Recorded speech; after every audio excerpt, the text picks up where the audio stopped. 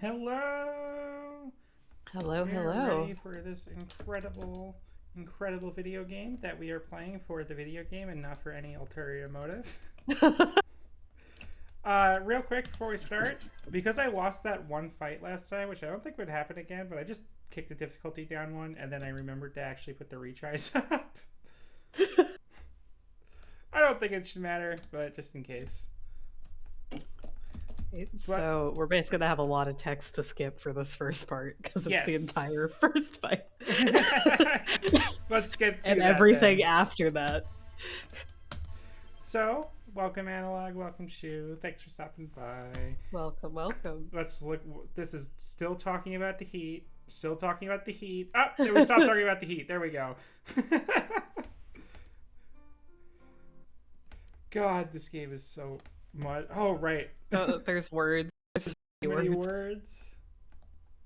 You feel a little cheated. Hello, Mercy. Hello. Alright, you want to win here? Win the first fight. Alright, I haven't played this game since last week. Good luck, gamer. I was actually, like, in, like, the 2 minutes between when I called you and when you come on, I was, like, hopping on the training mode. And I was like, how do I do that Melty combo that I did that one time before? And I couldn't figure it out. I couldn't tell you how to do any combos in Melty. I just press buttons and hope I win. There we go. Easy. I feel bad about kicking the difficulty down. All I know is if you're playing a Shiki, you just gotta go in. Oh no! Oh, she's doing my combo. It was about an hour of talk just scattered across, you know? Fuck off. Oh, I'm sorry. Yeah, it was about an hour. We can make that up today, I'm pretty sure. I'm on vodka soda #1. Yes. Cath made sure to get plenty of vodka sodas. You just saw It's kind of like a tradition. It's kind of like a tradition that I have to drink during these streams so that I can really talk about the lore. I got 30 minutes of chap. Oh yeah, we did do that. I forgot about that. Yeah, we did do that. All right, we're skipping this because we did this already. They're like, hello. Hello, random stranger I just attacked on the street and then lost in a fight too. Let's team up. And then the random stranger is like, okay.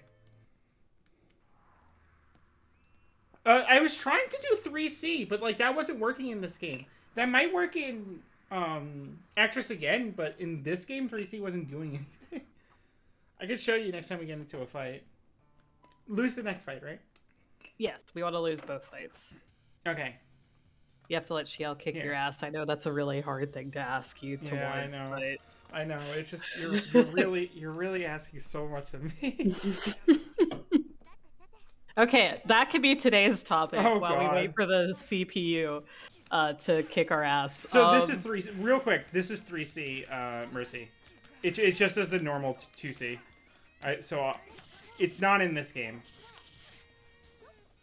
Alright, so boob rating for FGO. We're 7 minutes in. There's a lot of characters to get through. Oh, he has the best tits. He and Passion Lip have the best boobs. Yeah, and also Fairy Gawain also. Well, okay, I was talking about Fairy Gawain, but you know. I mean, so does regular Gawain. Gawain has huge tits too. That's his whole thing. He has big tits. He has and enjoys the gigantic bazongers. And I respect that. Yeah. Equality. Yeah. Gawain can have big tits in both forms. You know, I'm working on that first part, but the second part I enjoy.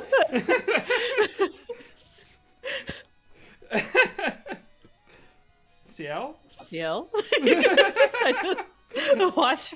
She's trying to give you a chance. Yeah, she's like, are you nothing? Alright, hang on.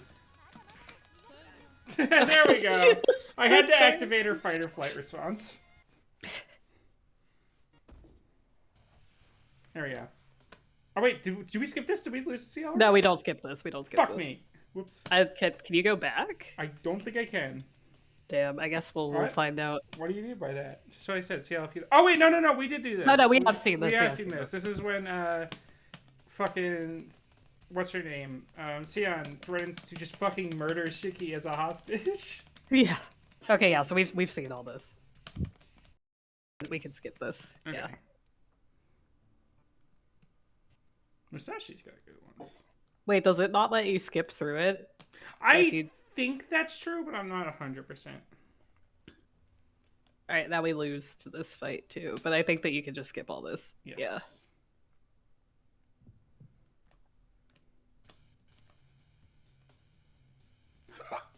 Excuse me. Oh, this is against Arcuate. This is against the fake Arcuate, though. This isn't the real Arcuate. I'm actually not sure in this route because in... Well, because she acts the same either way. We don't... No, she acts... Oh yeah, that's right. I think this is the fake Arcuate if you lose against Shield. Why can't I? Oh, right, I have to hold forward. What's she doing? She's doing hops. This is how you know it's the fake Arcuate. The split process text. Okay, I see. Thank you, Analog. That's good to know. Wow, that's a throw. I guess that's Arcuade. Arcuade, come on. You know you want to beat Shiki up. Yeah, he brought you another girl. He threatened to not make you breakfast. Like, come on.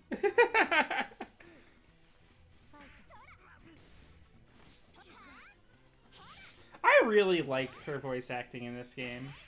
Her? Yeah. Melty and Carnival Phantasm voice actress is really good. Because she also did Neko Arc.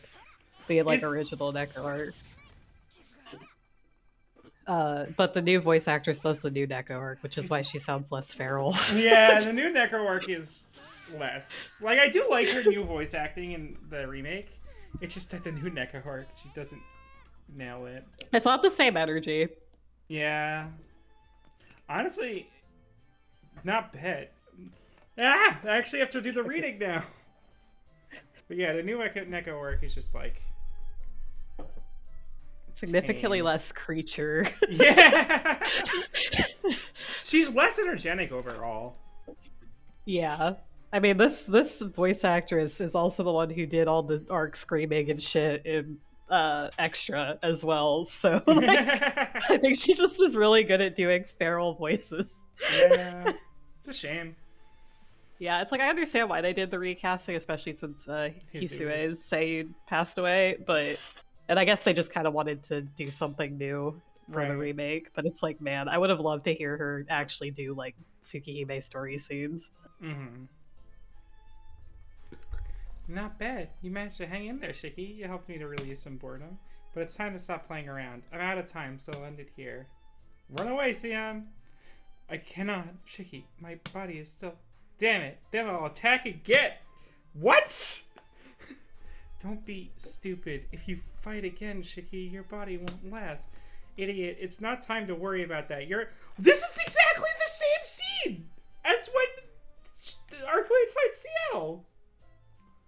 Yeah.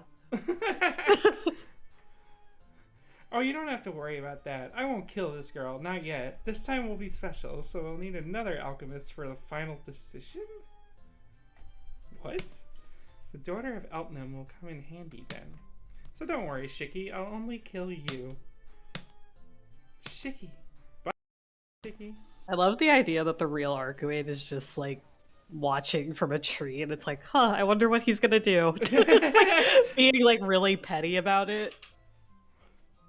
Hey, it's the Hey, it's Theater Boy! This information has not settled. I cannot believe it. In this town, there's a killer more suited to Tari than the true ancestor. That's rough. I thought this would be me at my best, but it's... Oh, what the fuck is this background that I just... Oh, I need to change that. Oh, it's Tetris Oh, effects. hello. It just popped up on my screen. Yeah. Sorry, the way Discord works. You can see why... This being what I'm looking at is horribly distracting. Yeah, no, I got you. There we go. Much better. It's hard to pass up your power. What should I choose? Which one? Oh, you don't have to worry, you know? Whichever one I choose, you'll die here, Shiki. Yeah, I'm really ticked off right now, so I'll kill you soon. Eh? Disappear, vampire. Ooh, a sneak attack. I meant to cut off your nerves, but you reconnected them? You really know how to use that ether light, don't you? What? She just reconnected her nerves? Shion's built different. Shion's built different. She also sleeps in a dumpster and has been like a vampire, resisting vampiric impulses for like 3 years. I think I believe that she could reconnect her nerves. Honestly, she could probably. Yeah, that makes sense. Especially if you go by just JoJo rules, where you could just do that automatically. Yeah, exactly. And you pierced my heart from behind. I was really careless, wasn't I? It'll be hard to keep this body like this. Very well. The true ancestor's capabilities are superior, but not impossible to reach. In that case, I'll choose your power.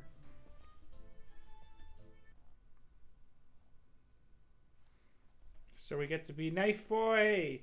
Knife Lad. Knife Lad! I mean, honestly, you know what? Theater Boy is kind of right, because, like, Nanaya actually killed people versus Arcuade, who hasn't really outside of vampires. He killed Arcuade. But she got better.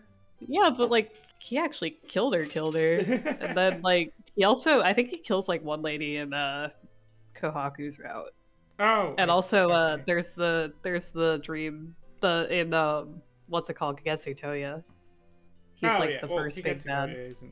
It's a dream, but, you know, Shiki lived it, so. Yeah, fair enough. After the vampire assuming Arcuade's form disappears, I start to be able to move around again. And an hour later, Scion fully recovers. Are you okay physically, Scion? I appreciate he had to clarify. Are you okay? No, like physically? Oh, yeah, I'm... Are you okay? Do you think I'm okay? No, I mean, like, can you move? Oh, yeah, no, I'm fine. None of us are okay here. It's okay. I cannot be defeated by wounds? So you probably have more damage than I. Only have a little dizziness, so there's no need to worry. I wonder if that's just referencing the Curse of Restoration. Probably. The problem is dizziness. It isn't enough to prevent body movement, but the problem has to do with... Shiki, do you have any problems? You may have avoided any fatal wounds, but how are the ones you have? Yeah, I'll manage somehow. Most of them are just flesh wounds, nothing serious. I understand. For you, you would die quickly if you received any blows head on. This means you were able to that means you were able to redirect all those attacks. Well, something like that. I wasn't able to do it that well every time, but that doesn't really matter. There are some things we have to talk about. I like how this makes Shiki out to be like a martial art expert. I know, right? Like, dude, you're just a guy. He's literally just like a man. He is a guy with the supernatural ability to calm down in fight situations. This fruit knife going up against fake Arcuade. It's like, yeah, I just redirected it all. It's fine. No, that's something that even Shiel couldn't fucking do. And you're telling me Shiki can't? Yeah, no, Shiki just fucking hits the claw with the knife, and all is okay. He's just built different. Just a tiny knife. Fine. What can you do against a tiny knife? That vampire from before. You two know each other? You called it Tatari. It is not a matter of knowing each other. I only encountered Tatari once before. So you know what the heck that is? Yes, that is the dead apostle named Tatari, and the rumored vampire you are looking for. What? You mean Arcuade is the one that rumors are being made about? Well, of course it's not the real Arcuade, but that fake Arcuade. It was just like Arcuade, though. No, you have it backwards. The rumored vampire is Arcuade, so Tatari became Arcuade Runestead. Eh? Sorry, Scion, I'm totally confused. In other words, Tatari is a dead apostle that dons the largest curse within a closed area. In simpler terms, it's one who makes rumors into reality. Widespread rumors gradually start to feel real, such as when you believed in that rumor that there is a killer in the park, you mistook those things for bodies. What? So what's this? Just like scattered trash bags? The dead bodies and the blood was nothing more than trash? Yes, when a rumor collects... Oh, by the way, I'm just testing it now. I'm about hitting the skip button. It's not doing it. Okay, yeah, so it doesn't bite you. When a rumor go ahead. Oh, go ahead, sorry. I was saying that's convenient. A rumor collects enough momentum, the probability of it becoming real increases, until it reaches a certain point and becomes Tatari. Tatari probably became the true ancestor because many people believe the rumor about the killer being a blonde vampire. Of course, the true ancestor really did not kill anyone. Consequently, Tatari has yet to kill anyone. Until the complete realization of a rumor, Tatari cannot truly resemble the rumor. Wow, he's stupid! Yeah, he's not very bright. So it just makes copies of others? It's a pretty troublesome guy. You seem to know a lot, Scion. I have done research on vampires, so I at least know about the dead apostles.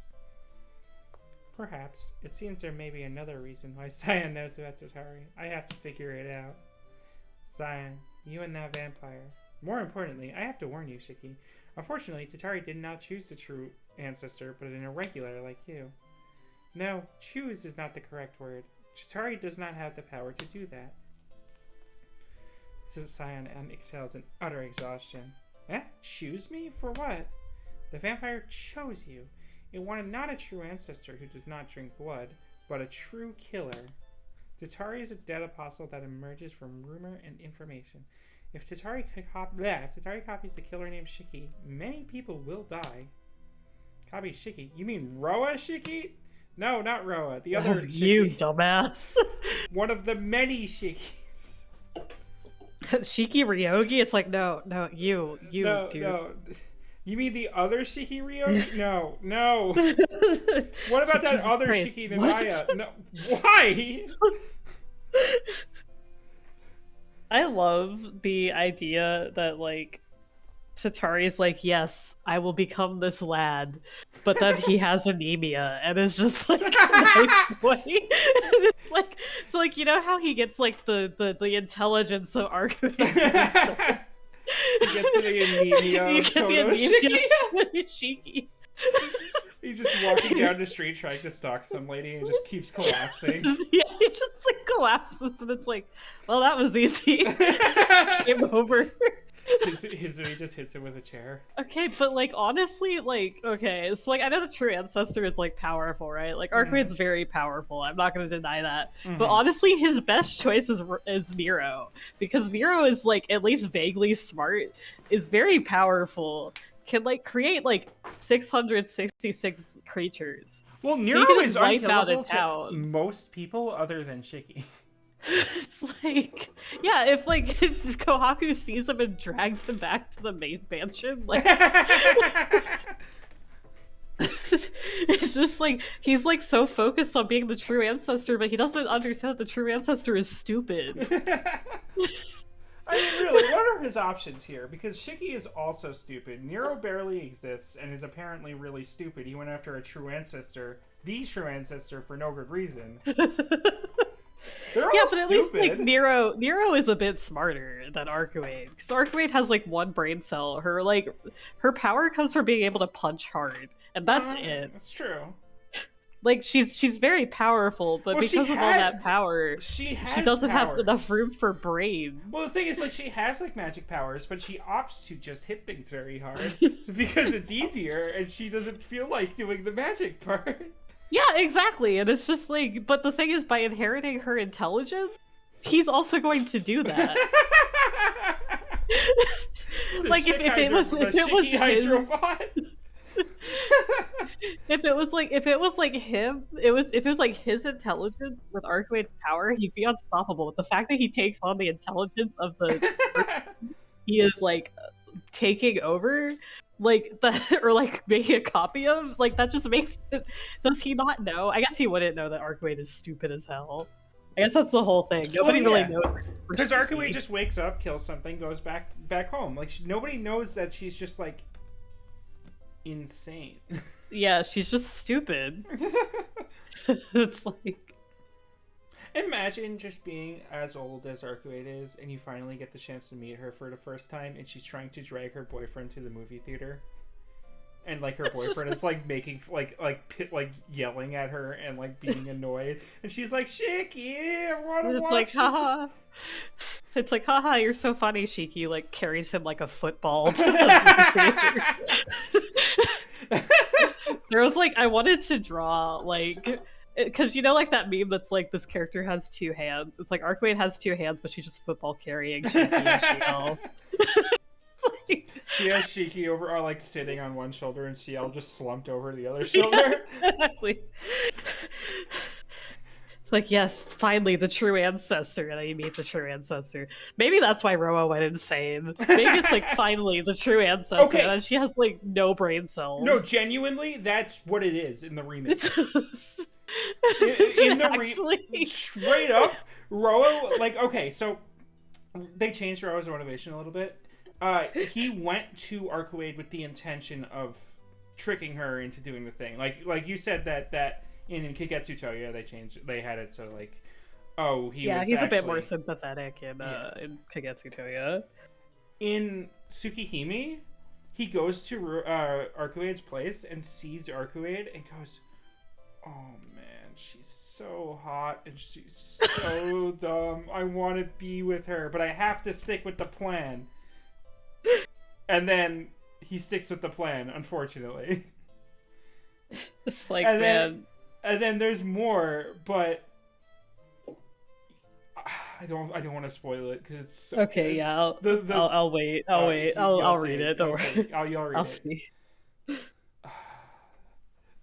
But yeah, no, Roa is a simp for Archwade in the new one. Honestly, he was also a simp in the original too, but it sounds like he's more of one. You know, in the original, it's like they had a relationship and then like he ruined it. And this one, it was he faked a relationship, but then started to believe it and then ruined it. God. Everyone in this game. Honestly, you know what? Archwade going feral is the correct answer. I would also go feral if her ex-boyfriend was like that and then Shiki dabs her.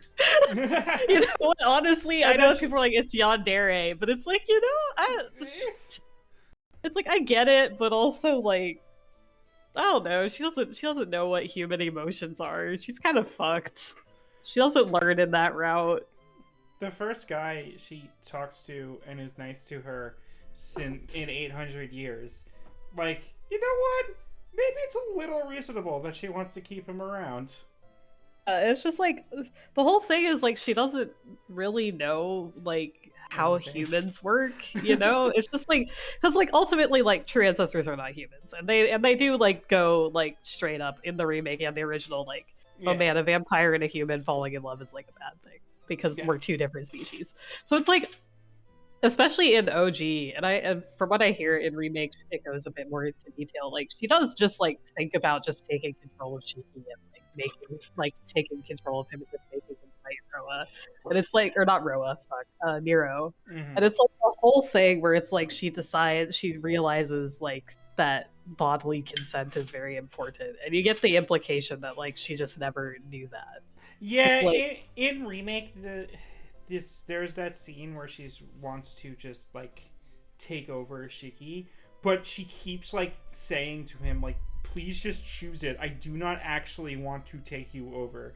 And it's clear that like she understands that bodily consent is important and all that, but also like she's got it in her head that she has to control him or else like he's going to go away or something. Yeah, and it's like, I think that's a very interesting part of her character, and like, it's like ultimately like she is very manic pixie dream girl. I'm not gonna deny that, but my favorite part of Archwade is like she's basically this alien character like learning to be a human, because that's basically what her route is about. I never thought about it like that, but you're right. Like the whole thing is like in Shiel's route, she just doesn't have that chance because Shiki doesn't really hang out with her.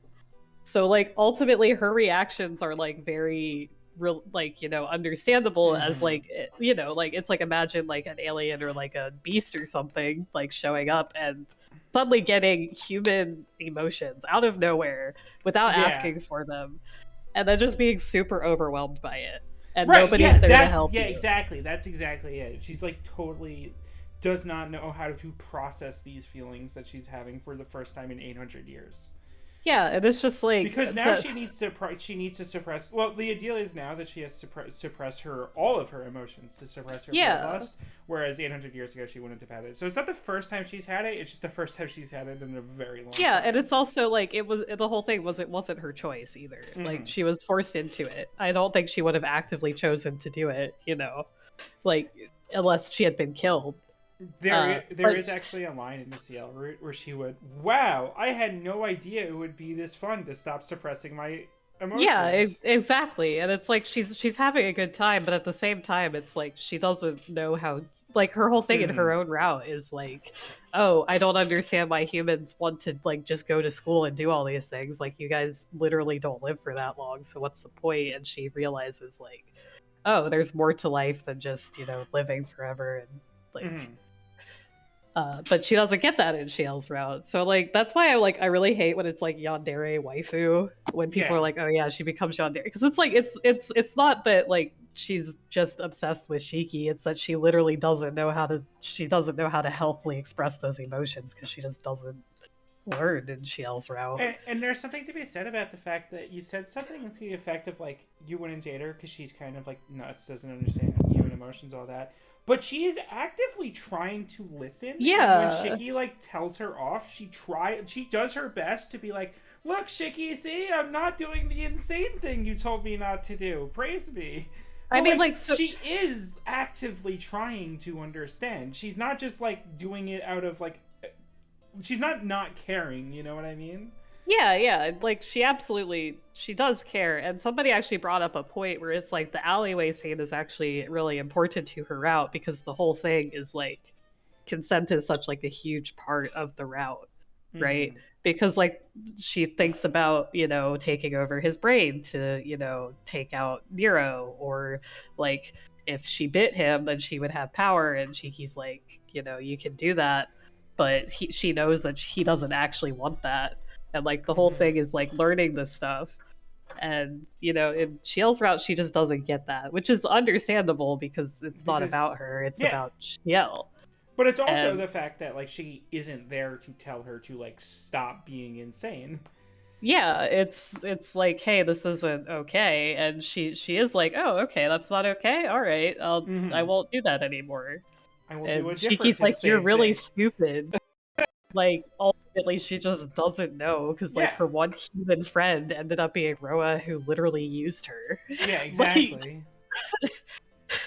I mean, she also had Zeltrich, I guess, if the remake's like, but only as like a child, because he just stopped by to say hey. And honestly, mages are not a good example. Yeah, so, right. He's like the first actually normal dude. I'm trying to think. Like you say, mages are not an example. Are there any mages that are just like decent and normal? There's like Tosaka, but she hates it. Waver kind of. Waver's pretty normal. Yeah. Waver's pretty normal. And that's it, I think. Tosaka's like normal despite having a lineage, and she hates being normal. She pretends she's not a normal person. Jiro, I guess, if he counts. Oh yeah, but Shiro still barely counts. He's not a capital M mage or whatever. I mean, Aoka's pretty chill once you get to know her, but she's also hated by the clock towers. So. Yeah, I mean, that's probably why. Her head isn't all the way up her own ass, therefore. Yeah. She's a disgrace. Oh, fucking Sisigo is awesome. He's not normal, but he's cool. Yeah, but yeah, it's just like Shiel hates Archwade. Archwade hates Shiel. Like, honestly, I feel like they could probably be friends if they stopped like slapping at each other. But like, we always say that. We always make the joke. It's like they should stop. They should stop being like, they should just make out, right? But it's like, and we are discussing the fact that she needs somebody to tell her off and tell her to stop being insane. But it's not like either Shiki or CL knows that about her. Yeah, it's just exactly. That, like, Shiki is telling her off because he's like, why are you being so deeply insane? He doesn't actually understand that everything we're saying about her 800 years.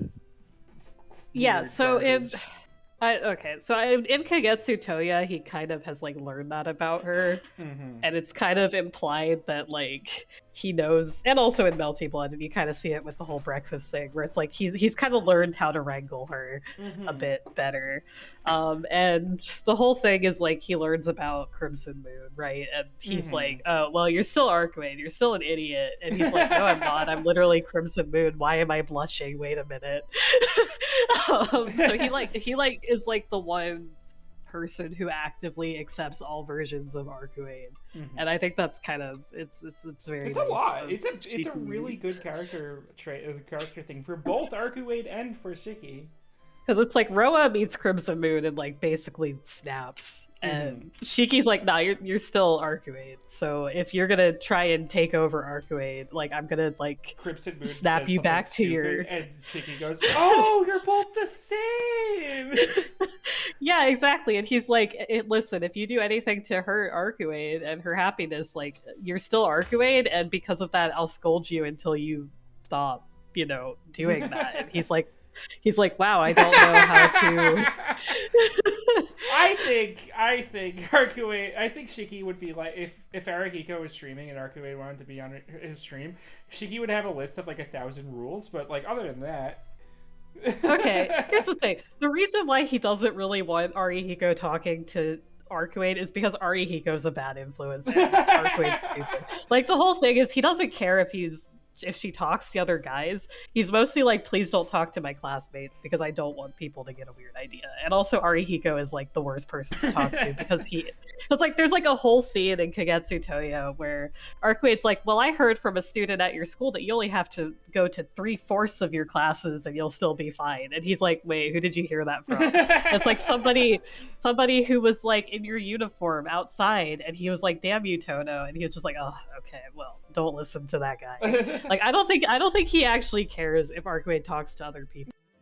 The whole thing is like okay, there's also this scene where she's like, I've killed people for like talking to me, but because she doesn't realize that she's a hot foreign lady who would be hit on easily. And there's like a whole scene where she like, instead of killing the person who hits on her, just like brainwashes him to forget that she was ever there, and it's like, see, I learned. I didn't realize killed that anyone for hitting on her. She was just yeah, saying, it's like look, I'm not killing anyone, Shiki.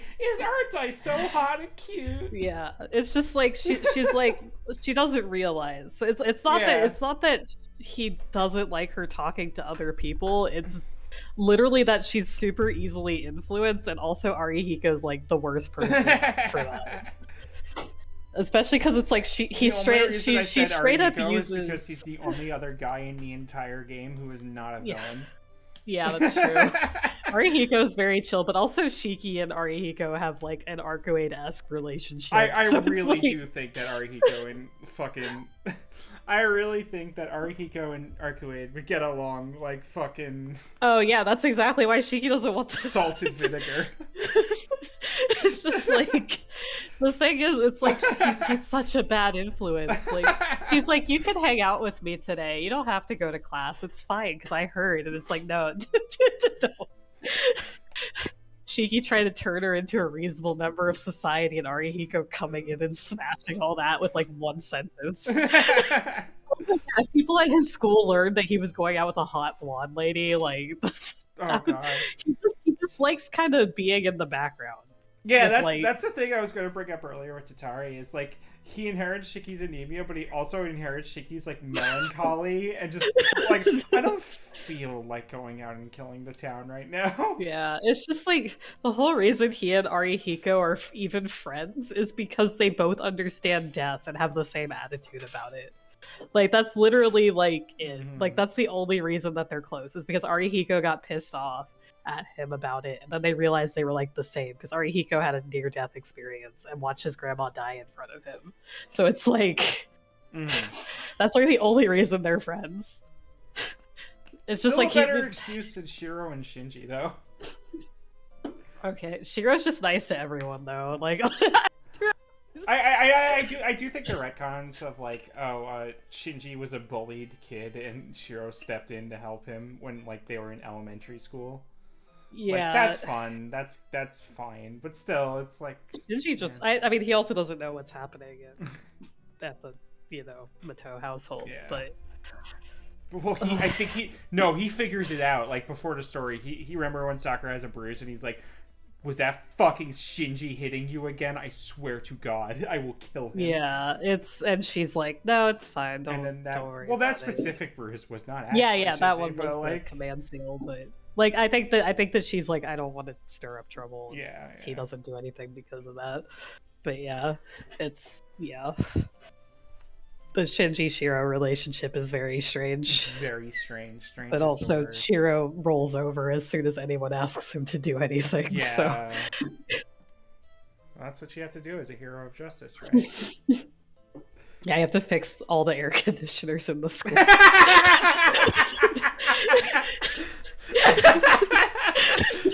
This is my first step to becoming a hero of justice. Fixing the AC. It needs to be cooler in the school. It actually was the heater because they were like, "Oh, Fuyuki's had a rough right. winter." God. I forgot about that. I was like, I just remember like an AC unit. I was like, okay, Shiro. I love that stupid thing. It's like, okay, please wait outside while I fix this because I'm gonna fix it with magic, and I don't want anyone to see. And it's like, okay, fine. As far as go outside, and Issei's like, yeah, okay, whatever. You're shy. As far as all the horrible exposition in the early parts of Fate Stay Night goes, that's not one of the worst ones. No, absolutely not. I really love Fate Stay Night, and like the prologue. I remember the prologue being slow, but I really remember why. And then in my reread relatively recently, I'm like, you just stopped in the middle of a fight to explain what a sword is. Yeah. Yeah. It's like, oh, that prologue is a lot. I know that Nasu probably isn't going to rewrite Fate Stay Night because he's pretty happy with it outside of Saber's route, but also, man. But also, I feel like there'd just be more words added, so actually, never mind. The thing is, though, like, oh god. But the thing is with Fate Stay Night, like, the exposition could have been done a lot better for a lot of things. I think the command seal exposition was done pretty well. But a lot of them was like garbage. Oh yeah. But I do see it being extremely hard to fit all that exposition in like a diegetic way. Yeah, I know people are. I do want a like HD Fate Stay Night on Switch, but only like in the same way Mihoyo is, where it's just like bigger, like cleaner sprites. I don't think it needs a Tsukihime remake. No, I think that Fate outside of the early Saber route, but like I don't think it's worth remaking the whole I feel game like for at that. this point you could just apologize for it when you recommend it. Yeah. I think it's mostly just funny at this point. Alright. Mostly like, Shiro, you're being so fucking sad. Well, I feel like if you just Control F replace "you are a woman" with "you are a person," you fix like 90% of that root's issues. Yeah, you're a girl. You can't go fight. It's like, Shiro, I'm King Arthur. What the fuck? I think if you Control F and then add Shiro, I'm literally King Arthur underneath every single line of that. I think it would be fine. Everyone knows at this point. It's not a secret who Saber is. We can just add that line. Like, it's not a spoiler. Fucking whack is that when I read Fate Stay Night, I didn't know that. Oh my god, it was before this was before before Fate really blew up. So like I went in blind. I had no idea who anyone was. See, I went into Fate Extra having started Fate Go, and so that ruined the entire experience for me. So sorry. And I'm like, damn. This shit sucks. Fate Extra? Yeah. Aw. Because it's like, the whole thing is like, who is this person? It's like, it's Francis Drake. I fucking played Fate Go. What the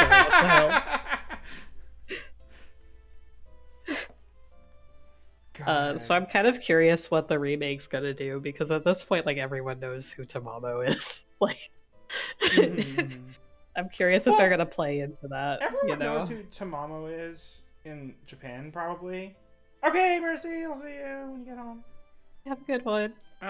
Everyone knows who Tamamo is in Japan. I feel like there's some exposition to be had in the Western release, because people know like who the character is, but her backstory isn't really expanded on. Oh yeah, but like the whole thing is like, who is this Fox girl? The mysterious Fox girl. Yeah, it's just like everyone knows like what Nero looks like at this point. Like, I wonder if they're gonna play into that. Like, obviously, I don't think they're gonna remove the backstory part, but I wonder if like the whole guess the servant part is gonna be like, if they're gonna play into the fact that most people know at this point. They should just do guess the servant and putting 3 completely wild, offbeat, stupid guesses. like the only ones that like aren't in Fako are Arcuate and Buddha, and you don't have to guess who Buddha is. So you don't have to guess who Arcuate is. Those are the only two. It's like, who is this mysterious like all the others girl? are in Fako, and their designs have not changed at like all. Your three options are King Arthur, Francis Drake again, an extra really last encore. All right. Maybe they should just go feral and completely change the designs. Let's get male Francis Drake in here. Oh no! Ew, I love my big titty wife, but just listen, get a different big titty wife. Hear me out. We just need to go completely feral. No men. No, I'm joking. But let's end our Arcuate Stalker. God, I can't believe Shiny died. I'm Wait, carrying my stream now. Oh no! How is everyone? Oh no! On vodka soda number 2. Oh shit! What happened? We get an F in the chat for Shiny. Here, I'll start. Can they hear me? F. Can my chat hear me? Okay, my chat can hear me. Thank you, Analog. What the fuck? Why did Discord just die? Oh yeah, I'm doing you can hear me, right? Chat, tell them that they can hear. Tell Cath. Okay, Shiny disappeared. Hang on. Kiki, no. Am I back? Hello? Am I back? What the You're fuck back, happened? Wait, maybe not. Hello? Yeah, so wait, can you hear me? Yeah, I can hear you now. Okay. So, Stream could hear me. I scrolled in OBS, saw my mic name was going off. It was just that Discord stopped transmitting my voice all of a sudden. Oh, okay. It's like... Which is like weird. My stream now. Cats will just talk about Arcuate. Oh yeah, we're doing a Tsukihime reread group. Mm-hmm. People want to join in April. Or yes. April or May, we haven't decided yet. Whenever the Umineko one ends. Or at least the first part of Umineko. I think some people are going to move on to... I think one of the prequel is going to do the answer arc, but we're doing a reread group so we can have it's book club discussion. And when she says reread, I'm pretty sure that right now it's only me and Cath who have read it. Yeah. Regular Tsukihime. Original.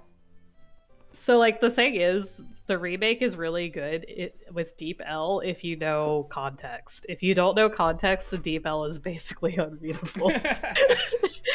I actually would love to see somebody just read Tsukihime for the first time with the Deep L, just to see what they get. Like, I think that would be bad for them, and I would feel bad for them, but also I just think it would be very funny. It would be really but yeah, so... So you know when the mic cut out? It was right as I was saying the phrase, let us end our Arcuate Stalker Apologia discussion. It's good to keep going on with the story. No, heart emoji. Discord said no. No, we will keep talking about bullshit. Arcuate is a stalker, but she's hot, and also she's a vampire, so you know it comes with the territory. She breaks into Shiki's house. I can't make an excuse for that. To be fair, to be fair to her, Shiki broke into her house first. It is so true. You know, it's just payback. You're right. That is human rules. Human rules say you can break into people's house and fuck with them. I mean, listen, she was broken into first and killed. She didn't even kill him. She was thinking about it, but she didn't. So I admire the restraint. Well, she didn't kill him because she was like, a human to talk to. Let's see how that goes. Okay, anyway, we should continue Tsukihime. We haven't even finished 47 minutes in and we're not even... This is literally the first cutscene that we've actually seen. Like, this is the first one we haven't just skipped through, and we're 47 minutes in, and we just started it.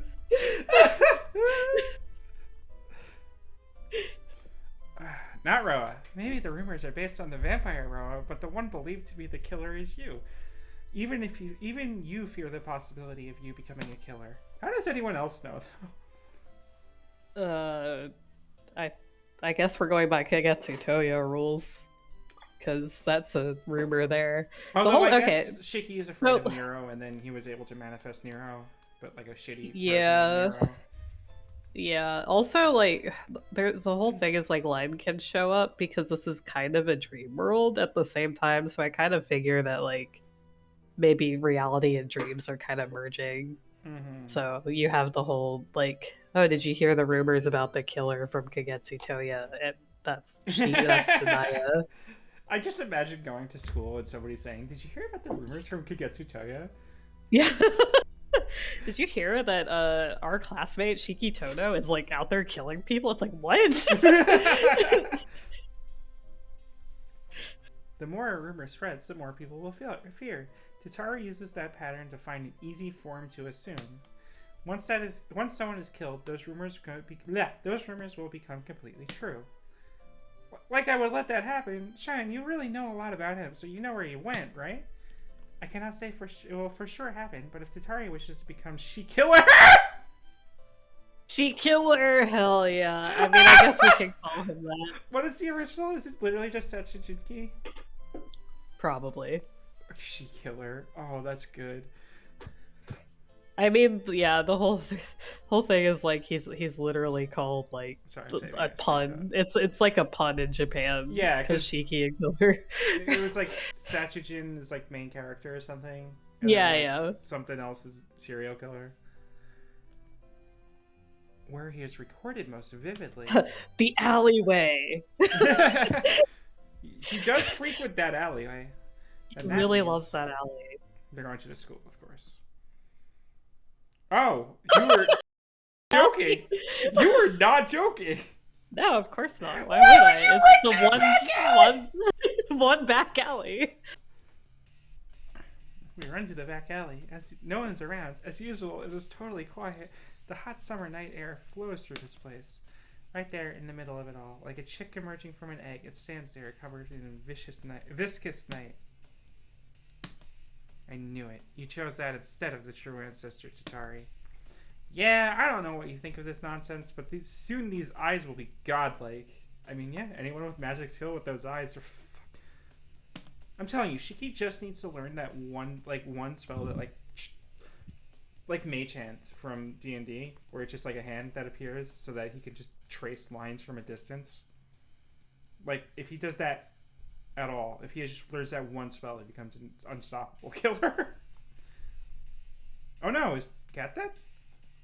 I'm here. Hello. Oh, okay, you live. Hello. Yeah, I don't... Does Shiki have magic circuits? I'm sure he has, like, 2.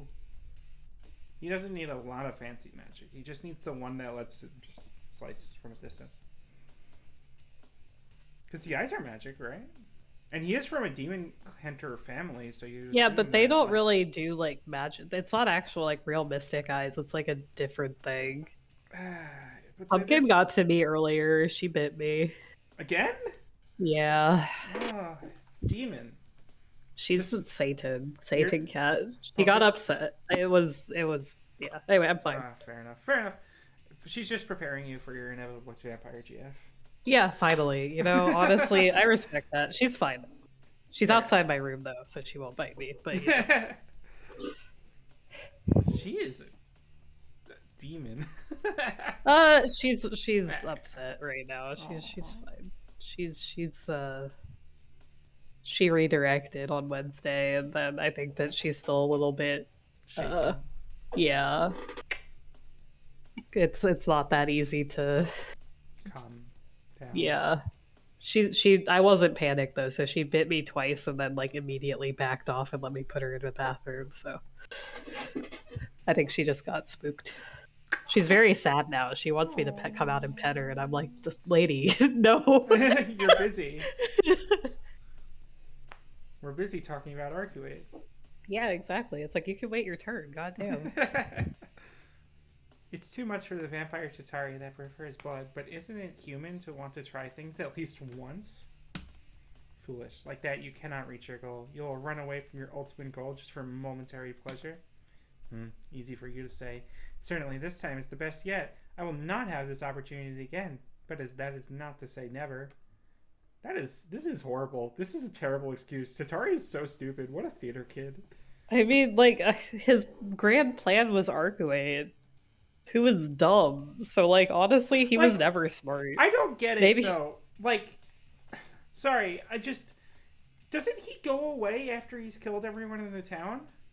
Yeah. So why does it matter if he gets to be Arcuate?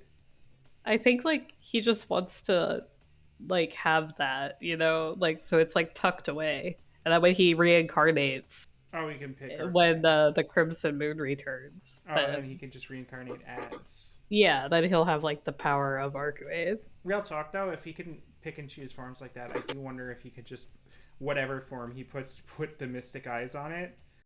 Which I don't think he has that power, but I could be wrong. But also, yeah, like honestly, the mystic eyes are way more powerful than Arcuate. It's just the issue is that the vessel has anemia. I mean, beyond a lifespan. With an endless future ahead of me, I can have an even better chance later on. So you are just wasting this chance? No, for me, everything is sacrificial. That is why I will enjoy this stage. Above all else, this lead role is quite rare. While not a famous star, it is not one no one else can play. No, there will never again be someone so specialized in killing. I have decided, this is unfortunate, Sian, but I will have to dismantle you here. I'm a vampire, so I have to kill everyone I come across.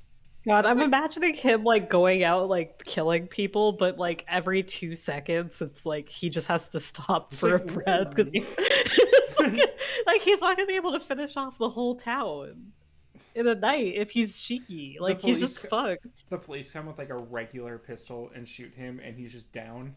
Yeah, like he's just a dude with anemia. Like literally can't do anything about it. I wonder if it's just like Shiki doesn't normally feel the anemia, so he hasn't realized yet that Shiki has anemia. Yeah, maybe and he's he gonna just doesn't find know out yet. real soon. He's like, haha, finally I can wipe out this town. And then like he takes 2 steps and is like out of breath. Not only my appearance, but my voice too. But inside you're the worst.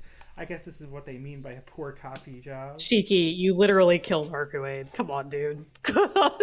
Hey, that's no way to talk, Tono Shiki. I feel some danger now. Are you thinking of something? Not too good. What is that translation? If you're my copy, then you should know what I'm thinking. Aha! I see. The real Shiki is great. Let's do it then. We have to clash. The end will be swift, won't it? Giant, don't interfere. I'll sing his requiem right here. That's something regular Tonio Shiki would say. Yeah, maybe he took some drama lessons from this guy. I love Anaya's stance. The fucking he's just standing there. I love the fact that he's just stands there. It's so menacing. He really does look like a fucking H game protagonist like that. Maybe that explains why he acts like that in the H scenes. Anaya just takes over. The vampire killer side. The vampire. Yeah, he's no longer like nice, polite Shiki Tono. He's like feral lad. Bam. Shiki in the H scenes is like something else. Yeah. Do you put any stock into the theory that Takeuchi is the one who wrote the H scenes because Natsu didn't want to? I'm gonna be honest, no, just because it still sounds like Natsu's writing, just at gunpoint. I do wonder, though, how much of that is the translation, though, you know? Not real, no. You notice Shiki just did a backflip in slow motion? Yeah, he's... Sorry about it. All those jokes were making it. He's gonna regret it. He's gonna regret it tomorrow morning. But yeah, I'm pretty sure it's still Nasu. I don't. Fair also, enough. Considering like the stories from when they were writing Tsukihime and Takeuchi taking like 3 jobs to support Nasu while writing, I feel like Takeuchi wouldn't have the time, and Nasu wouldn't ask him to do that. No, that's fair. That's fair. Damn, so also, I can't really imagine. I can't imagine Takeuchi writing like mollusk. That sounds like such a Natsu thing. You are right, though. The food jokes, especially in Fate Stay Night, are definitely a Natsu thing. It's just like considering Takeuchi's work schedule at the time and the fact that he apparently showed up with like 1,000 paper drawings of all the sprites. I feel like, and like CGs, like I feel like he just wouldn't have time to do that. He did draw them. He absolutely drew them, and they're really bad. The sex scenes in Tsukihime are like on another level of hilariously bad. But I will say the Fate Stay Night ones, the art's pretty okay. Like the arms are very long, but like honestly, like compared to a lot of H games, they still hold up pretty okay. I'm not gonna lie. They're okay. Honestly, I've seen some H game CGs that are worse than Tsukihime's. So honestly, you know what? I'll say props to Takeuchi for doing that all by himself. I won't deny he works very hard. No, Takeuchi. Like Takeuchi, like we give him shit because his art in like Tsukihime was kind of weird, but it was still really stylistic and like different and interesting. Like he does really good expressions and whatever. He's not a bad his art is like it's okay. I'll say I really like Takeuchi's artwork. I do think he has a lot of same face issues, but that being said, complaining about that in any anime is like the fact that Takeuchi's the only one that gets shit for that is like kind of hilarious because anime is let's be basically fair. all let's be fair same he face. Intentionally draws two different characters with the same face. Yes, that is why he gets shit for it. Yeah, but it's like I think that like a lot of people are like Saber and Arc have the same face. No, I do disagree. No, they're just wands. They're just wands.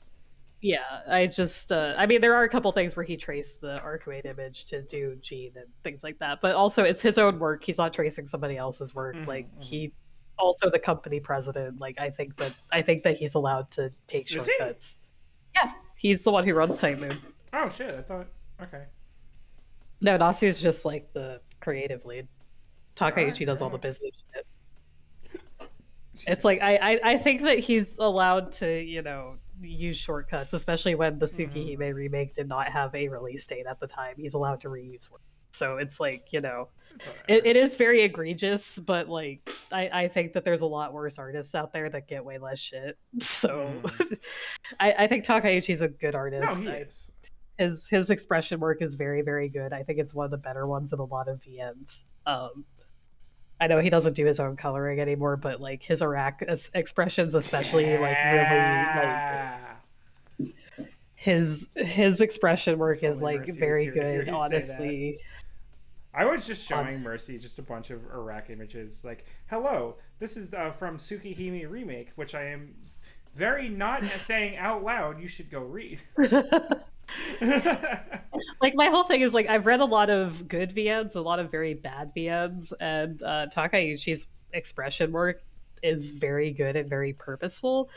Spoilers for the original suit, and you know, obviously, but like the fact that Hisue's expressions also are like very like subtly changed, while Kohaku has like the same smile in all of her expressions outside of like 2, is very good like visual storytelling, especially later on. But you don't realize. Yeah, have a good one.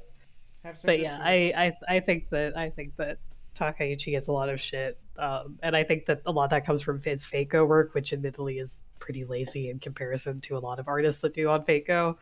But I think that the amount of work he put in on the Tsukihime remake with the sheer amount of sprites, because I'm assuming that sprites like at least the line work and sketch work and shit. I didn't know he doesn't do his own coloring. That does make sense. Yeah, oh god, I think Black did the coloring. I don't know who that is. He did. He's the artist behind the Ilya Servant in Faco and that's not encouraging. Well, I mean, like the not the magical girl one, the one with the polar bear. Oh, he also did. He also did Baby Medusa Lily, Anna. Okay. But I think that he does he did the coloring since Kagetsu Toya, if I recall correctly. Oh, really? It's been that long. That's why, yeah. If you see the CGs in Kagetsu Toya, like why the coloring is a lot better, it's because he's the one who did all of the coloring. I just assumed that Takeuchi learned. No, because if you see the H scenes, because Takeuchi did the coloring on those, and it looks exactly like the Tsukihime ones. And I think there's like a UFO table artist that directly works with Takeuchi to do the coloring. At least on the Faco servants, I don't know if they did the Tsukihime remake, but all of his servants are colored by a UFO table artist. That's why they look like the UFO table. Yeah, that's why the style is becoming a little not homogenized, but it's becoming a little more like. Yeah, I think it's more that he just doesn't have time to do it himself, and I also don't think he enjoys coloring. I'll be honest. Yeah. Based on he may work. So. I mean, his line works good. Yeah, it works, you know. It's sketching work is really good. Whatever.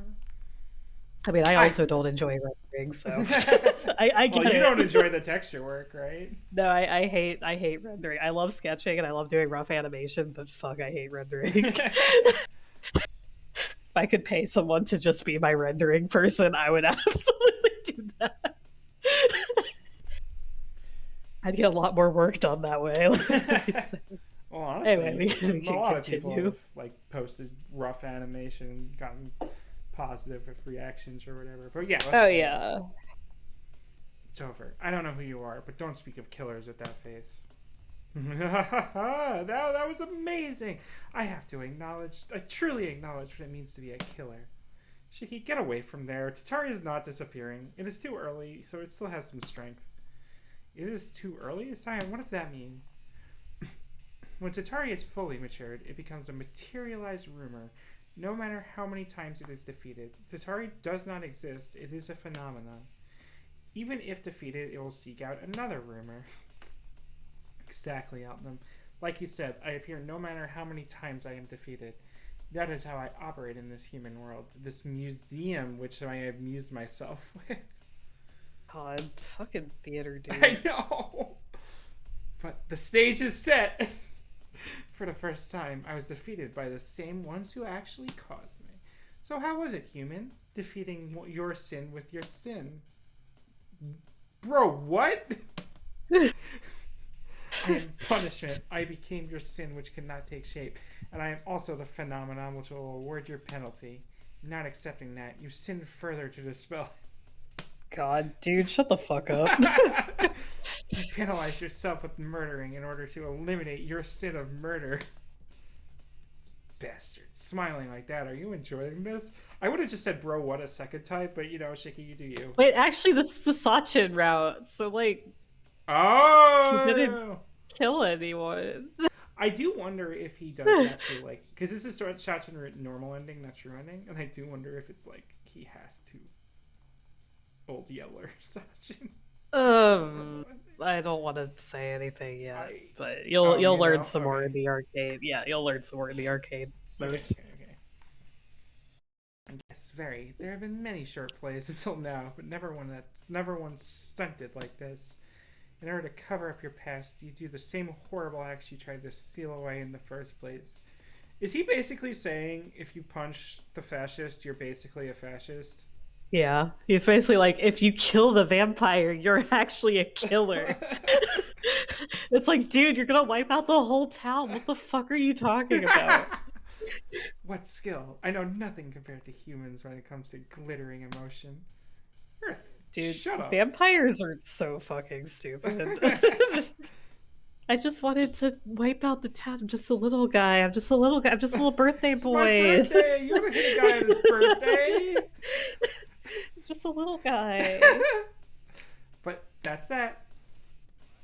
I will compensate you many times over for ruining my fun, boy. Nero?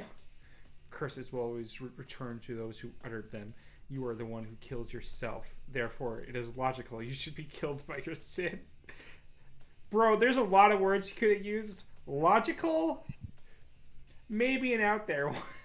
Oh no, he's inherited the intelligence of Nero. As the one you fear, I am also compelled to carry out the curse. Shiki, his words use suggestion. Do not listen to them. Please only think of defeating the vampire before you. Very well. If such a thing was possible, people would not be living in such agony. Now, die by Tatari, human. I guess we'll just stick with Shiki. We've been doing him this whole... Oh god, that cut-in sprite of Nero is so good. It was good is a word I say intentionally.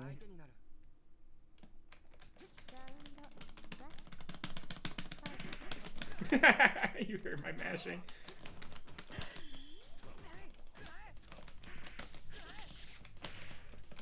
Oh, fuck off. Oh, fuck off.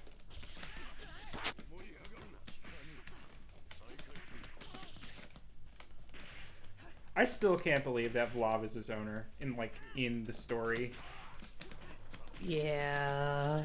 Yeah. I mean, Nero could be too, but he just chooses not to, and I respect that. Nero's fighting style is bizarre. I mean, he's just a man made out of 600 dogs. What do you expect from him?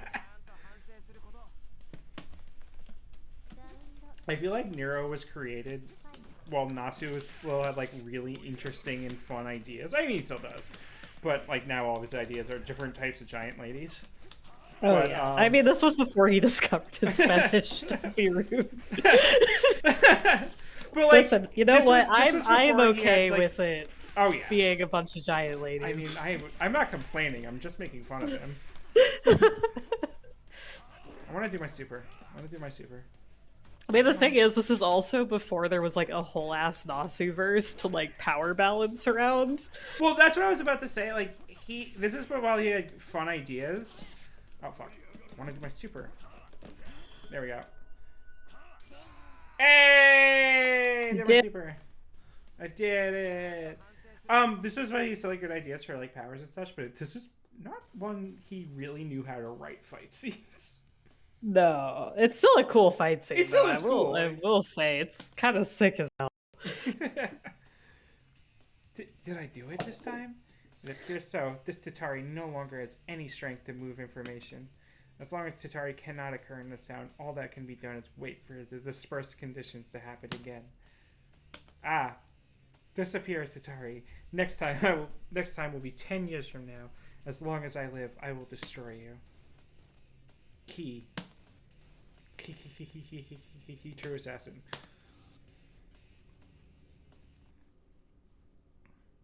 Could I say, I really liked, like, when I read Fate Stay Night, I thought it was so fucking cool, the concept of assassin has to be a Hassan, but because of, like, the fucked up way assassin was summoned, wasn't actually a Hassan. And, like, assassin is a class reserved for Hassans. And I thought that, like, world building was legitimately super cool. Yes, and then they had to build a franchise.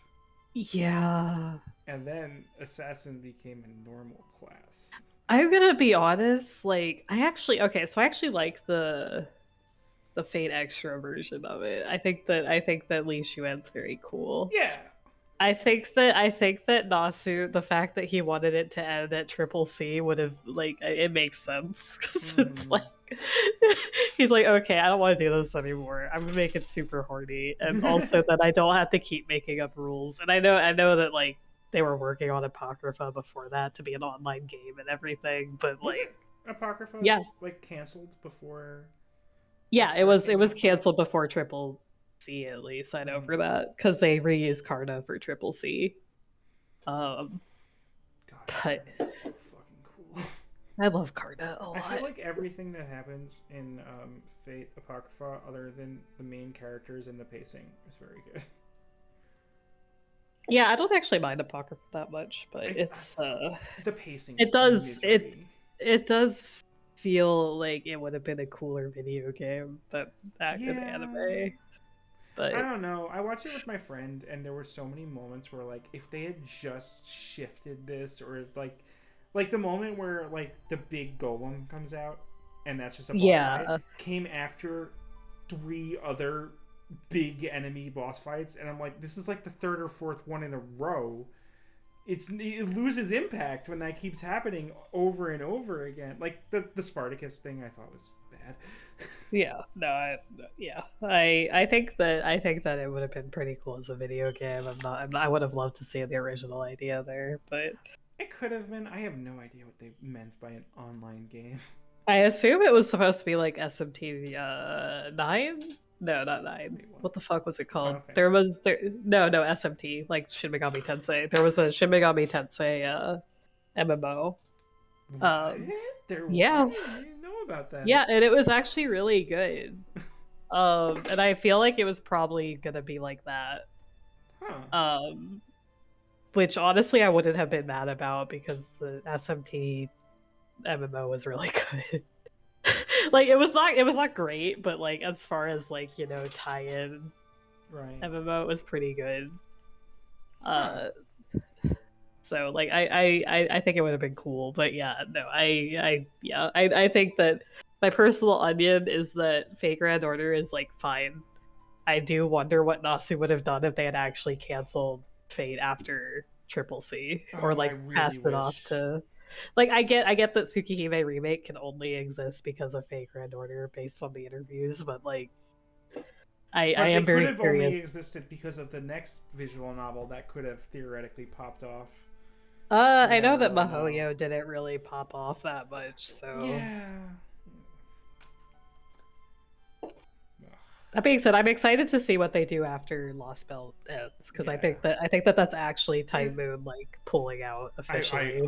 When Lost Belt ends, it'll be amazing because I can finally put down Fate Grand Order and uninstall it and never have to think about it again.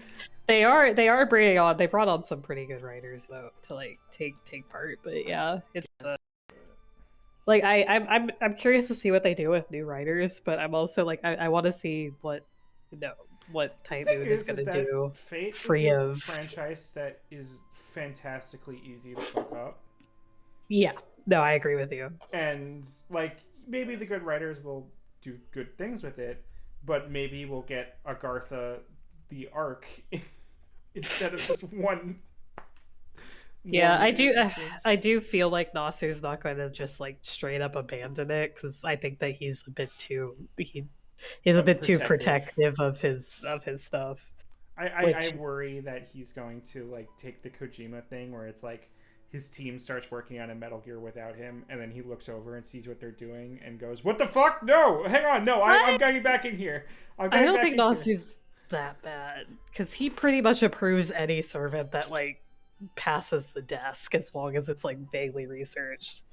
I would like I don't mind if he still has like a like creative role on Keiko.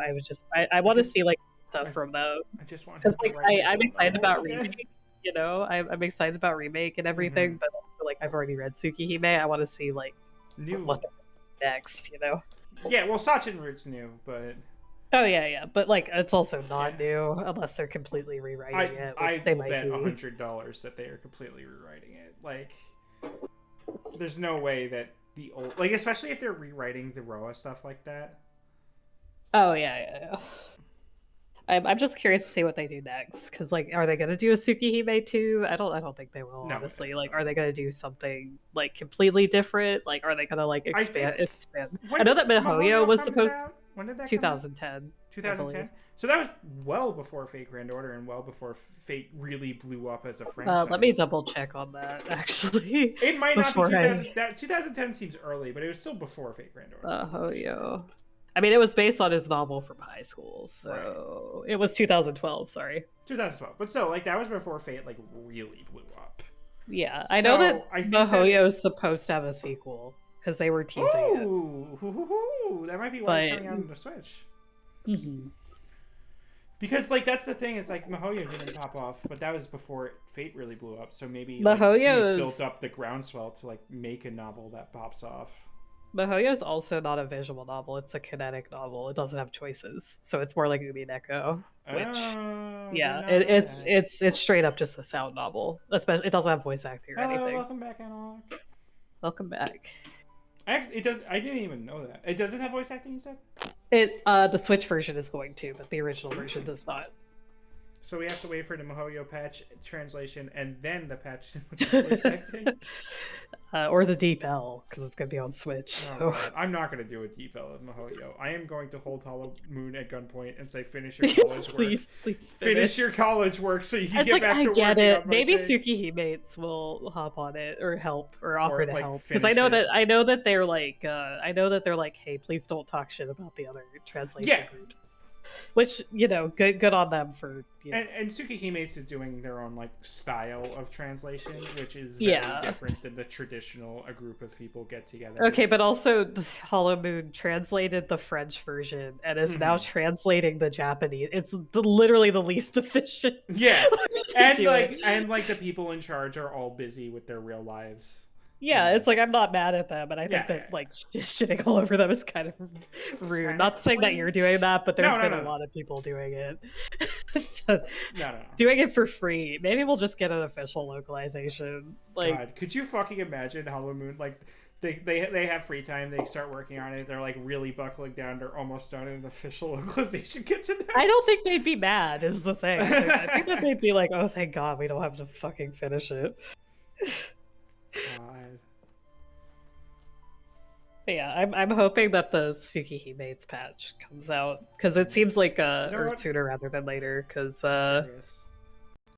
from what I saw on their like website, like basically the entire Arcade route's completely translated. It's just this. Wait, really? Checks. Yeah, they're 100% translated. It's just up till day 11 is translated. Yeah, day 12 is 83%, and then the Shiel route had a couple days that were 100% done. Just the first 2 days. Yeah.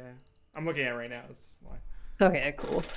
So they're chugging. I think it's mostly they got caught up on. Holy shit! I feel like they got caught up on the implementation and checking process, probably because people got busy. But you mean Hollow Moon or Tsukihime's? Oh no, Tsukihime's. Well, I know their translation is open source, which means anyone can contribute. Yeah, but they still have to check it. Yeah, the checking part is a lot. CCC will be done when the translators clean up after reading it.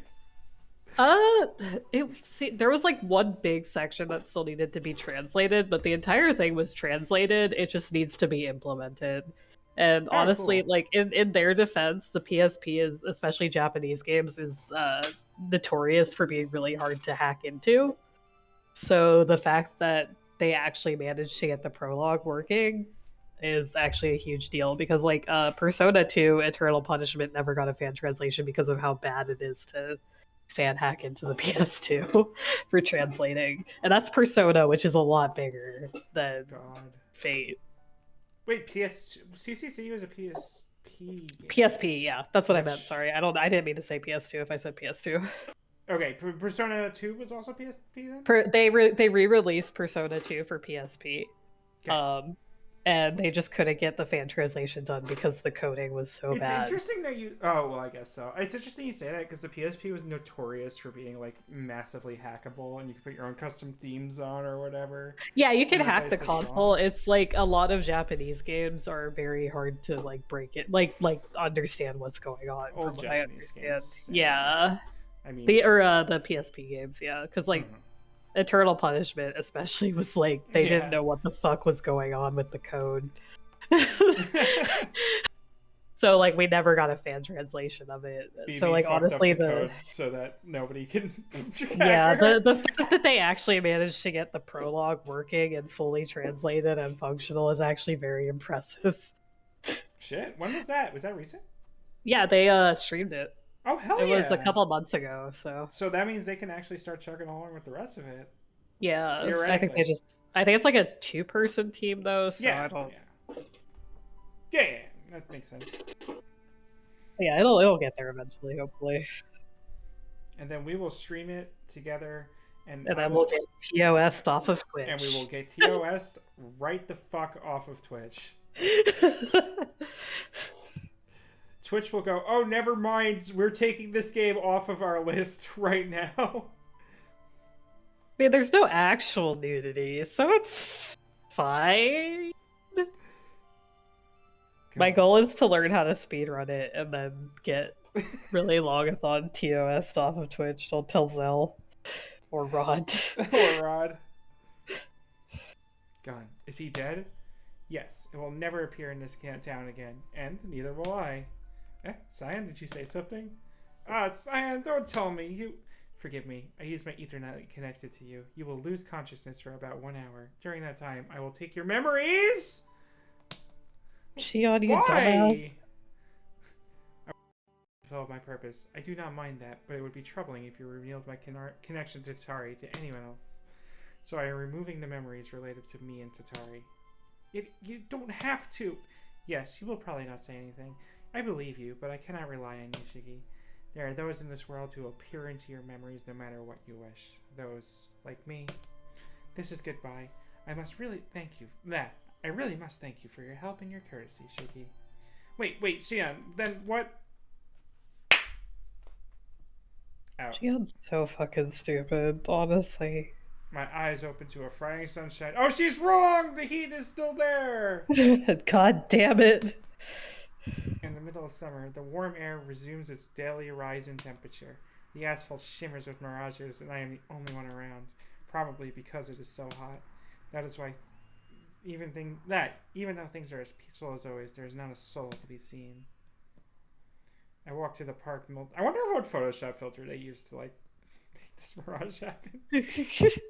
I walk to the park, melting under the hot sun. Here, I can calm down. Why did I walk here? Was I just planning to walk under the fierce heat? Or was I going to meet someone? Or maybe I was searching for something? No matter how hard I think, I just don't know. I take a deep breath and look up at the sky. Overhead, the sun burns as if it went crazy. I feel a little giddy. I'm probably just affected by that heat because I've stood here so long. Seriously, this summer seems like a bad dream. Oh, Shion. Shion owns you for no good reason. Okay, well now we're getting into the crack route, so... Hell yeah.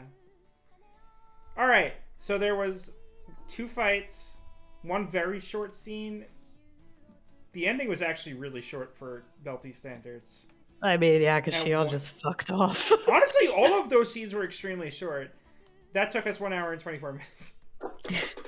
God. Okay, so we want to lose 3 times here. Wait, I thought that just brings us to Stakia. Yeah. Okay. Whew. I think that these routes are pretty short from what I remember. Boob tier lists. Boob tier list. Okay, let's see who else. Musashi is S tier. Musashi is an S tier titty. Tamamo is also S tier. I would like to lay on them, and she would probably say yes, you can. As long as she gets to be your wife. Yeah, I mean, and honestly, I'd accept that. I'd accept that. Why wouldn't I want a hot fox wife? I mean, hey, listen, she's like, I was evil at one point. I'm like, okay, and that's just hotter. That just makes it better. Yeah. Oh god, who else? Medusa's. Medusa. She's okay. Her titties are fine. She's a B+. Yeah. She's very tall. Well, she's not even that tall. She's like 5'6". She's like Arcwade's height. Listen, she's tall in my heart. Yeah, she's like taller in my heart. She should be 6 foot.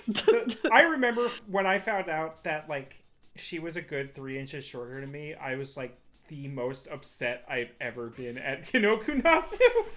Yeah, they're like, I'm so tall, but it's like she's not even shorter than Shiro, who complains about being short. Wait, no, she's taller than Shiro. No, I don't think she is. Hold on, let me check. Because I remember looking it up and being like, wait. Oh my god, that would be so crazy. He is 167. Rider. Date, stay, night, height. He's 167? Yeah. Okay. She's what? Oh no, never mind. She's like 4 centimeters taller. Okay. Right. She's like barely like half an inch taller. So just as like reference, she complains about being tall and Shiro never shuts the fuck up about being short. And she's like 4 inches taller. I mean, 4 centimeters taller. I wish she was 4 inches taller. God damn. She should be 6 foot. I think that's my hot take. She should be at least like 6 foot. Yeah, I think that she should be over 6 feet, but like, because like, if she's like 5'6", that literally 0 people disagree with. Let me see. If she's how tall is she? She is 172. How many is that in inches? We're gonna find out. She's only 5'6", so yeah, she's literally Arco's height. Wait, Arco's 5'6" too? Isn't she? I thought we looked this shorter. I thought she was like way shorter. Hold on, I'm looking it up right now. Because I thought she was like 5'1" or 5'2". No, because I thought that too, but then like it turned out nah, she was really tall, and that's why Shiki was like standing on the box. Yeah, that one makeout scene where like let me see like how tall is almost she? a full head taller than her. She is. That's Akia. Let's see. She is 167, so she's Shiro's height. She is, drumroll please, 5'4". Okay. And then Shiki is, because they made him taller, he's 173, so he's taller than, he's like a centimeter taller than Ryder. It's like a centimeter taller than Ryder. God. He's literally 3 inches taller than Arcuate. And then Shiel like, is... Arcuate being short, I think is stupid, because I think all, like, hot ladies should be taller than me. But, like, whatever, fine. Like, fine, like, it's okay. See, I think it's funny if she's tiny. Fair. She's very powerful and also, like, notoriously slim. Like, that's the whole thing, is, like, she's this very, like... Yeah, but wouldn't it be hot if she was, like, 6 foot? Yeah. You know what? You're not wrong. I know that, like, the maids are the shortest. Yeah, sure. Hisui does not have short energy. Hisui? Yeah. She's, like, has the shortest energy, in my opinion. I feel like she's more, like, you know, we make fun of Akiya for being, like, trying to be serious and intentional, but nobody respects her and she falls apart. I feel like Hisui is, like, she's 5'1" at carrying herself. God. So, okay, the sad thing is she's actually taller than me. Oh, no! Like, half an inch. God.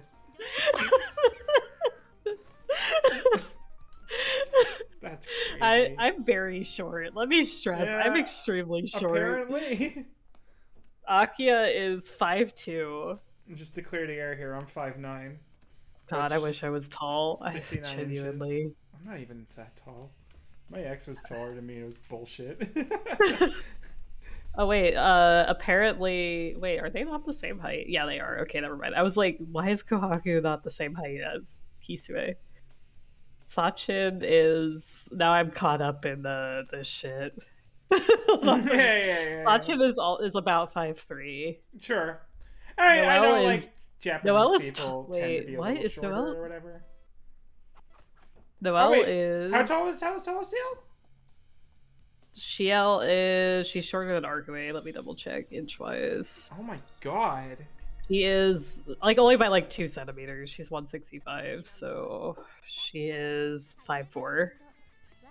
They're, like, the same height, pretty much.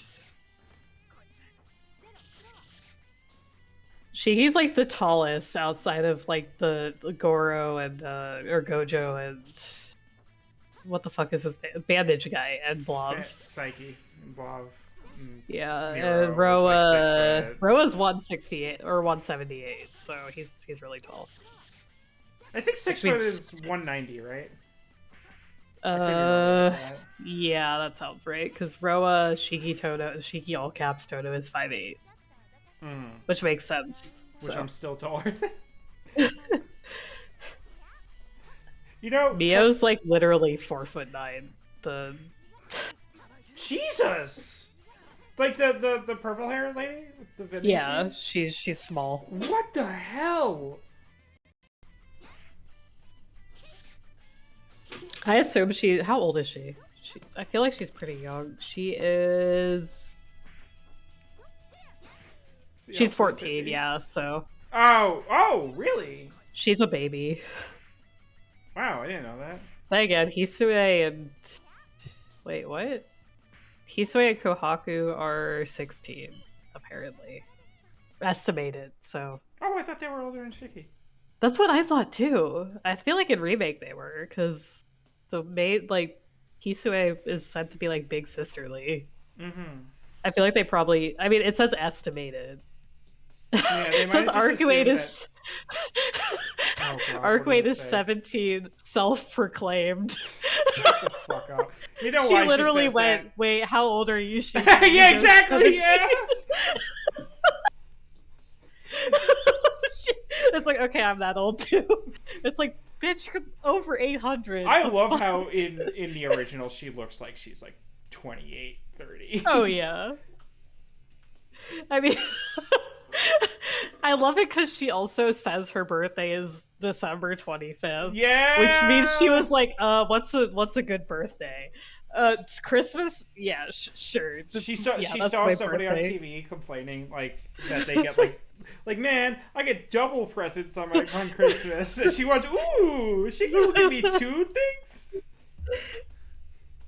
I like the Sasaki one shot, the birthday one, where he gives her a present. Because, like, the implication there is that Shiki was like, hey, what's your birthday? And she's like, I don't fucking know, the 25th. And it's like, wait, what the fuck? You remember my birthday?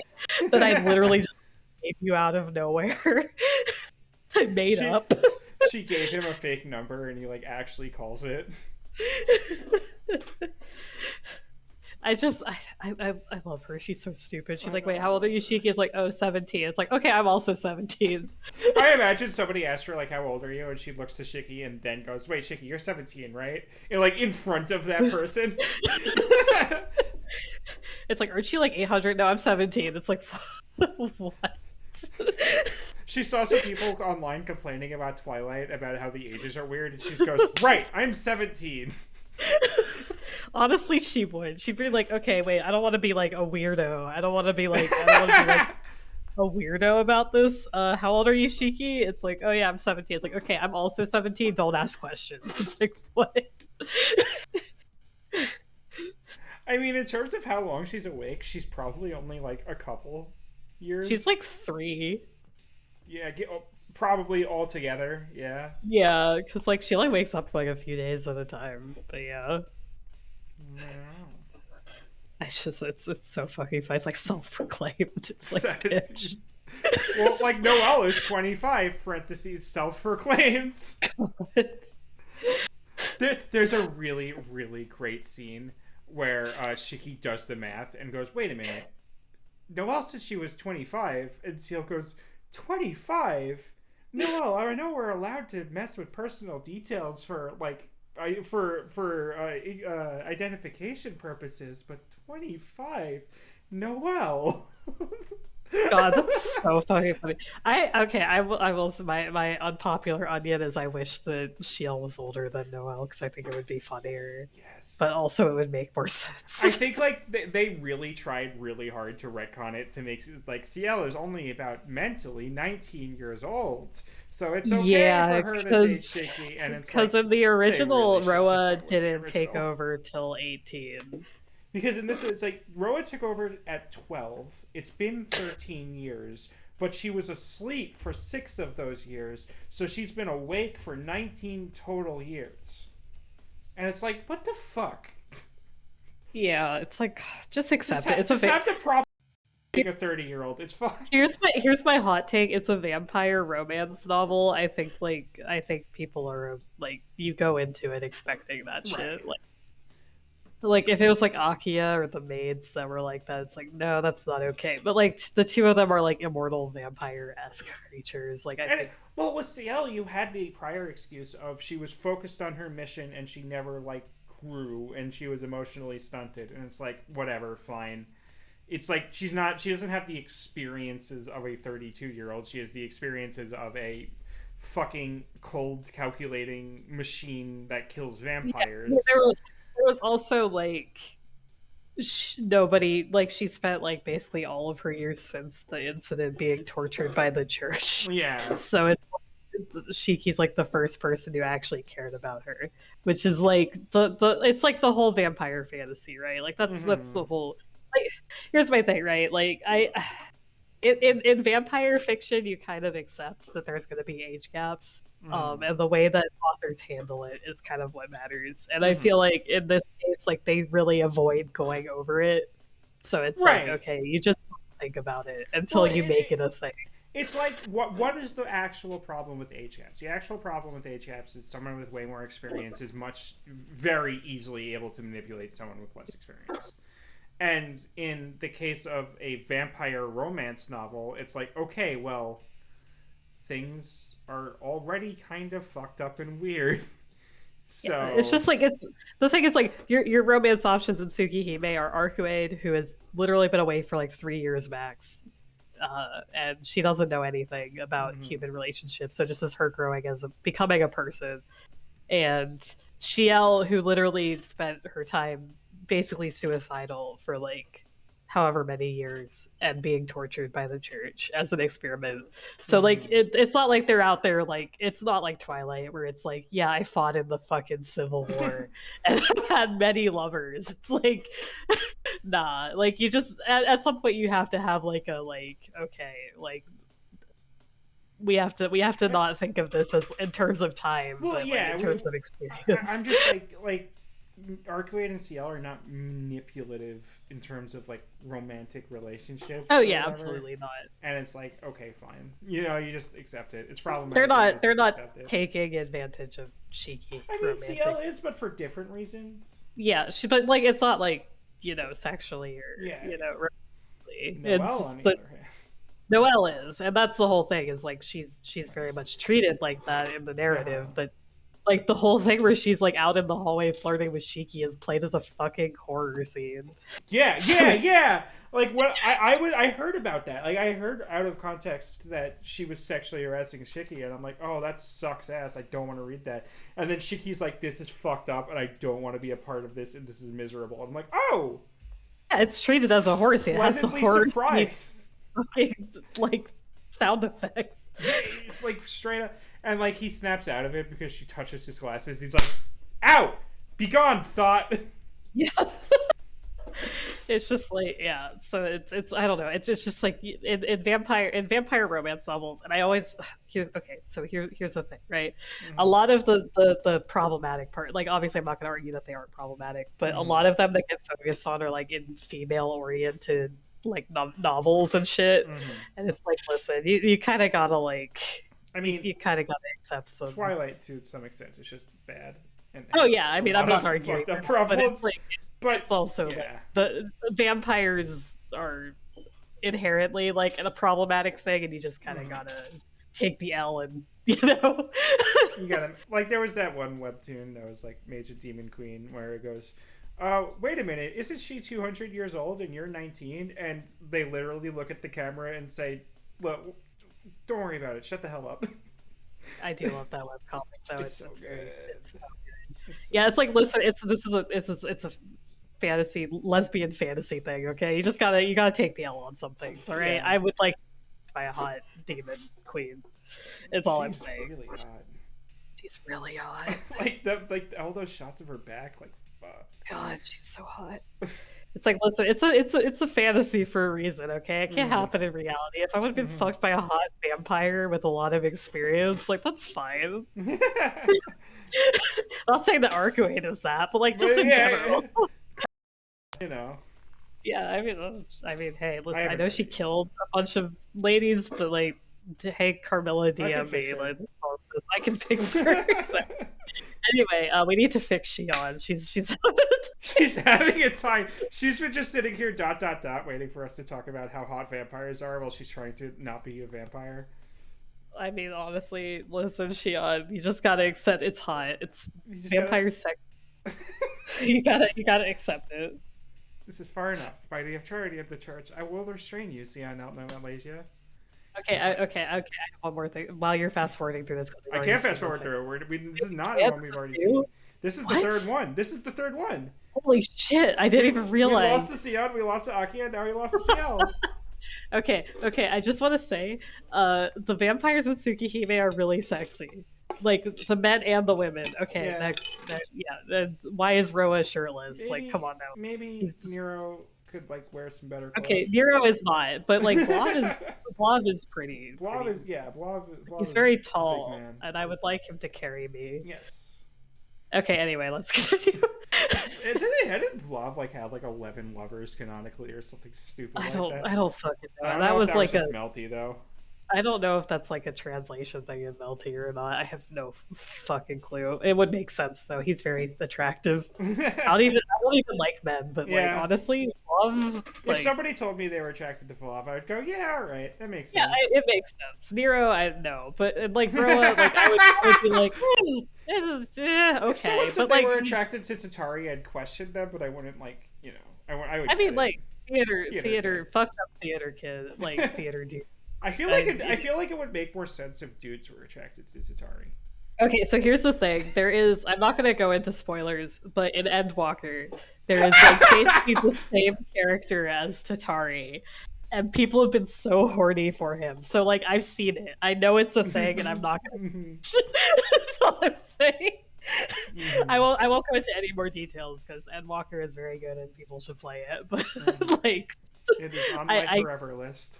I understand. I get it. I won't judge. Anyway, we can continue now. Senpai draws near the collapsed Cyan. I want to help her, but I have no strength left. Between them stands Akia. She has strength left? Goodness, how rigid. Do you really intend on capturing Sion, Senpai? How about being a little more flexible? How rude. I am not going as far as taking you two. Oh my, you are not planning on attacking us as we withdrew? Akia still seems ready for action. Nissan, I will... Fuck, I said it! Brother, I will occupy this person, so please take care of Sion.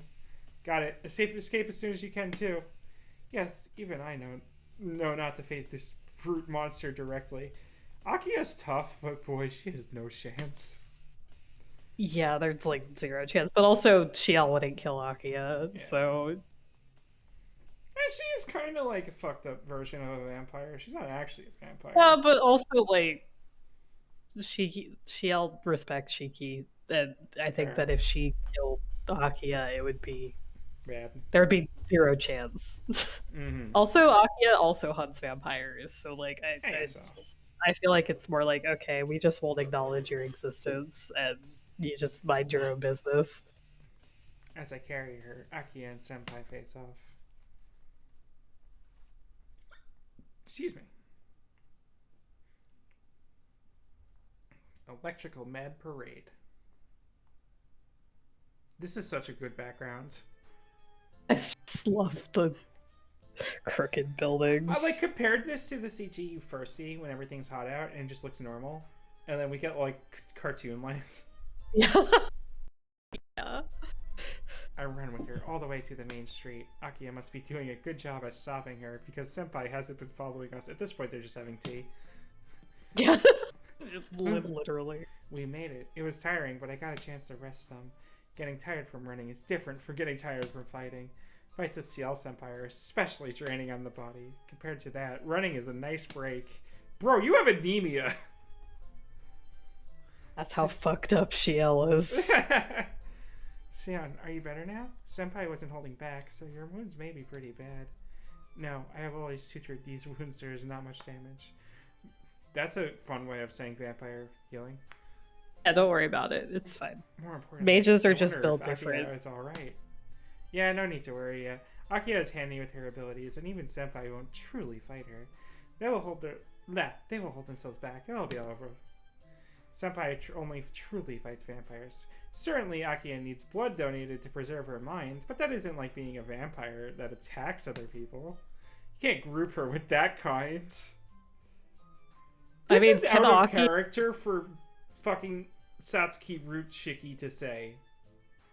Okay, but Akia, like, takes from Kohaku and also blood banks in Kohaku's route, so it's not, she does, after Roa's, like, suppressed, she doesn't even go out, she's never killed anyone. Right. Sachin has. But saying that kind, you can't lump her in with that kind so dismissively towards vampires is the part. Oh, okay, yeah, no, I got you. Don't know about that. Maybe in Sachin route she doesn't kill anyone. Maybe that was the plan. Maybe Shiki stops her. No, she definitely kills people with Sachin route. Because I really, really feel like they have reused at least parts of Sachin route for Sakura. They had to have. Like, I don't know. I'm sure Natsu had a bunch of good ideas for Sachin route, and then he went, I will never get the chance to make the Tsukihime remake because that would be insane to think that you would have a chance to do that. So he just took the ideas and because we know he took the Nero idea for Halo Anorexia. Yeah, I mean, I feel like he would use more of those ideas in Hollow than. But my point is like the beat for beat plot points. Like he reused in Hollow, but I mean, so just in terms of the emotional resonance of falling in love with the killer. You know? I will say Sakura shares a lot more with like Fujino than. No, you're not wrong. Kohaku. I'm sorry. For instance, you're not wrong that Sakura. I'm just saying he probably took some elements. Of yeah. I'm not necessarily disagreeing with that. I just don't know if Shiki would, as a character, would be like, you killed people. Oh, actually, no, because he's actually okay with Kohaku being fucked up. So actually, never mind. You know what? I take it back. Shiki's fine with it in Farsight. Well, like, yeah, Shiki. Well, remember, Shiki's main thing with Arcuate killing people wasn't like, oh no, a horrible monster. He was like, oh no, is she going to kill me? You know what? Actually, yeah, that's a good point. And when she said she's never killed anyone, he went, oh my god, she's not going to kill me. I mean, okay, but he did defend her to Xiao, where it's like she's never killed anyone. Right, but that's an argument that would work on most people, whereas Shiki is just kind of fucked up and weird. You know what? Actually, yeah, I'll agree with that. You know what? That Shiki's just a fucking weirdo.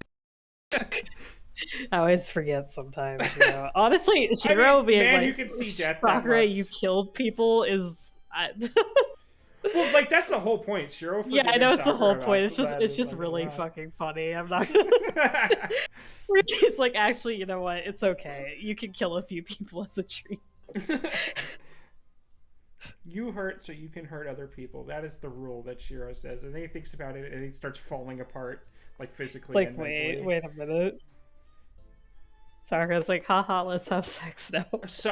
Don't worry about it. Shiro is literally like, I can fix her.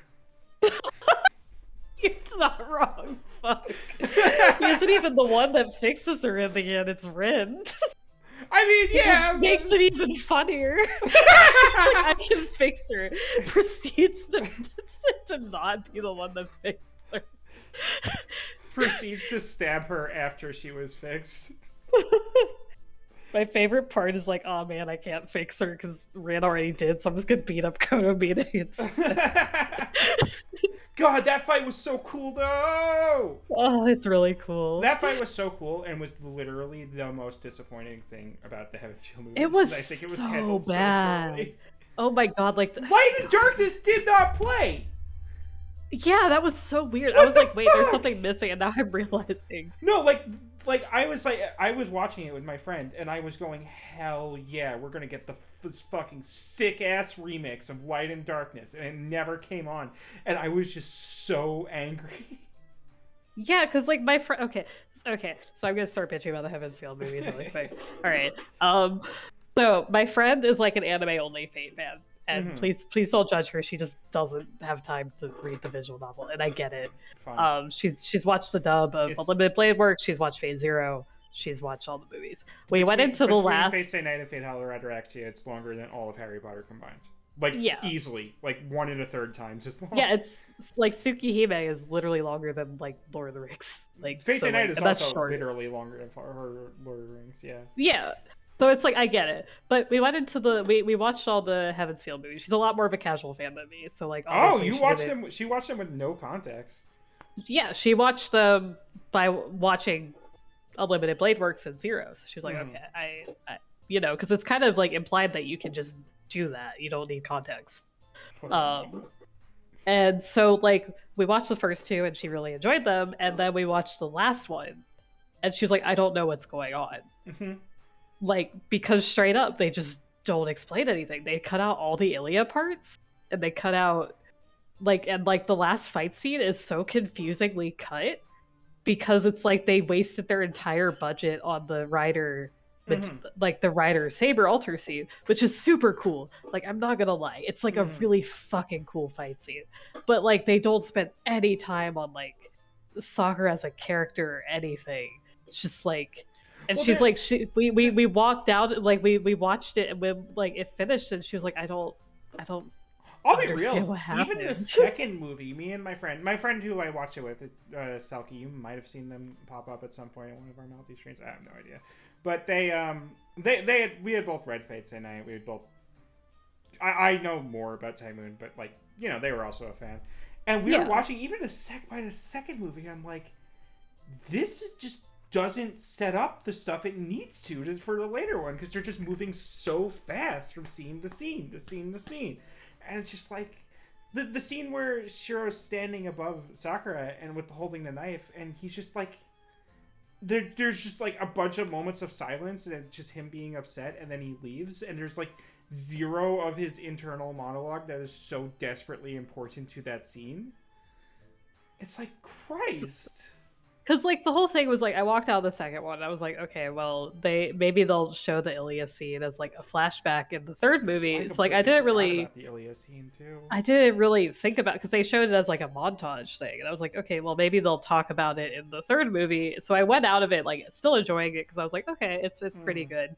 And they'll cover the rest of it in the third movie. And then they just didn't... But then my biggest pet peeve was that they canonized Fate Zero, which I think Fate Zero is fine, right? But the whole thing with Ilya and Shiro's relationship in Stay Night is that they realize they don't really need Kuritsugu. Mm-hmm. Like, the whole thing is, like, they were both kind of fucked by him, right? Like, yes. And they become siblings by bonding together, and they're like, if Kuritsugu was here, like, we would do this and this and this. Family kind of dynamic. And they make that into Kuritsugu went to go find something. He kept going to Germany to find something, and he could never find it. And Ilya's listening, and it's like, okay, well, you just completely took out the whole bonding part and replaced it with Fate Zero as canon. I don't hate the idea that Kuritsugu went to I don't hate it either, but it's just... But, like, if that's how you... Like, that's not how they should be bonding with each other. They should be bonding with each other by them just enjoying each other's company, like what it was in Fate Stay Night. It's just, like... But they replaced... My issue is they replaced all of the Ilya and Shiro scenes with that. Yeah, with Ilya, like, listening in. And it's like, okay, well... Like, I get that, like, and honestly, like, if they wanted to focus on Shiro and Sakura's relationship, I would have been fine with that, but they also didn't really show that either. No, they didn't. There were so many, and, like, this is a problem I had with Unlimited Blade Works, is that because it's not in first person, they just cut out a lot of Shiro's inner monologue, and they just don't replace it with a lot of things. Yeah, and it's like... With Heaven's Feel, when you're moving so quickly between scenes, you don't have time to soak in things that you would use to, I guess, replace it. That made, like, Unlimited Blade Works, it worked, it had problems, and it worked. But this time, it's just like, it was just so fast, scene to scene. Yeah, and it's just like, my thing is, like, whenever people are like, I hate Shiro, I'm like, did you watch the anime? Did you read the visual novel? And they're always like, I watched the anime. Yeah. I'm like, okay, I understand, because Shiro is not a character in the anime, to be completely honest. He's like, he's a generic protagonist. He doesn't, there's like a few times where he goes beyond that, but like his trauma and his like PTSD is like not at all explored in the anime. And it's very much like, that's really why I don't want a Tsukihime anime, because I feel like Shiki Tono comes off as so unlikable if you remove all of the internal monologue. He is just an asshole. And it's like... And it's like, the thing with Karano Kyokai that works really well is that the novels aren't from Ryogi's point of view, it's from Kokuto's for the most part, or it's third person. So you're not really missing internal monologue that say what Ryogi is, because she's just kind of like there. She's kind of there, and like any time that she needs to discuss her motivations, she is literally discussing them with another character. So you don't need an internal monologue. It's just she's talking about it. Or like there are things that are intentionally left vague about what she's feeling. Like, does she actually want to kill people, or does she just feel like she needs to? Like yeah, that's like the whole plot. But like Shiro doesn't talk about like. I mean, I don't know. Analog. There was enough time to make a shitty master for Caster that was dog shit. Okay, in their defense, Nasu wrote that episode. Fuck off, Nasu. Nasu wrote like that entire episode apparently, and UFO Table was like, "Hey, we need to cut this down." So that's like the edited version of what Nasu wrote. Of course it was. But it's just like, the thing is, like, I don't need like Shiro trauma dumping on the anime, because like that would be out of character. But I think like some more internal monologue or there like even just like. Go ahead, sorry.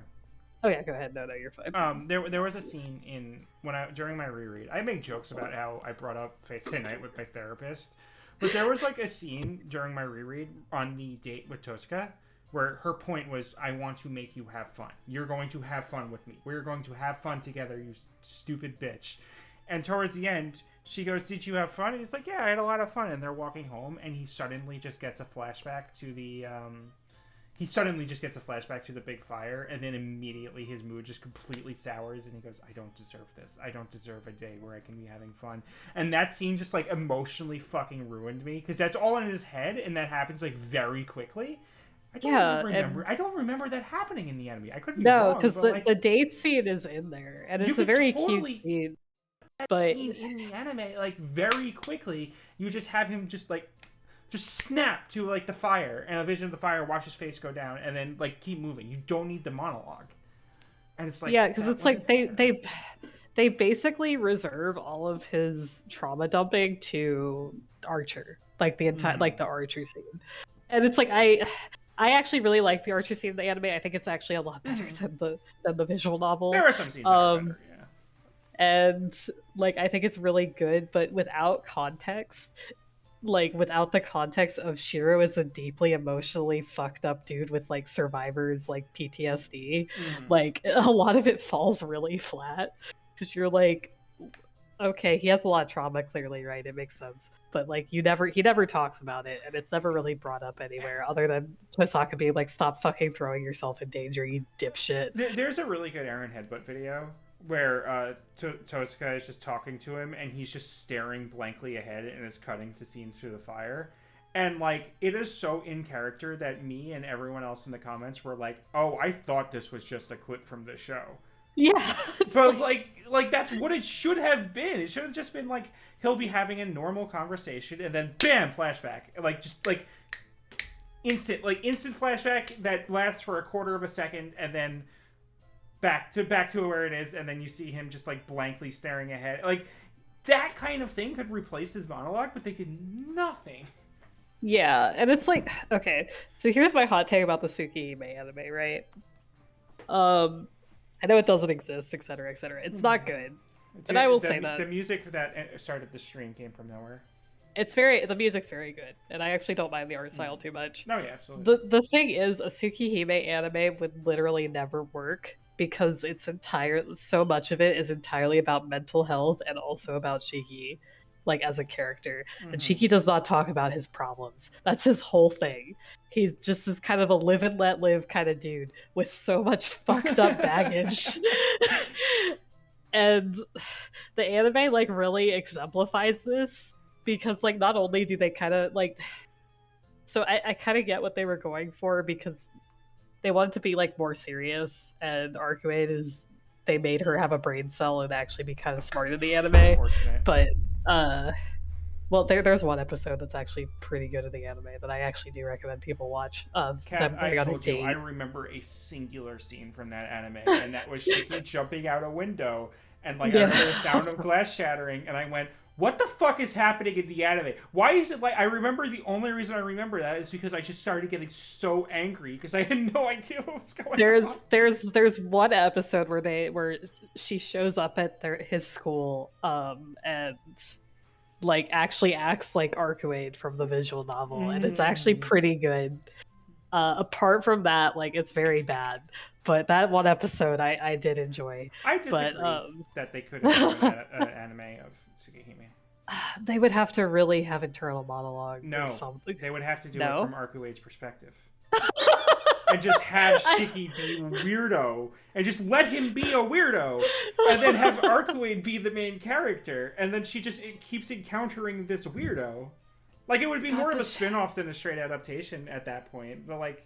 I think that, you know what? Let's go one step further. I think it should be from Sachin's point of view.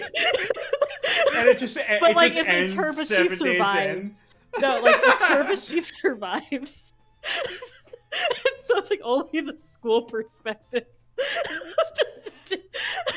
I think that would be a good Tsukihime. Actually, let's do it from Hisue's perspective. You know what? Genuinely though, I think if the Twilight Dude thing. Okay, as I was saying it, I realized that I was ripping off Twilight. Not the point. Welcome back, by the way. Welcome back. But no, but like you're right that Shiki's like internal monologues are so important to him, and that's why it matters to him. And if like everyone else in the story sees him as this fucking weirdo, so let's see that. Like if you wanted to do an anime, I'll agree with that. Let him be a fucking weirdo. I agree with that, but also here's my thing. I wasn't strong enough for Shiro hot takes from that anime, and I'm definitely not strong enough for Shiki Tono hot takes. You're correct. By the way, Mercy, welcome back. You just missed us spoiling a lot of Fate Stay Night. You got good timing. Oh my god, I just if you were still just been like, all right, we're gonna stop. But... I really like Shiki a lot. He's such a fucked up lad, but God, I not like him Garfield a lot. Not like Garfield minus Garfield. It would be like Garfield. It would be like Garfield, but if all of Garfield's like speech bubbles were cut out. See, God, okay, listen, I come from the Fire Emblem fandom originally, right? I've had enough hot takes to last my entire life. And Shiki, I actually do really like Shiki, and even though he's like fucked up, I'm aware of that. I don't think he's like the paragon of good person, but like, Shiki's a good kid overall, you know. Usually, I mean, and to be fair, I'm also still thinking of OG where he kind of sucks. But, like, fair enough. And 2000 Eroge style, but that's what I'm saying. You follow Arc, you follow someone, you follow Ciel, or you switch characters every episode. You new different main character or whatever, and you just let Shiki just be fucking weird, and like you kind of get it out of him as the series progresses or whatever, or you get like the important details, and like you don't need him to be the main character. I think it would be funnier if they just never explain what's going on. I think he should just remain a weirdo. There you go. And then you get the hot takes of people going, what the fuck is going on with Shiki? Rather than the hot takes with Shiro, where it's like, Shiro's kind of lame. You know what I mean? Because, like, Shiro is a generic main character, but with PTSD, and if you don't explore the PTSD, he stays a generic main character. Shiki's a fucking weirdo! Shiki's so strange! He just shows up. He passes out from anemia. Okay, actually, here's my big hot take. We do it from Arihiko's perspective. His best friend is this fucking weirdo dude, and we just see him with like this hot blonde, like suddenly, just like on a date outside, and we get no context. We get like zero context. It's just like an everyday slice of life school anime. But just every now and again, this fucking weird, like hot blonde lady just shows up, and he's like, "What the hell is going on?" Okay, anyway. I have to get up for a second, so you can continue. But I'll be back in a minute. You're good. Akiya is not a vampire the church would attack. I know Senpai realizes that. I nod to myself as we think aloud. Oh, by the way, Mercy, we have to catch you up. We have done one route that is entirely 3 very short scenes that we didn't see yet. And then we had just started the next route. I nod to myself as I think aloud. Oh, did I say something weird? No, you just do not know, Shiki. Huh? I have misgivings over whether the Akiya from before was real or not. If she loses to the agent, there will be no need to worry. Excuse me. We're having fun, Analog. This is why we do these streams. Whether Akiya was real or not? What's that all about? Beyond what the agent said, there can be no mistake that there is an Akiya that is part of Tatari. If that was Tatari before, I worry about Akiya's safety. If Tatari makes a pleasing copy, it will destroy the original. Wait, what are you saying? It sounds very ominous. I am just speaking about vampires. You and Akiya are searching for a rumored vampire, right? About vampires? Sam, do you know this rumored vampire? I know more of the facts than you. I told you my goal was to find a cure for vampirism, but there were some things I didn't tell you. Then you do know! Why didn't you tell me until now? I predicted there was another day left. It was my plan to explain things tomorrow, but if you and Akiya's actions are influenced by Tatari, it throws things out of orders. Our actions? I don't quite get it, but Tatari is this rumored vampire? Yes, the vampire you are searching for exists. No, saying it is present is perhaps more accurate. The dead apostle in this town is new true form. It does not even have its own body and can exist only by clothing itself in rumors. Yeah, we're doing this again. We call it Tatari, having no true form and arising from ill rumors. Tatari, a dead apostle without form. Simply, something which can be isolated, can bring isolated legends into reality. These legends most often deal with some sort of taboo, as they So they are spread between people. So as they spread between people, it picks up a hint of reality. Tataria occurs in the form of what people hold to be the worst possible fate that we could never stand up against. So Tataria appearing in this town would use the true ancestor, Akia, or you, as its foundation. I don't understand. It's like this dead apostle Tatari takes the form of a rumor along with its ability. Oh, so maybe that's why Senpai was asking about real or fake. Yes, the models for the rumor this time are people alive today, so it imitates those models, possesses them, and changes into them. No, Fate Apocrypha is not the worst possible fate. I personally rag on it because I think the pacing is bad, and some of the main characters are bad, but it's not the worst fate. Agartha. No.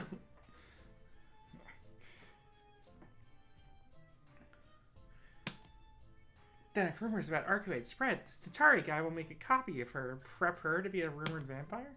Yes, it takes time to select a rumor and have it ripen. Tatari takes most prevalent rumor. Yeah, honestly, I would say it would be hard to determine what the worst fate is, because most of them are pretty good. But it's Prisma, because I'm miserable when I watch Prisma. It's Prisma. Prisma's so bad, I hate it. And it's like 2 good episodes, and then it's like miserable. I do not know which one Tatari will choose this time. Only no matter what form it takes, it can only occur for one night. The rumored vampire until now... Wait, if it can only occur for one night... How the fuck was it going to kill the town of She? It's just been a forerunner of Tatari. Tatari is originally just an illusion, so the victims have also been illusions. Until Tatari becomes a true curse, until it occurs at the night of the full moon, there will be no real victims. Right. If there's no victims, then how can a rumor spread, huh? Is it tonight a full moon? I look overhead. The moon in the sky, night sky looks perfectly round. The full moon is tomorrow, but the conditions are already set. I am sure there are those who saw us fighting Akia yesterday. Rumors of a vampire girl with red hair must have spread quickly and added to its probability. And if that was Tatari before, Akia may be killed soon. In that case, the agent from before will also be killed. Oh, you have... Ooh, you have so little regard for Seal's abilities. Akia unconsciously suppresses her strength, but a Tatari which became Akia would not do so. Akia getting serious. If that happened, even Senpai probably wouldn't be safe. Ooh, no, that's not true. No, let's not think about that. That won't happen. Akia is Akia. She's not some Tatari fake. Forgive me, my words are inadequate. There is no true or fake regarding Tatari. If Tatari becomes Akia, then that is Akia. There is no point in making a distinction. Shion is hard to follow. In any case, we have to get back to the park. If Akia is real, we have to go back for her sake. If Akia is fake, we have to go back for Senpai's sake. Shion, let's go back to the park. I'm worried about Akia and Senpai. That is true. Akia has done enough for us. We have to make sure she is safe. This is the stupidest plan. Akia's like, run, quickly, Ciel will kick your ass. And then they're like, haha, let's go back. We head quickly back towards the park. Before we reach it, there's someone at the start of the road. No need for that. There was not enough universality to become her. It really is unfortunate. You? Don't be so shocked, killer. In this town, this shape is the strongest rumor. I see. The rumor of something wandering the night and attacking people. It is most fitting for it to be Shiki. I see. Doesn't that make it your fault? This is all because you were forcing me to fight. Rebuttals will have to wait until later. Please focus on the Shiki Tatari in front of you. Yeah, can't approve a killer like me, Shiki, as the end you fear and the death of your unconsciousness. You? Just who's gonna end who? He says with his glasses on. I will be the end of Tono Shiki. Aren't you afraid of ending up like this if you mess up, even slightly? You are a natural-born killer. Nothing else suits you better than being a god of death. Shinigami. Even if this is only a small economy of scale, this body is extremely rare for Tatari. But a man's body is not good. To be honest, I really wanted to be... Screenshotting this. Alright. Alright.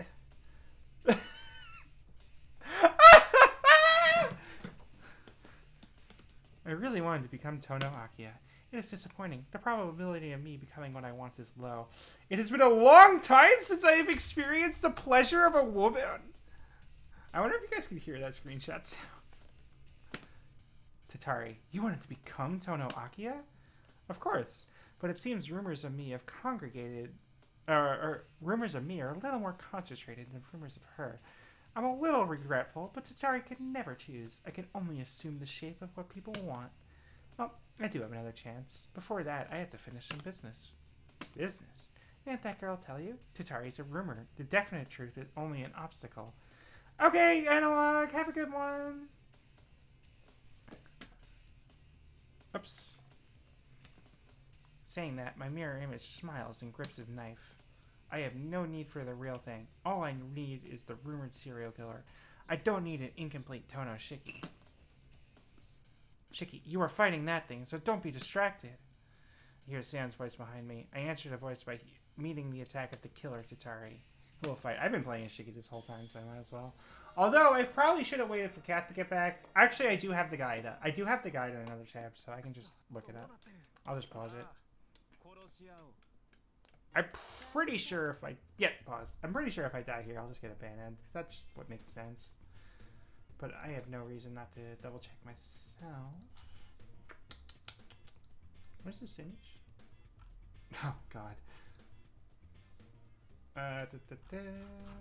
We are looking for Route 5 other tab. Okay, yeah, I have to win the next two. And fail for a bad end. Sanrio's legal team? Sanrio? Oh, the fucking banana. Maybe I know what you're talking about here.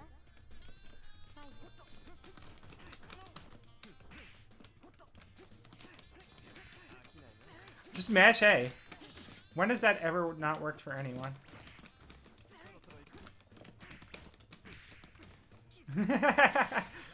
Oh, fuck me. I wasn't paying attention. Come on. Why is my input not working? Oh my god. I'm getting owned. I should be ashamed of myself. Oh, fuck me. No, come on. Work. There we go. Whoop, fuck me. Oh, god damn it.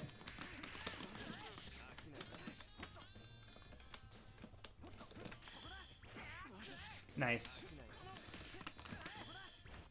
Damn it. Nice! Got him. Although, I'm pretty sure that did mostly recoverable health. There we go. Okay, we got it. Woo! I understand there's going to be like that. Welcome back. I have some dialogue that I took. What'd you say? Oh, fire alarm went off? Yeah, so I had to shepherd Pumpkin into the carrier, take her outside, only to be told it was a fucking false alarm. Oh my god. Anyway, I'm fine. Good. Pumpkin's mad at me again, but you know, what else is new? What else? I wonder why Pumpkin would be mad at you. I have some lines of dialogue to read out for you once we're done with this fight. Just okay. I'm ready. Does he have this move in this game? I'm looking at the hint thing I have, and it says there's a down-down input for Tono Shiki, but I'm not getting it. So I just wonder if it's not in this game. Probably not. Alright. There we go. We have defeated Nanaya. Okay, Mercy! Ready for this dialogue. Alright. So this is dialogue that Tatari was saying as Nanaya. Okay, I'm ready. But a man's body is not good. To be honest, I really wanted to become Tono Akia. It is disappointing. The probability of me becoming what I want is low. It is a long time since I've experienced the pleasure of a woman. God. Like, cringe. Fuck! Cringe. Should we continue referring to Tatari as he, him? This is the question. He is, like, Tatari is cringe. However, I think that he uses he. Probably, yeah. From what I understand. I think he's just gender fluid. Just hasn't had a chance. Yeah, hasn't had a chance to be a lady in a while.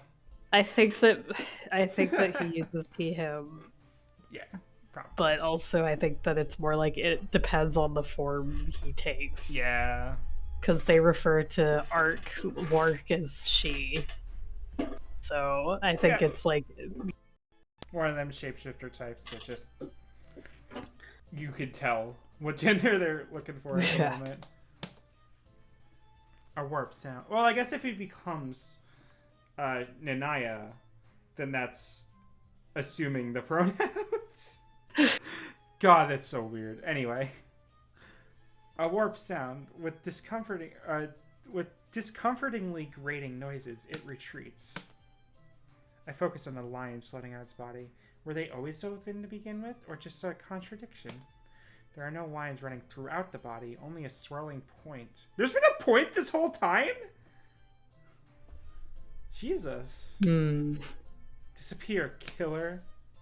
I strike the point. Excuse me. Also, Xian said something important, but I don't remember what it was. Apologies. You're fine. Oh, yeah, the plan was like, there was another thing where it's like, okay, Tatari is going to take the form of Akia. That's bad, because he'll kill regular Akia if he takes the form of Akia. Let's go back to the park we just ran away from. And if we doesn't take the form of Akia, then Akia is going to kill Ciel if she starts being serious. And it's like, no, what? She won't. No, she won't. No, she won't. Fuck no, dude. Come on. Ciel could easily take out Akia. Like, Akia would not register as a threat. Akia's literally like 15. Shut the fuck up. She's 16. Excuse you. Is she 16? I thought 16. she was 15. She's a year younger than Shiki. Oh, the more you know. Could be wrong. I could be wrong, but I'm pretty I'm sure double checking. I'm double checking right now. Let's see. I don't think they ever got official. Stupid, like 15 in the original. She is 16, yes. In the remake. Okay. She is 16. I don't think they give official ages in the original. Gee, I wonder why. You know.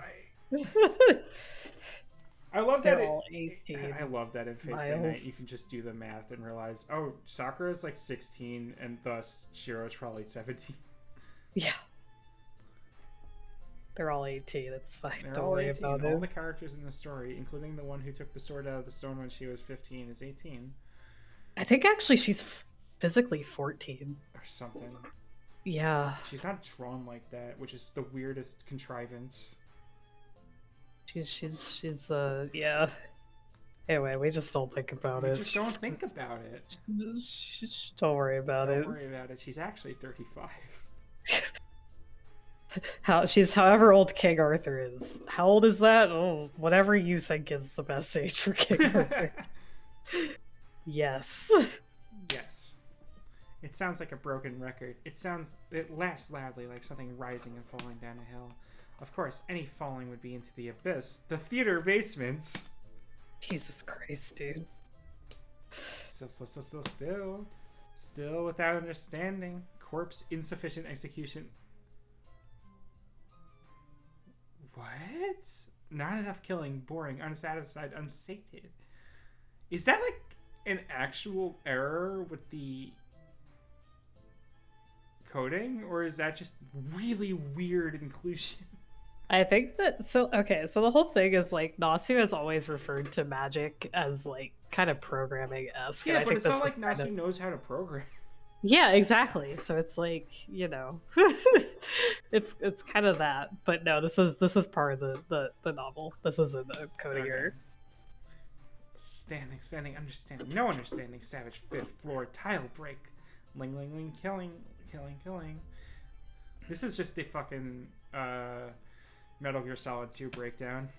Yeah, don't worry about it. You played Metal Gear Solid games? I have not. Oh, you should. I don't know about that one, but you should, because that's what I did for a few of them. Okay, I'll add that to my never-ending backlog. There we go. I finally threw one on yours. God. crumbling, as if the flesh itself became sound and crumbled away. The vampire is crumbling, but as if not sated, it takes the same knife as mine and stabs itself repeatedly with it.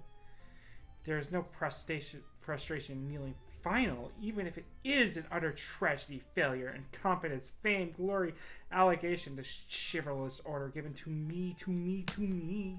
My brain decays, my soul already lost from the beginning. Built again, built again, built again, far too much. Flower of the soul. This is so weird. This was not meant to be read aloud. No. Inflamed and withered, the nectar of the wine cups decomposes, and brilliant songs without exception distributed. Alas, this priceless season. This feels like a fucking near meltdown. It feels like this should have been like auto-scrolling text. Yeah. You know? Stab, stab. It screams as if in pleasure as its body disappears. Shiki's going, bro, what? I feel sick. Seeing the end of that which has my own face is discomforting. Shiki, this had nothing to do with you. It did not kill anything. It was unable to resist its Satari nature. The easiest thing for it to do was to kill itself. Vampires are so fucking stupid. I understand now. After becoming a killer, it was going to disappear without killing anything. But that was a contradiction. So it became the closest and easiest target and began to kill itself. Fun.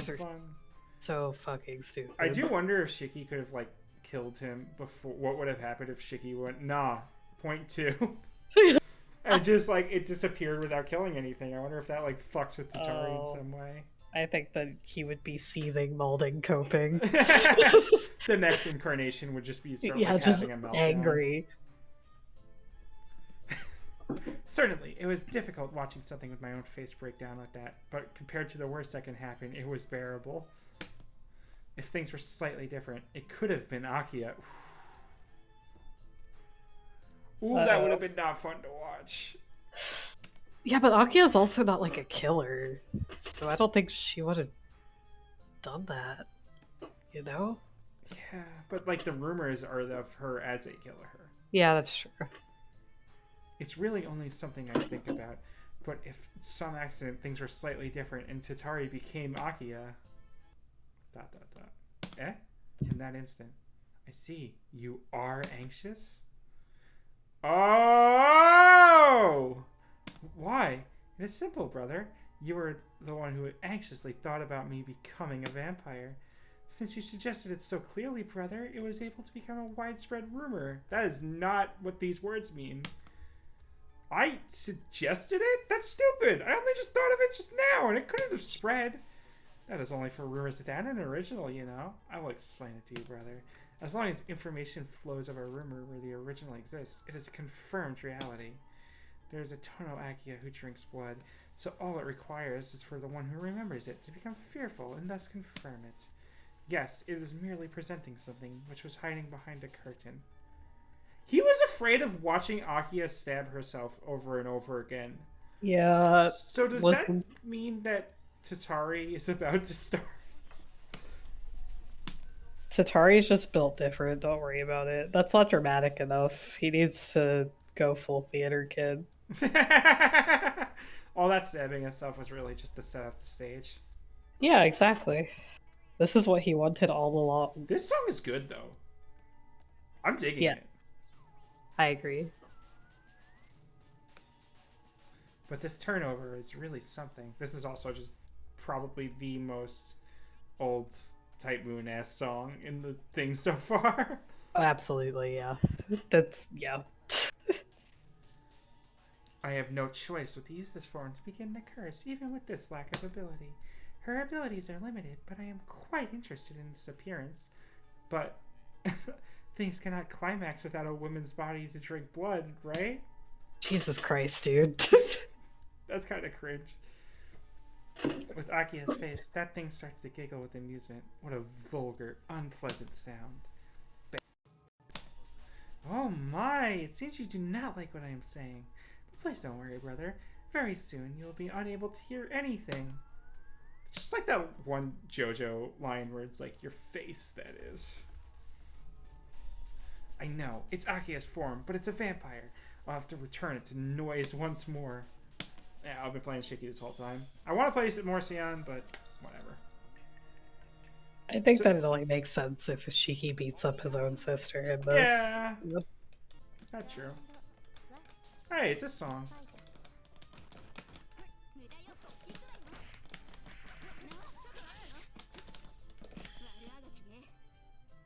What is happening? What the fuck was that? It just made the stage pretty, you know?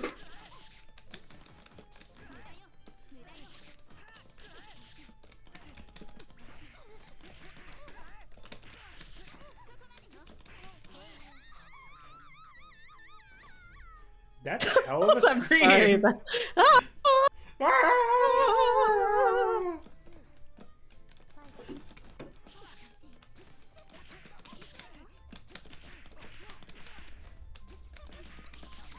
Desperately want to know what the casting was like for this game. It's like, okay, you're going to be playing a character in a fighting game, but it's from an eroge with a lot of backstory, and you do need to know that backstory. Also, if you're playing Arcuage, you do need to be a feral cat lady.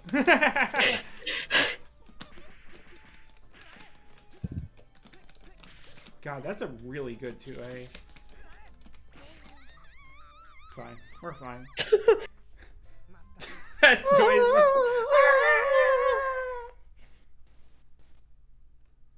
Ha! It is amazing, but expected that you would keep up with me, even after I am free from restraint. But that is your limit, right? Even knowing that I'm Tatari, Tono Shiki cannot kill Tono Akiya. You know what Tono Akiya is weak to? Brother. Gun. Also gun, yes. What were you gonna say? Her brother. That's who. I was just saying, Shien's standing right there with the Glock. See, yeah, that is true. You know? Actually, I don't know. Is Akiya weak to gun? Well, how would she stop a bullet? I mean, could she recover from a bullet, though? Maybe, but... Can she? Does she have regen? I mean, I don't know. Fucking demons are weird. I always read it as just the demons were tough, but they were just, like, normal. I mean, her powers kind of suck, but, like... Yeah, I mean, literally, ayo. Like, if like, Kohaku was there, then maybe. I don't fucking know how that works. Shiki's like, oh no, what if Kohaku was here? And then, like, a second Kohaku just spawns. The worst part is, it's like, Tatari's like, oh yes, this farm, and it's like, oh bro, this is fucked up, what the hell? Just Kohaku. Shiki's like, you're really gonna make me do this, huh? I just love the idea. It's like, what is Tono Shiki afraid of? Himself and also the maid. You have done all you can, Nissan. Fuck, brother. Since all you can do is stop me, then... Those are Shiki's circumstances. No matter who you are, I will not feel that way. Useless. Even if I am fated, do you still think that will work with me? Certainly, normal weapons cannot destroy you, but this barrel replica can only destroy you one part at a time. This gun. Well, the barrel replica is a fancy gun. But this will soon be finished. No matter what information and form you possess, you will be negated by a conceptual weapon with a strong old meaning. The black barrel is what MASH is using to shoot gods. Such as the apocrypha of that woman you buried 3 years ago. Such simple substance cannot interfere with you, but if it is enhanced with an abnormal conceptual weapon... Oh, Reese! Rice. Oh. Wait, you can't have... I collected a fragment of the official apocrypha of the Knights of the Shield to forge a bullet.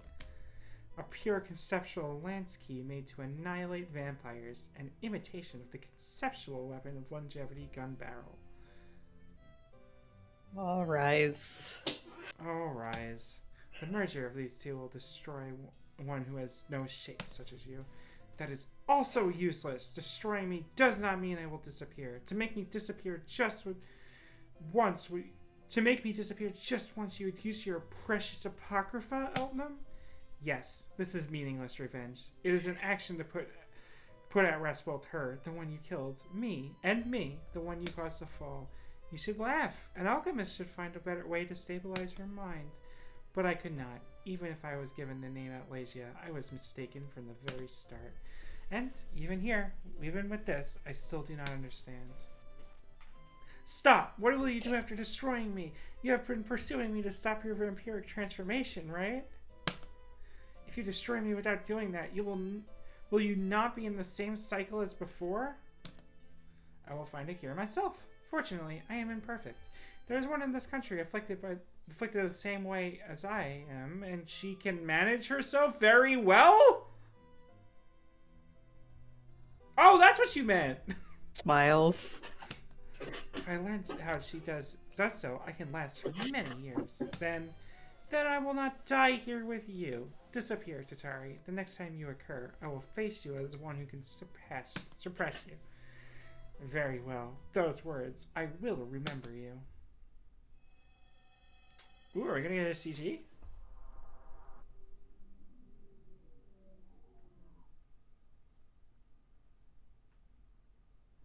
I guess not. Well then, to speak of how things went after that.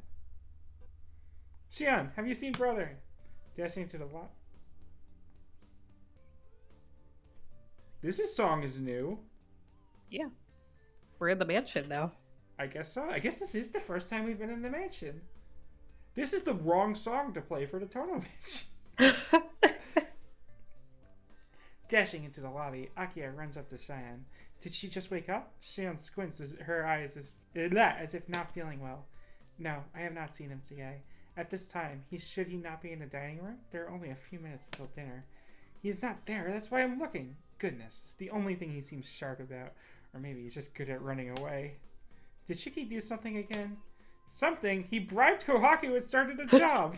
Hisui should have found out earlier, so that means she's on it in on it too. I mean, okay, in Hisue's defense, she is his maid.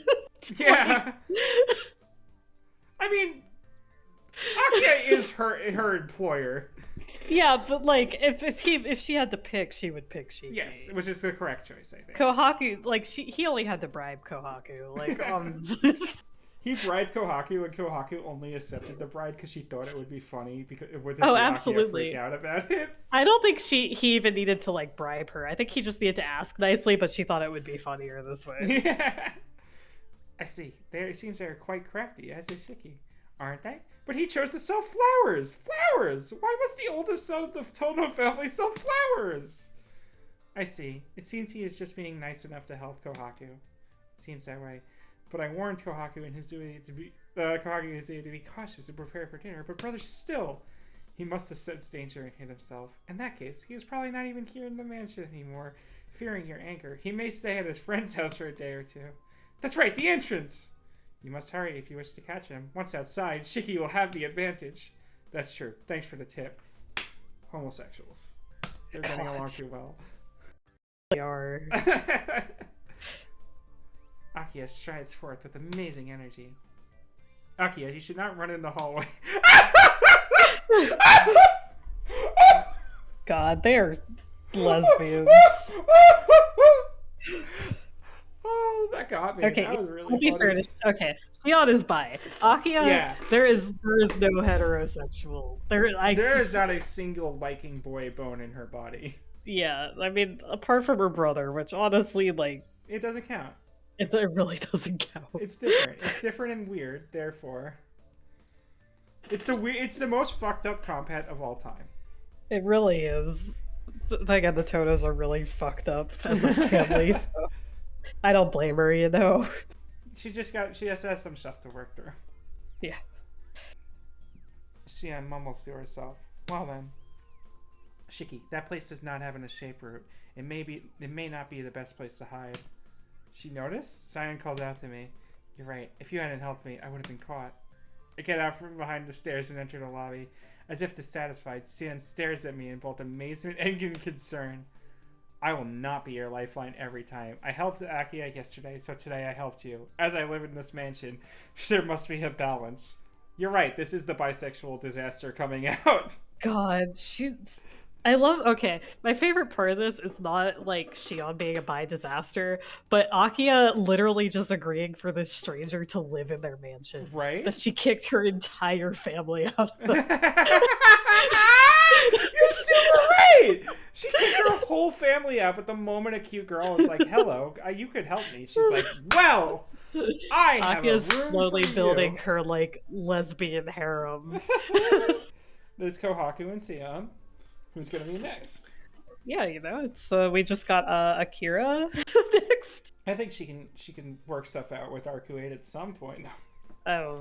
Enemies to lovers. Enemies to lovers. I don't know about that. I think that maybe Shia. I could honestly see Shiel way easier than Arcuate, and she fucking hates Shiel. I think Akio would be too stifling for CL. Oh, unless absolutely. That's what I'm saying. Actually, no, CL, you're right. CL would tease the shit out of her. Honestly, I feel like Akiya just hates Arcuate that much. I think that it would be... Arcuate's like the opposite. She doesn't give a fuck about rules. She would not listen at all. Like, no. She'll at least pretends. CL would tease the shit out of Akiya, but, like, CL understands, like, etiquette. So, like, it's not the same as Arcuate, who would just track mud all over the carpet. Yeah, Arcuate breaks into the house on, like, a weekly basis. I don't know. Really? This mansion is Akiya's, so you don't need to defend me. It is not that I am a freelancer. I do pay a price to stay here. There must be an average score between you, Akiya, Hisui, and Kohaku. Ah, strangely strict as always. Well, it helped me this time, so it's alright.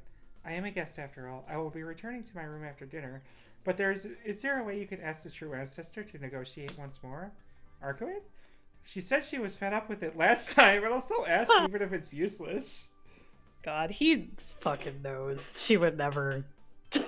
Please. And Shiki? Yeah, what?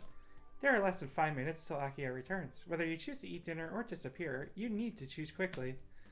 Thanks, Shion. I gotta grab dinner and make this a war of attrition. I waved to Shion and hurried to the dining room.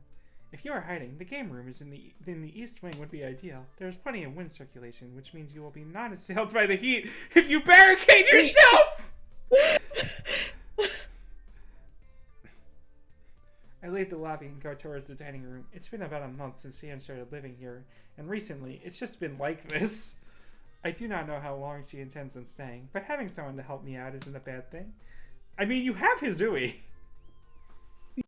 Hisui would also, like, fold to a weak wind, so,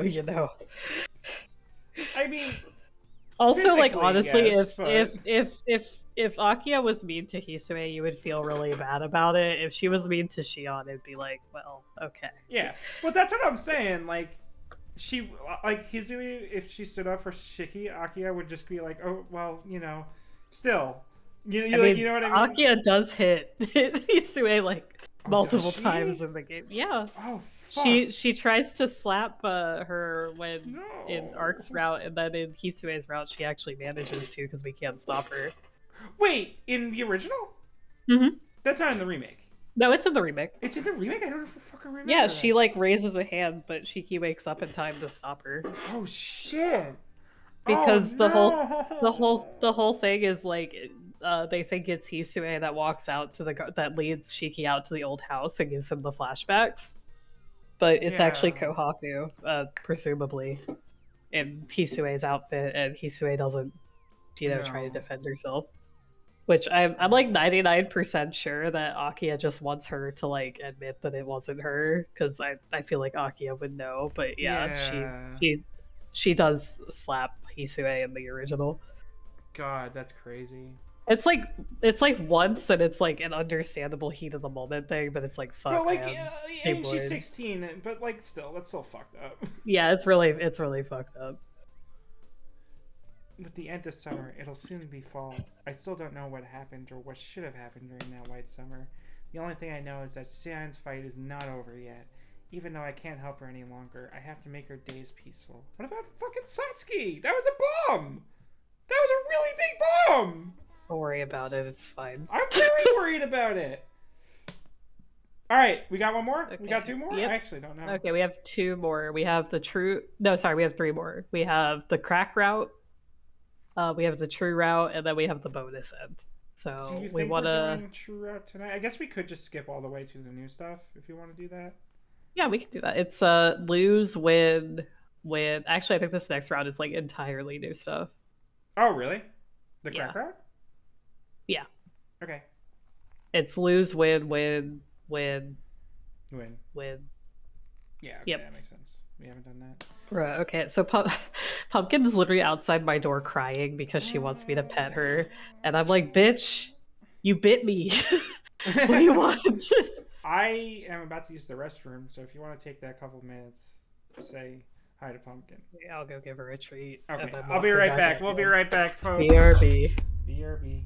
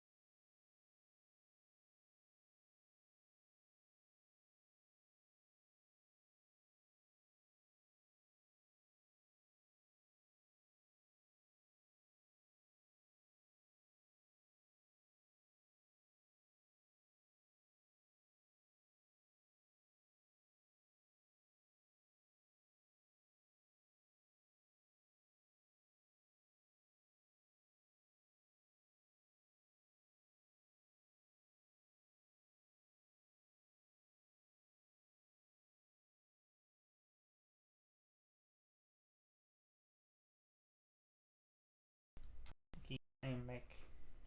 We will wait patiently for Cath to return. I'll turn the Discord audio back on. Oh, I could get a snack. I should probably get a snack. I barely ate in. So the reason why we're late is because I'm stupid. Oh, welcome back. Hello. I was just going to explain that I'm dumb as hell. So I was like, I don't have any food that I can make quickly, and I'm like tired, and my depression has been hitting this week, so I don't feel like making it. So I'm like, okay. And it was still like 6:20 or whatever, so I'm like, I have time. I'm gonna just go to fucking Wendy's and get their 4 for $4 for like no money, like whatever. God, and then I go there. What's up? Oh, go ahead. Oh, sorry. And I go there and I'm sitting in the drive-thru and it has not moved in 5 entire minutes, and I'm like, well. So I go to the grocery store that's right next to the Wendy's and buy ramen and just fucking run home and just eat it as quickly as I can. No, I feel that. So I tripped and fell, which is why Pumpkin launched at me, and I didn't panic at the time, which helped because she kind of backed off and let me just put her in the bathroom. So I think that panicking like definitely kind of just agitated her more. Right, of course. And so I was like, okay, shit, I only have like 15 minutes for dinner. So I made like my microwave meal. And I was like, I'm going to be super late now. Yeah. So you were late, but I was later, so it's my fault. Yeah. No, it's all good. But yeah. Anyway, she is very desperate. I have decided to do it in like shifts because I'm afraid that I've become like a trigger for it because she did it twice to me. So it's mostly going to be a thing where it takes time. Yeah, but she's very friendly to me still, but like I'm just doing it in little increments where I like pet her a little bit and then go back into my room and shut her out. So we're just going to spend a couple days like basically swapping rooms so that she can decompress. Right. And I contacted rooms. You mean just like you'll hang out in the living room or something? Or? Yeah, so I'll be in the living room and she can stay in my room. Got and then when I come back in for my computer, she'll just go back out to the living room. Got it. Which really sucks for her because she really likes being around people. But you ultimately, gotta let her just decompress. Yeah, which is I contacted her behaviorist. It sucks for both of us because it's like she really just likes attention, and it's just really unfortunate that this happened. Yeah. But man, I love my cat, but God, she has a lot of issues. sometimes you gotta do what's best for her. Yeah. You know, even though it sucks that you can't just be like, oh baby, come She here. was like, literally laying on top of me like earlier today, so it's like I know I'm not taking it personally or No, of anything. Like course. I've definitely learned, but it's like it really sucks describing it because people are like your cat's fucking insane. It's Your like cat has no, PTSD. It sounds she has like. PTSD. I mean, like her old owner, Yeah. really fucked up with her. Like she had a bite right. So she was adopted, and then she was returned 3 days later with like 2 bite records because the owner that had her for the 3 days literally like was like it wasn't like redirected. She just really like mistreated this fucking Right. cat. And then the cat And acted in self yeah, and so defense. she was unadoptable for 2 years, pretty much. No. And so I adopted her, and she was really bad for a while because she had PTSD about her tail because she had mites. Mm-hmm. And we finally got a medication that worked for her, and she's basically become like a full-time lap cat, which was unimaginable when we first adopted her. But obviously, you know, because she was abused pretty much at her old house, sometimes it flares up in like aggressive ways. So it's just like Yeah. patience mostly. But it's really hard to describe that to people because like it just sounds like insane, and it's like no, she just, you know, she's usually She's fine. had a hard It's life. hard, yeah.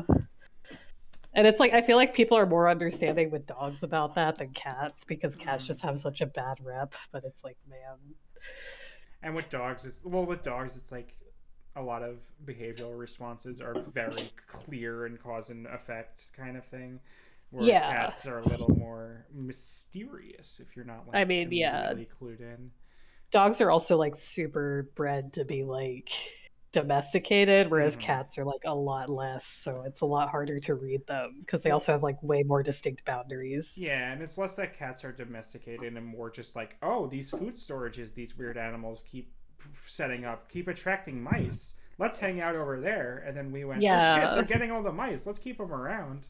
And it's really hard to describe because it's like, no, she's not mad at me. She got startled by an animal Mm-hmm. outside, and because she couldn't reach the animal, like She's she having lunged. Yeah, flashbacks. yeah. Or it's like imagine you're like 10 pounds and very small, and you perceive a threat, and you can't reach that threat. Your first instinct is going to be, I have to defend myself. Mm-hmm. Because as much as I say that Pumpkin is like very rowdy, she actually has like the biggest flight instinct. She runs away from everything. Mm-hmm. So if she ever gets stressed enough to like fight, that's like it means a lot. Right. So Hey, it's just Kath, gonna take some it decompressing. is genuinely very cool if you that you're taking care of her so well. Oh yeah, Like that's I yeah. she's a very good cat. People are very mean about her because like I usually only talk. She's reaching under my door right now. um, um, people like only hear about the bad shit, but because I don't really talk about the good shit. But I promise, she's like a Oh very yeah, like she's sweet. honestly. A year ago, imagining her cuddling with me in bed was like unimaginable because she was so mad at her tail that she would chase it nonstop and yowl Oh at it, and it no. was very scary. Good on you Um, for taking care of her. she never had a redirected thing until we had moved to the ground floor either. So I genuinely think like the cat that she saw outside really like fucked her up. So, Right. but anyway, I love my cat very much, Yes, even though she's a sweetheart. she's I wouldn't say that she's very much a bitch, but I do love She's her. sweet at heart, Mhm. but Anyway, I always feel like I need to give that disclaimer whenever I yeah. talk about her biting me because it's just like she had a rough life. She was a stray, and Mm-hmm. then she got Yeah. picked up and By an then got asshole. into a yeah. So Yep. then she spent 2 years of her life in a shelter. So you know, God, that's fucked up. she's doing very well Mm-hmm. despite everything. No, she loves pets and attention and cuddling, and we couldn't have imagined that like a year ago. Hell yeah. Anyway, yes, my hand is bandaged, but you know what? Yes. It's fine. I It's accept bandaged that L. out of love. It sounds really bad when I say it that way, Yeah, actually, but I just, you know what? She let me just throw her in the bathroom when she attacked me, which is progress. So I'll take it. I love my she problem child. she is doing her best. adopting an animal is always like a wild card. So okay, you want to lose the first one and then win. Lose and then win the rest. Yeah.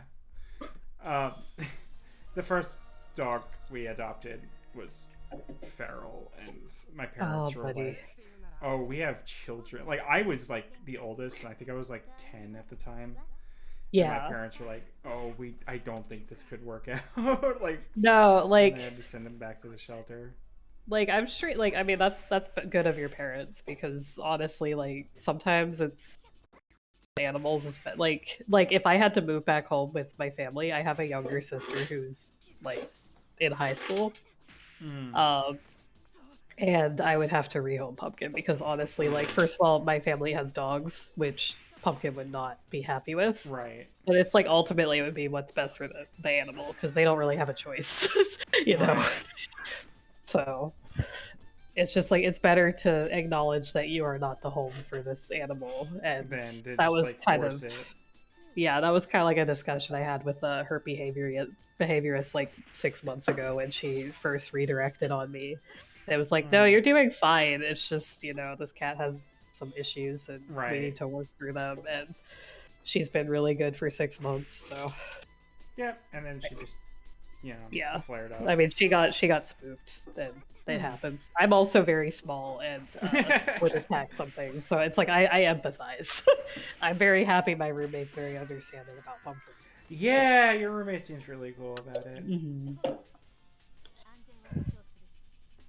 But also, Pumpkin loves my roommate. Good. It's like her favorite person.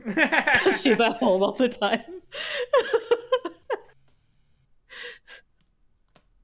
She called me a whore Eltnum.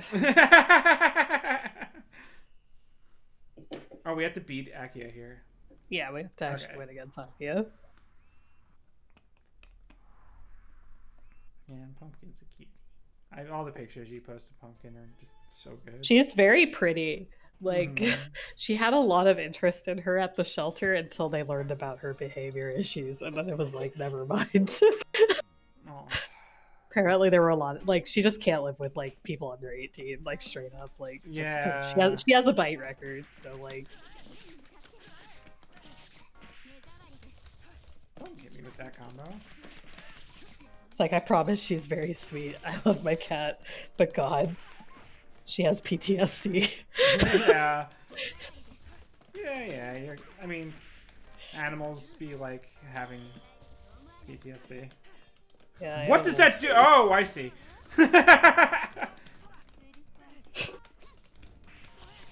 I do like the detail in the new one, in the new Melty, that her moves have that little cold effect that Vlovs do. Oh yeah, it's very cool. I like also that it changes color with her hair. I think it's really neat. I also like that it basically confirms that she's not going to have any new abilities in the You're not wrong. She doesn't need them though. Like, hers is busted. All they have to do is just jack the power level up a little bit. I kind of hope they don't, honestly. I don't. I feel like the far side. I feel like the far side people can just like weak overall, and it would still be fine. Yeah, for sure. Sasha is gonna be like uber busted. I feel like. Sasha could take the buffs that were meant for Akia. Yeah. I feel like Sachin's gonna show up with like 5 extra reality marbles or some shit at this point. It's like, I don't even think that's possible. Why can't I do my throw? It's so fucking weird. Sorry. Oh, no. You're not gonna beat me, are you? She's gonna kick your ass, sorry. Nissan. No, she's not. That's a hell of a scream. It's not as bad as the other one, but... Damn it. With a crash, I knock Akia down. Ah! Bro, she's gonna get you for this. Jesus Christ, caught up in the moment. I began to wonder if I'd be able to repay her for endless bullying like this. So it seems you really intend to dispose of me, brother. My high spirits fade away. Akia seems to completely misunderstand the situation.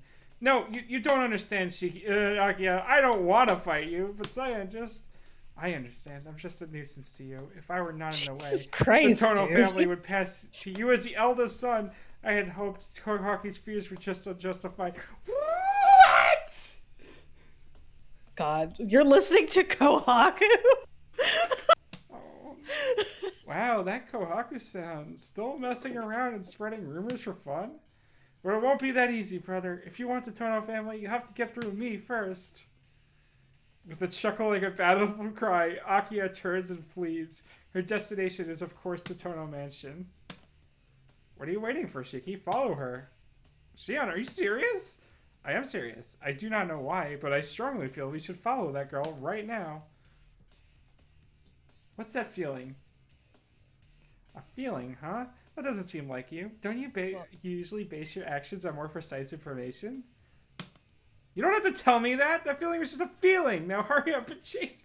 Welcome to the crack route. Let's go, boys. Welcome to the Lebsianisms. Holy shit. With I love the implication. CM runs off. Go ahead. I love the implication that Akia would listen to Kohaku about anything. I was like, that's the biggest stretch here, honestly. I mean, she would eventually. You know, I'm beginning to get a bad feeling about this. Complaining won't do any good. As long as I'm connected to Shion's thread, I have no choice but to go along with her. What the fuck is this route? Oh, we're gonna go cause problems on purpose. What is this? Dead End love song? The Tono Mansion is always so big. I think my house is big, but compared to here, I just think it's very... I think it's just teeny. Oh, it's Miyako! Yeah, it's Baby. It's Baby. I go up on tiptoes to press the doorbell, but after thinking a little bit, walking straight in is a bad idea. This is the enemy camp. If I'm not careful, I'll definitely get hurt. Whatever the school might think, today isn't a duel, so I'm not being cowardly. Anyway, if we're talking about cowardice, the people who have imprisoned the older brother here for so long are much worse. I can get in here.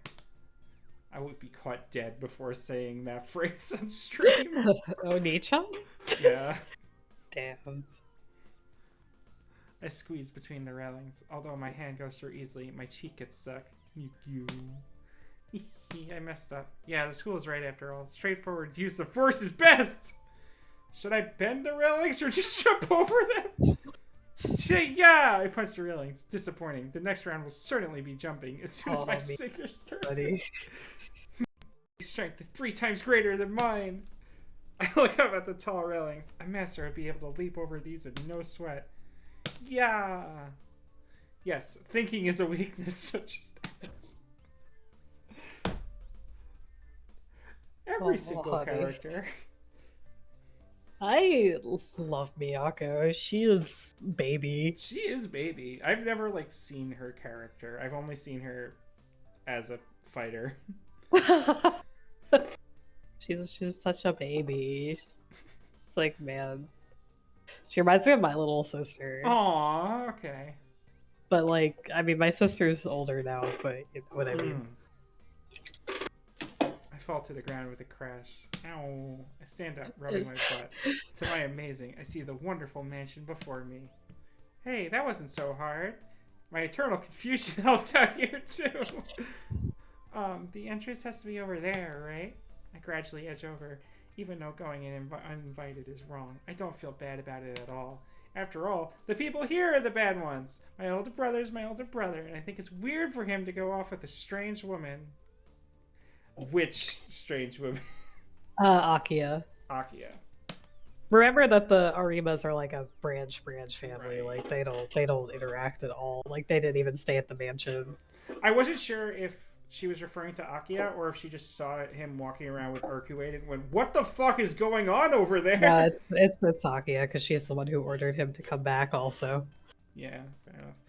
After that, my brother didn't come to eat watermelon in summer anymore. Oh, come on! He couldn't have visited? That I mean, you have to remember that Shiki's feels bad about taking advantage of them. Yeah, but still, I guess. I guess you're right, but still, it would have been nice to visit. I spent so long taking out all the seeds, so it would be perfect to eat. But this year, he didn't eat at the dojo with us. Brother, I'm sure you've been locked up. Mother says this house is full of scary people. Huh? She's not wrong. Mother said that? What's up? She's not wrong. She's not wrong. Cautiously, I peeked through the window. In the castle-like entrance, there are 3 women. The first one was Akiya. Brother says she's the strongest person in the household. I met her loads of times. She's the person I have to beat number 1. Second's Kohaku. Brother says she's the craftiest person in the household. She seems to always be wearing a kimono. She has all sorts of medicine, and it seems like she always manages to take the spoils for herself at the very end. Don't know about that one, Chief. I mean, okay, but also she could steal from Akiya and be like, nope, Akiya would not complain. Yeah, but getting her way in the end is kind of how I read that. Oh yeah. When I got Grandpa Sogen to ask about this, he said something about her being a step away from human experimentation. You're not wrong. So this is a Kagetsu Toya reference, just to give. Oh, really? Okay. Yeah. When I asked what human experimentation was, Grandpa told me it's like what nurses do. I'm not sure why, but I feel she will be the most formidable enemy. A master could sense another master. Anyway, she's person I have to beat number 2. The third one's Hizui. Brother says she's the most determined person in the household. This is fucking true. Yeah. That's what I meant before when I was saying, when you were like, Hizui would be knocked over by a weak breeze, and it's like, yeah, but she has the most powerful aura. Yeah, you know what? I'll agree with that. I'll agree that she's the most powerful aura. She doesn't look very strong, but I'm sure she's built like iron. I'm not sure how my usual punch will do against her. Anyway, she's the person I have to beat number 3. What are they talking about? The 3 of them seem to be arguing about something. Akiya's shouting at Kohaku and Hizui. Hizui's shocked, and Kohaku's smiling. Now that she's angry at them, the usually scary Akiya is even more scary. Huh? With a thump, the floor opens. It falls through. You planned this, didn't you, Kohaku?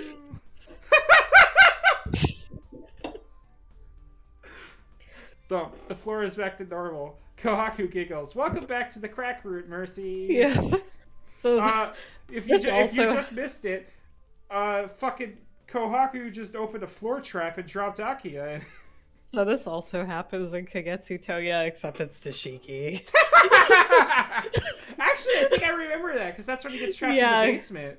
Yeah. Shit. Okay. Because he peeks in on Akiya changing. Mercy, get ready, because I do know what the boss of this route is. Yes, I was right. Kohaku will be the most formidable enemy. Also, right now we're following Miyako, who you might remember is a little girl who carries you McDonald's. She's baby. She's baby. She's she's Shiki's adoptive little sister, but not the other adoptive little sister. No, not the other. Like the adopted little sister that's like 5 years younger than him, and he's not weird about. Yeah, and isn't actually, I think she's actually younger than that. I think she's. I thought she was 12. Miyako?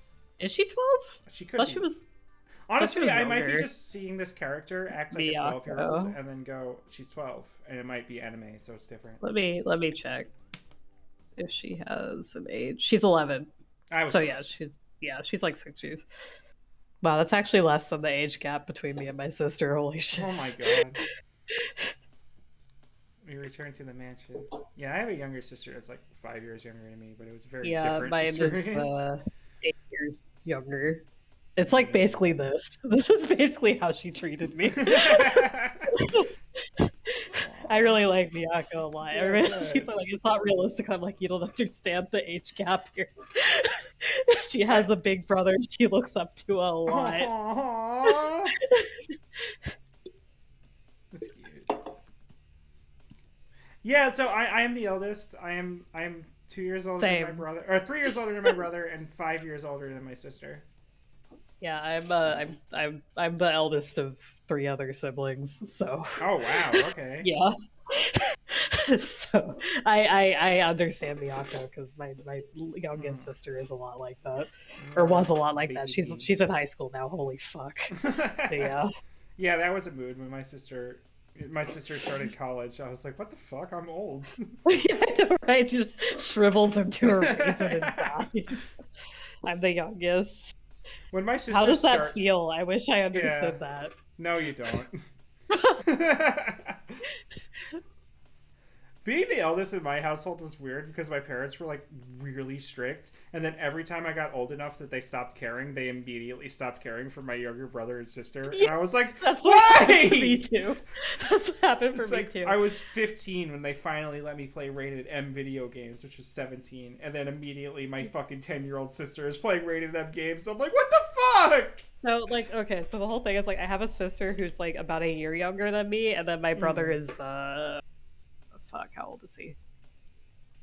He's like 4 years younger than me. So like my two siblings are like pretty close in age to me, so we basically grew up the same. And then there's my youngest sister. It's like a super age gap for the rest of us. And like, so yeah, like we basically all grew up, at least me and my my older younger sister grew up the same. Yeah. It's a time being like, what? Mom and Dad don't have a strict bedtime for you? Oh my God. Excuse me? It's like my parents were like, you can't play out in the street. You're not allowed to be in the not even play out in the street. You can't be in the street ever without holding an adult's hand. And then the moment they were like, whatever, you're old enough, my younger brother was like playing out in the street. I'm like, what the hell? See, I was allowed to play video games. Like I played World of Warcraft since I was like 11. Mm-hmm. My parents didn't let me play World of Warcraft. I was explicitly forbidden from playing any MMOs. See, I was I only played with my dad, so it was fine because I was like in the same guild. But I was considered the bad. So I was like I have a bunch of adult Sorry, let me rephrase this. When I was a kid, I had a bunch of adult cousins because my dad was like the third youngest. But I also had a lot of way younger cousins, and I still do, obviously. Like I have a couple that are like in elementary school. My mom's in a family of like, she has like 12 or 13 or 14 siblings. Jesus Christ. Yeah, my mom has like 8. So it's like, trust me, she's like the youngest. She's like the second youngest. So but no. Oh no. I can't believe you missed out at this important stage of your development. But yeah, like, so I have like a bunch of younger cousins. I'm on vodka soda number 3. Okay. And I was like the black sheep because I showed them Super Smash Brothers. Oh yeah! And ever since then, my like uncle has hated me. No. It's wild. He's like, you're the reason that your cousins are like this. And it's like it's like I see them like once a year. No. What the fuck are you talking about, dude? And like if they like video games, they like video games. It was like the wildest thing. God, my parents were so fucking. So Super Smash Brothers Brawl came out when I was 12, and you may know this because Solid Snake was in that game. That game was rated T for teens. Yes. So I had to beg my parents every day for like 6 fucking months to let me play Super Smash Brothers Brawl, because it's not who cares if it's rated teen. It's a video game. It's good. And like they finally got it for me, and then the moment I was playing it, they're like, "Let your brother play with you too." And I'm like, I mean, God, sure, like reasonably, yes, but why did we like this? I was 12. Like the same age. My brother's 3 years younger than me. Yeah, we're the same age. Okay, yeah. So yeah, we were like the same. We're the same. You turned. I'm 26. Okay, so I'm 25. Yeah. So it's about the same. Yeah. But like I was allowed to play it, and we brought it down to my grandma's house. Let me clarify. Smash Dojo? Yes, I do. Because I was at my grandparents' house every day when I was doing my homework on the computer, and I was checking Smash Dojo for the updates. So okay, let me give some context here. I'm mixed. So my mom's side of the family is black and like completely black, and my dad's side of the family is white, like completely white, like Southern white, Republican white. Okay. The cousin that I'm talking about is the uncle that I'm talking about is on my dad's side. So like he basically already didn't really like me because I was black. Let me stress. First of all, I would also like to stress my grandparents are actually super cool and I really love them a lot. On my dad's side, yes. Okay, cool. So let me stress. When I talk about my dad's side, it's like exclusively this uncle, because all the rest of my dad's side is like chill. But he basically his family already didn't really like my family, and because I was the oldest, I was the easiest to blame. So it was just like because I showed them Smash Brothers, he has never forgiven me. He says you have showed his kids Smash Brothers, he has never known peace. Like he's completely fine with my other siblings, like straight up, like he is completely fine with my other siblings. It is literally just me that he still cannot talk to, and I don't know if he's figured out that I'm gay or like what. It's just like, oh yeah, no, like my whole family's white, but like they're all like both sides of the family are all conservatives. And they're the type of conservative that would say if he wants to be a girl, then he can go ahead and do that, right? God, fuck that shit, I am not out to literally anyone in my extended family right now. Like, fuck that. Same. I'm just like I don't want to deal with it. I'm so fucking thankful for COVID. Well, not really, but I'm so fucking thankful that I get to stay home for COVID because I don't have to confront any of those motherfuckers. See, like my grandparents are super chill about it, which is wild. So it's like they're like, "Oh, it's okay if you like girls." They don't get it, but they've got the spirit. Like, it's okay if you like girls. I have a feeling that please invite us to the wedding, and I'm like, I'm not dating anyone. It's like, yeah, but it's still fun, you know. Like if you want to wear a suit to your wedding, it's okay. It's like, oh, grandma, you don't get it, but that's fine. She's a little confused, but she got the spirit. But it's my fucking uncle. Anyway, God. Not to go trauma dumping about my family. No, you're good. You're good. Don't worry about it. It's mostly just funny at this point. Oh yeah, I am still like we had the Christmas dinner, and I'm like, oh shit. My HRT is going. Like I can't hide it anymore. And I had to like go get my oversized coat and put it on when my family wanted to do the stupid fucking like FaceTime call. Because I'm like, yeah, I'm wearing a coat indoors. Shut the fuck up. Don't bring it up. I don't want to use my heater. It's fine. Fine, no, don't worry about it. It's so funny because it's like, you know, the whole like meme about the gay cousin. Like nobody else in my family is gay, so I'm pretty sure they all know, but they're just not saying anything. As far as I know, nobody else in my extended family. My sister is gay, but nobody else in my extended family is gay. So I can tell you straight up, nobody. At least like none of the adults in my extended family. Yeah. I am cousin. I'm pretty sure that if I came out to that family, I would be the gay cousin, or I would be the trans cousin, or whatever, right? I do have a trans cousin, but like it's oh, is it a thing? No, it's oh god, I'm trying to think how the best way to describe it. So he's like my grandma's sister's grandchild. So it's not really like so he's not really like a cousin. Jesus he's like a sort of cousin, you know what I mean, right? Like like a cousin once removed or whatever the fuck it is. Also, and it was like a whole to your knowledge fucking thing. It was like a whole fucking thing, and like God, because like my grandma's like my grandma. Basically, that caused my grandma to like and my grandpa to like understand. They were like they literally did research when he came out because they didn't want to lose the relationship with him. Cool and, them.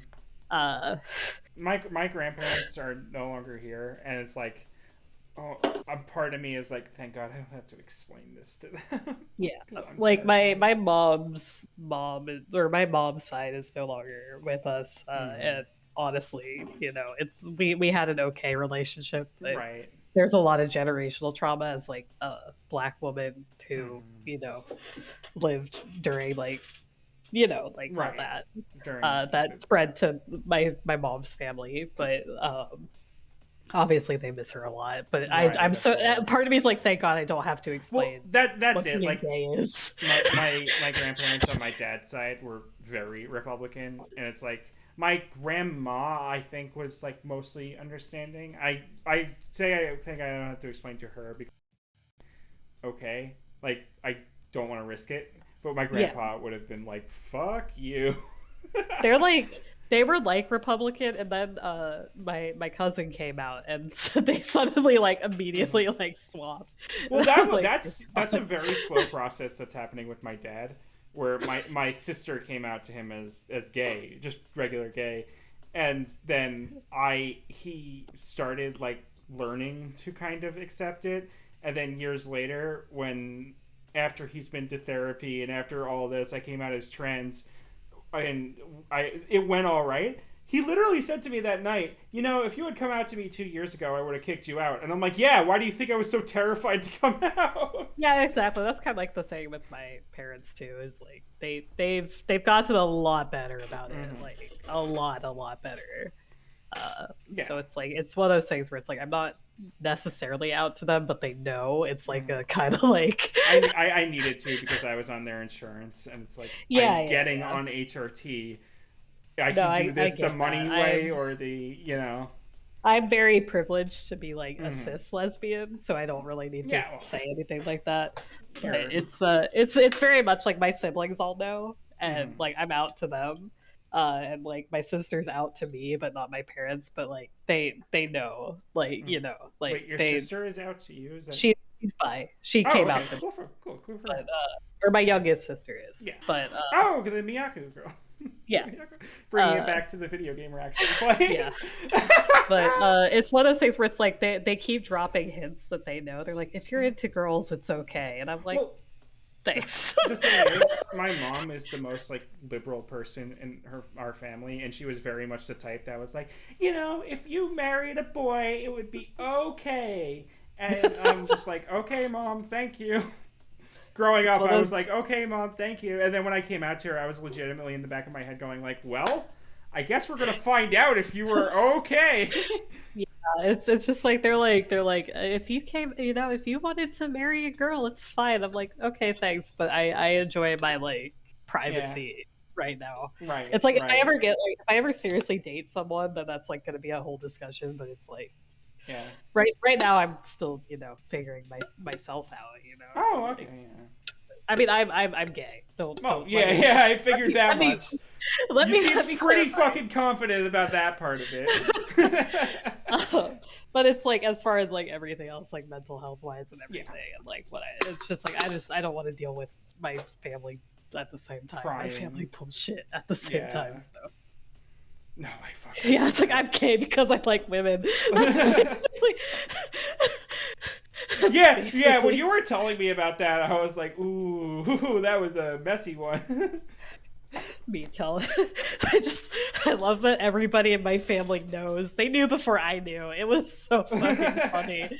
They were telling me this in high school, and I was like, what do you mean? I like guys. It's like, my family always, like, my family bullied any, like, feminine behavior out of me, and then, like, kept bringing it up every time it came up and whatever. And then when I came out to them, I was like, really? You? I'm so surprised. And I'm like, well... Are you surprised? You certainly noticed. It was so fucking funny because I was saying this in high school, but I thought I had a crush on a dude, and I was like, "No, I like men." And then it's like, my sister straight up told my sister straight up told me like, dude, I could not my youngest sister, but my other sister was like, you would never shut the fuck up about that one girl from Tokyo Mew, the wolf girl. Like, it's like, I think we knew. There was someone who I knew growing up who like was like gender questioning, gender queer or whatever. Like, I still don't know what they are now, but they kept saying to me, okay, what if you started calling you a girl and you couldn't stop them? And I thought about it, and I was like, that doesn't sound that bad. What's the problem? See, I was also in marching band, which is where all the gay people were in my high school. Yeah, so, your brother fucking knew. Sorry. Yeah, It's just like straight up, like everybody like already assumed I was gay before I even knew. Like it was just like we were. Yeah. Okay, I'm not gonna go into super detail about this because like it would be like where I'm at. But like we were known as like the gay people high school. We were like. Like straight up we were like okay, so I played soccer and also I was in marching band. So in the fall I was in marching band and in the spring I was in soccer. And there were literally other high schools that knew I was in marching band because we would go to competitions. And straight up, I didn't know until like after I graduated that apparently they were saying shit to the other soccer players, which is why they were like some like there were some that like acted really weird about me in the changing room. Oh my god. They were just like, and like my friend was like, yeah, like because you were in marching band, people were like, oh yeah, I saw that girl in like the gay marching band. I'm not saying the name of. Are you in? Were you in clarinets? I was flute. Okay, you were close. You were clarinet adjacent. I have a friend who was a clarinet main, and they were like, oh yeah, no, this is where the insane people hung out. So like the initials of my school were called like derogatory like gay things and like pregnant things, like God. Things like that, because we had a bunch of like teenage pregnant people too. And because of that, apparently it was a whole thing in the soccer, like it was like, and nobody told me until after I graduated. But my friend who I went to anime cons was like, yeah, like people heard that you were like gay because some people on the other soccer team saw you in the marching band. And I was like, what? And they were like, it's okay if you're gay, like I'm still your friend. And I was like, what? Mercy, this is before I went to soccer. Out of character for me? Sorry, go ahead. It was before I went to college and like really decided, because like I was like, okay, I'm bi. Yeah. And then I realized like, no, I like women. Like I had a friend who went through something similar where she was like, I am ace, and then eventually we started talking after we hadn't talked to each other in a few years, and she's like, yeah, by the way, I'm just completely out as a lesbian now. Girls are really hot. And I'm like, yeah. We all kind of figured, but I wanted to respect you saying you were ace. It's like the one guy I had a crush on in high school like ended up coming out as gender fluid, and then like he did, and I'm using like guy. Yeah, and I would like to stress he came back out as like he was like, okay, actually that identity didn't work for me. I'm actually like a cis guy. And it's like, okay, but it was just like it was like the whole thing. It's like because he was trying to act like feminine at the time, because like he was like trying to figure that out. I never realized that about her. The person I just brought up used to always have crushes on the most feminine of men. Yeah, and it's just like, but like at the time he had a crush on me because he admitted to me that he had a crush on me when he was like experimenting with like his gender. Like, it was just like, fuck, dude, what the hell?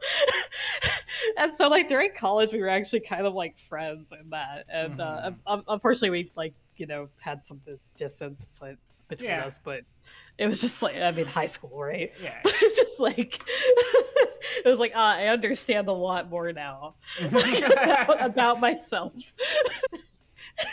It's like you could only be attracted to men when they are removing themselves from being men. Yeah, it was just like, it was like wild. I was like, oh, that makes so much more sense. God, it was so funny. When I realized I was trans, I had a phase. I'm like, okay, a lot of people talk about their sexualities changing when they start to transition. Let me be open and let me like think about it. I'm like, am I bi? And then I had like a month tops where I'm like, am I bi? And then by the end of the month, I'm like, no, that part didn't change. Nope, not at all. Yeah, it's just like straight up like I only have like crushes on like feminine presenting people. So it's like, man, okay, I get it. I understand. On women and Nero Devil May Cry because he has a motorcycle engine and is okay, but Nero Devil May Cry is sexy, so I get it. It has one fictional man, or maybe a few. That so I have. Like, okay, so like straight up, Crom Fire Emblem, Graha Tia from Final Fantasy XIV. They're like the two like most like ally fucking men you could ever have. No, Crom is the let's go lesbian man. Yeah, he is absolutely. Like I don't know a single lesbian who married any other man. The lesbian experience of marrying Crom. There's no same-sex marriage in Awakening. Right. So like if you want to play as a girl, you have to marry a guy pretty much. And every lesbian I know married Crom. Like yeah. At least first I knew Mercy was also a big fan of Gratia. Yeah. It's like that's just the lesbian experience. It's like liking Graha and or liking Crom. And like that's just like yeah. Like I have no strong feelings about the Three Houses men. I have no strong feelings about like the Fate men. Like I like Claude. My sister is also a lesbian. She was big into Dimitri. Like I get that. Like Dimitri was her hyper fixation for that game. Other than of course Edelgard. Oh yeah. But it's like I have no strong like literally the only Fire Emblem man that I would be like I would marry is Crom. Like I like the male characters in Fire Emblem a lot, but like he's the only one that I'm like I would actually marry. See, the thing about Nero Devil May Cry is I wouldn't marry him because a big part of it is like, oh, him and Kyrie is so cute together, and I wouldn't want to get in the way of that. Like, yeah, no, I get that. I 100% get that.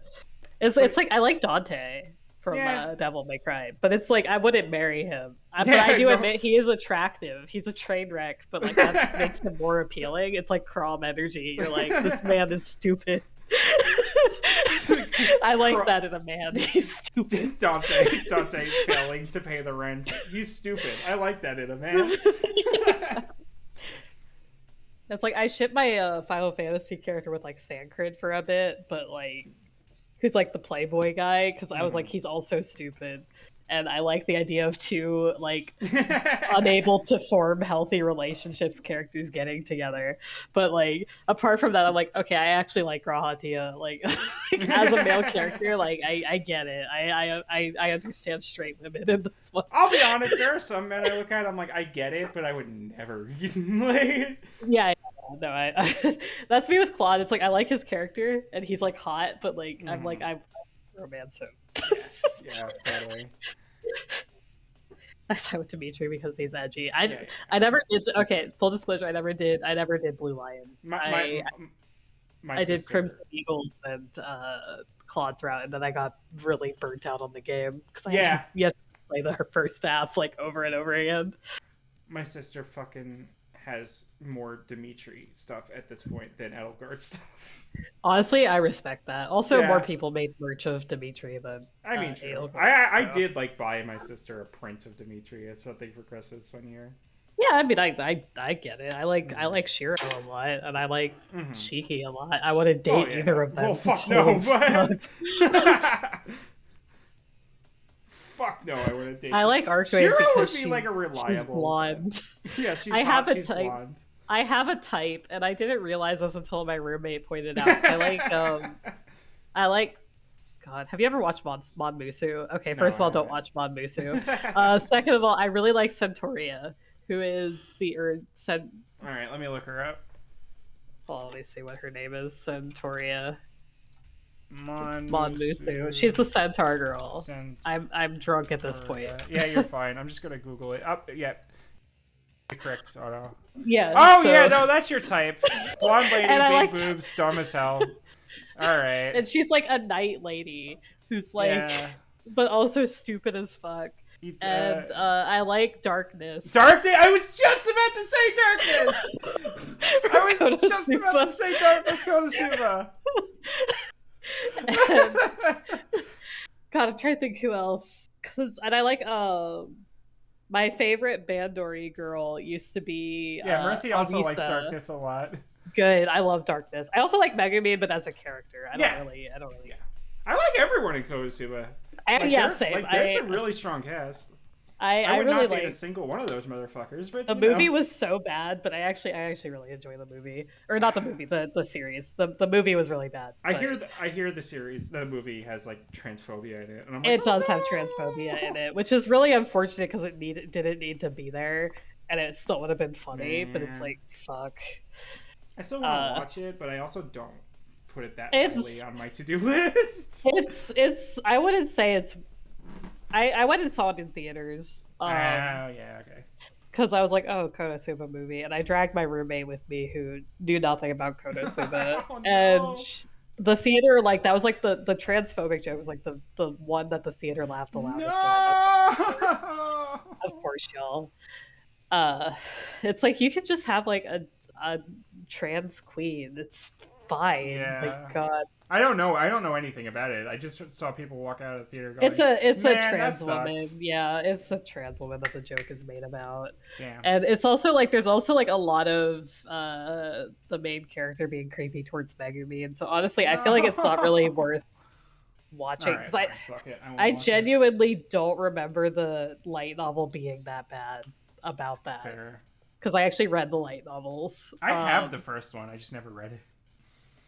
Like I know there was like a promotion thing that was like buy 2 books get 1 free, and I'm like, I'm gonna buy some anime books, and I just bought some and yeah, got around to reading it because by the time it actually shipped, my hyperfixation wore off. Yeah, it's I like the anime a lot. The movie was really disappointing to me, so I don't think it's that's. I did also like the anime a lot. It was a lot of fun. Yeah. Okay, good. I can be open about that because like some people are like, "Ew, Konosuba," and I'm like, "No, I really like Konosuba." Monmusu has a lot of issues. Books, did I? Yeah, you did say anime books. Oh no. Monmusu is like really bad, but also really fun. Oh, it's God. I cannot. I enjoy Monmusu a lot. It has a lot of issues, but like if you go into it with like okay, this is gonna be a ecchi harem anime, it's a lot of fun. I really like the characters a lot. Like the cast is very good. I think it's a very strong harem anime. Yeah, I heard good things about it, but I just never got around to it. It's one of those where it's like if you don't like ecchi, then don't watch it. I've softened up about ecchi over the last like 3 or 4 years, but like back when it came out, I remember just being like, stupid. Yeah, I mean it is very stupid. I really like the cast though. Like I like honestly like Poppy and Sue, like they do get sexualized, but I do very much see them as like my daughters. They're very, and also like the main character isn't into them sexually, which helps. So it helps a lot that he also sees them as kids, pretty much. Yeah. But it's the cast is very strong. I enjoy the cast a lot. Excuse me, Jesus. Mia is a very good character. I like her a lot. Yeah, Mia. Yeah. Have you seen that one Dakimakura of her that's like actually 60 feet long? What? I want that. I was actually thinking about that. I was like, that would actually be like the ideal Daki. If I could find it, because I remember it was really hard to find last time I looked for it. I was thinking about that. I was like, holy fuck, that would be amazing if there was a life size. But no, it is like 30 feet long. Do you have it? Oh, I think I found it. Wait, hold up. Come on. Yes! Send it to me. I will send it to you and then put it on stream. Can I find one without a person? I guess all of them have to be wrapped around people. I'm sorry.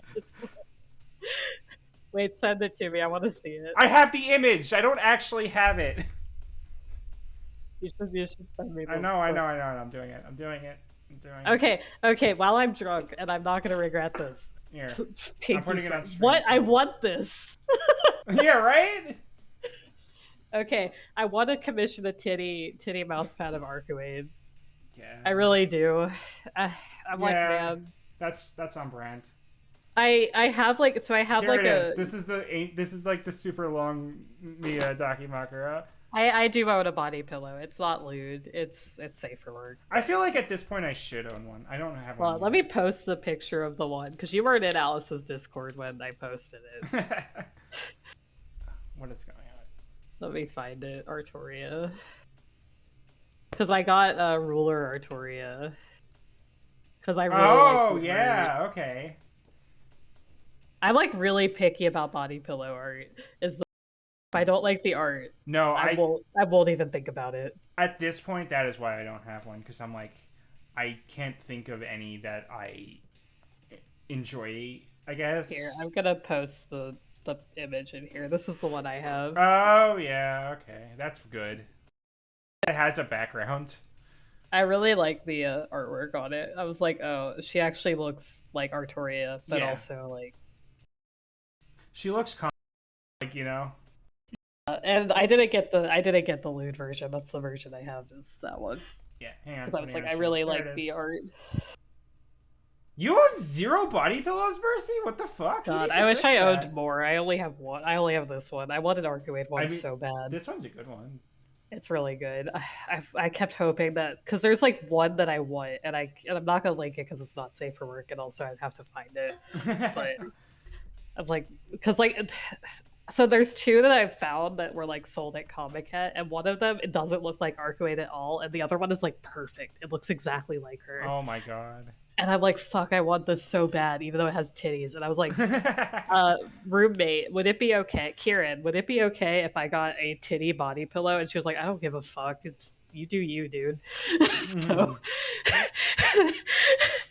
I've been searching for it because I don't want it used. Like, the issue is like, oh god, no!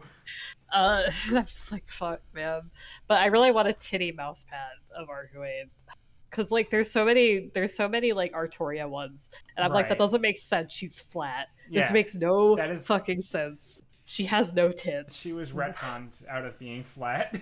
But like I have a supportive mouse pad that's just like a black one, and it's actually really helpful when I play MMOs. And I'm like, I kind of want a titty one. Yeah, I actually highly recommend it for doing work because like it really helps me with like video editing and stuff like that. I'm mostly on my keyboard when I'm doing work. It's not on my mouse. Yeah, so much, but I have an MMO mouse, so I used to, but I just realized I never used it for anything. Yeah, I really use it for Final Fantasy, and it like really helps. I had carpal tunnel during college because I went for education. Yeah, that's why. Yeah, and it has really helped me do work. Like honestly, like it's very good. I just have a really fun one of John Alter that's in like this like 80s like synth style. Actually, it is so cool. I'm gonna just get the wallpaper open because I fucking hell yes. I wanna. It's so good. I want to commission Arcuate one because I have not been able to find one. I found one artist that did like something that looked really close to like being a titty mouse pad, but they never ever put it up for sale. And I was like, "Fuck, dude, come on! I didn't even I'll know give that you dollars." Commission titty mouse pads, but I guess that does make sense. Yeah, so I used to sell at anime conventions, so like I have a bunch of manufacturers for like things like that, like saved, and you can actually just order a sample for cheap if you only want one. And they'll just send it to you. Okay. It's like obviously like you still pay them for the shipping and everything, but you don't have to order like a fuck ton of them. You can just order one as a sample and be like, yes, I will. This is for me. Stream first. G-Pie, this is. You know what? Honestly, no, we didn't, but it worked out. It's why do things have to turn out like this? Oh god, this is just so our Melty streams. Oh, this is so big. Oh, that's so good. Hang on. Jalter's so hot. My roommate is super into Jalter. Jalter is, out of all the Fako servants, Jalter's my favorite. Like, no question. Not a contest. She doesn't do much for me, but like my roommate is so into Jean Alter. I'll be real. So I got back into Fate Grand Order when the Summer Event 3 was happening, which was her event. And I was like, I am so fucking pissed off because any other event I would have skipped and I wouldn't have gotten addicted to Fako again. But of course it had to be the John Alter one. I love her. Like, I genuinely really love her character of her. She is trying really hard to, like, be herself and, you know, and all that. Like, she's trying to stake her own identity that is separate from John, but also, like, one she wants to be and all that. I really liked her in the, what's it fucking called? The side story shit. Not the interludes, but the ones before Lost Belt. The Britain one. The one in where she was like living with Saber Alter and they had the dog. Yeah, the epic Shinjuku. The remnants. Shinjuku. Yeah, she's great. Like, she's a fun character. Yeah, it's like, God, I wish I was more into her. I also am not super into Jean either, though. I think that's like the issue. Like, I agree with Jean. I like John in the summer events because I really like their dynamic. She's fun. But... It's one of those things where it's like I like them fine. They just like they're not my type. And because of that, they don't really do much for me. Like Jalter is definitely more my type than Jean. Yeah. But even John, like during the summer events, is just the funniest scene. It's like, haha, I am surpassed you because I am learning to read, John. And John goes, wow, you're using your desire for revenge as a positive force for self-improvement. I'm so proud of you. Damn that John. How dare she show me up like this? It's such a goodie too. It's it's like a Saber Alter also doesn't do much for me, so like I really like Saber, like OG Saber. I agree. I think I like Saber Alter more I like her in Shinjuku a lot, but yeah, I like her in Shinjuku, but like outside of that, I just don't really. I mean, that's outside of that, she's not really a character. Yeah, it's like that's the thing. It's like they'll have like one really good story chapter, and I'm like, ooh, I like that a lot, and then like it'll be like different in like a different thing, and I'm like, ooh, okay. It's like I liked her a lot in the summer event, but like I didn't really care much for her in like the France chapter, and I was like, okay. Oh god, the France chapter was just bad though.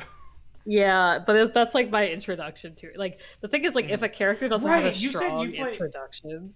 Wait, you said you started with Fate. Wait, you said you started Fate Extra after Fate Go, but you did FSM first? No, so I played Fate Go first. I played. Wow. Okay. So let me stress, I'm a baby Fate fan. Okay. I did Fate Go when it first came out in the U.S. Okay. And then I went back and played all of them.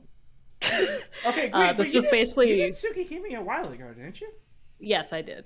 But and then you Fate just never Grand got Order around came to out. Fate Grand Order. So Fate Grand Order came out in 2013. Right.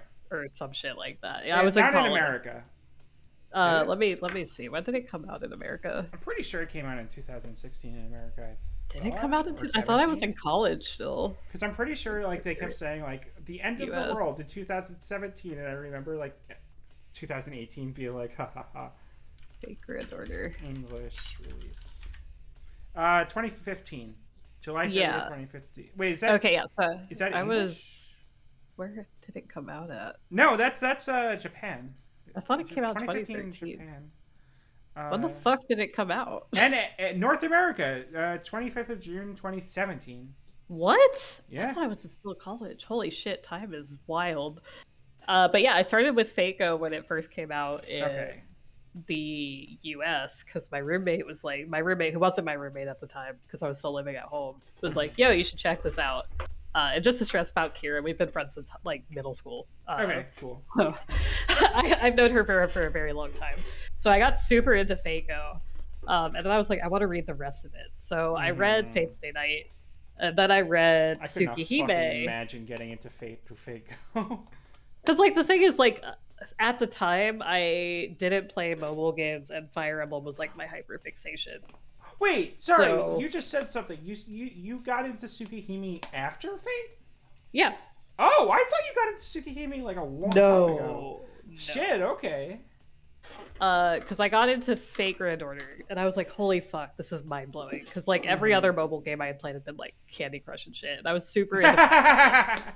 So like I got into Fire Emblem and Awakening. I'm like actually I'm a baby Fire Emblemer. I got into it when in Awakening because again my roommate was like, you should play this, and I was like, okay, pog. And I played all the Fire Emblems, and then Fate Grand Order came out, and I played like the prologue, and I was like, holy shit, this is so good. This is better than like any Fire Emblem game I've played. Oh, no. And so I went back and I read Fate's Day Night.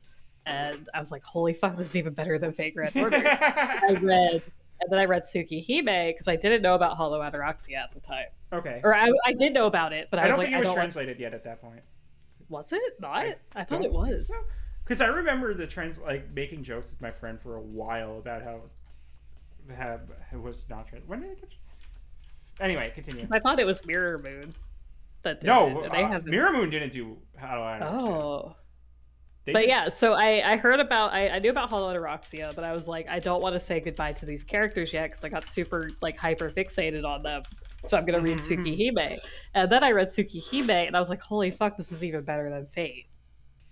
And then I got into Kagetsu Toya, and then I got into Melty Blood, and then I played Hollow Ataraxia, and I was like, holy shit, Hollow Ataraxia is so good. Yeah, this is like my favorite of the Type Moon visual novels, so I got way back into Fate again. I would like to make a correction.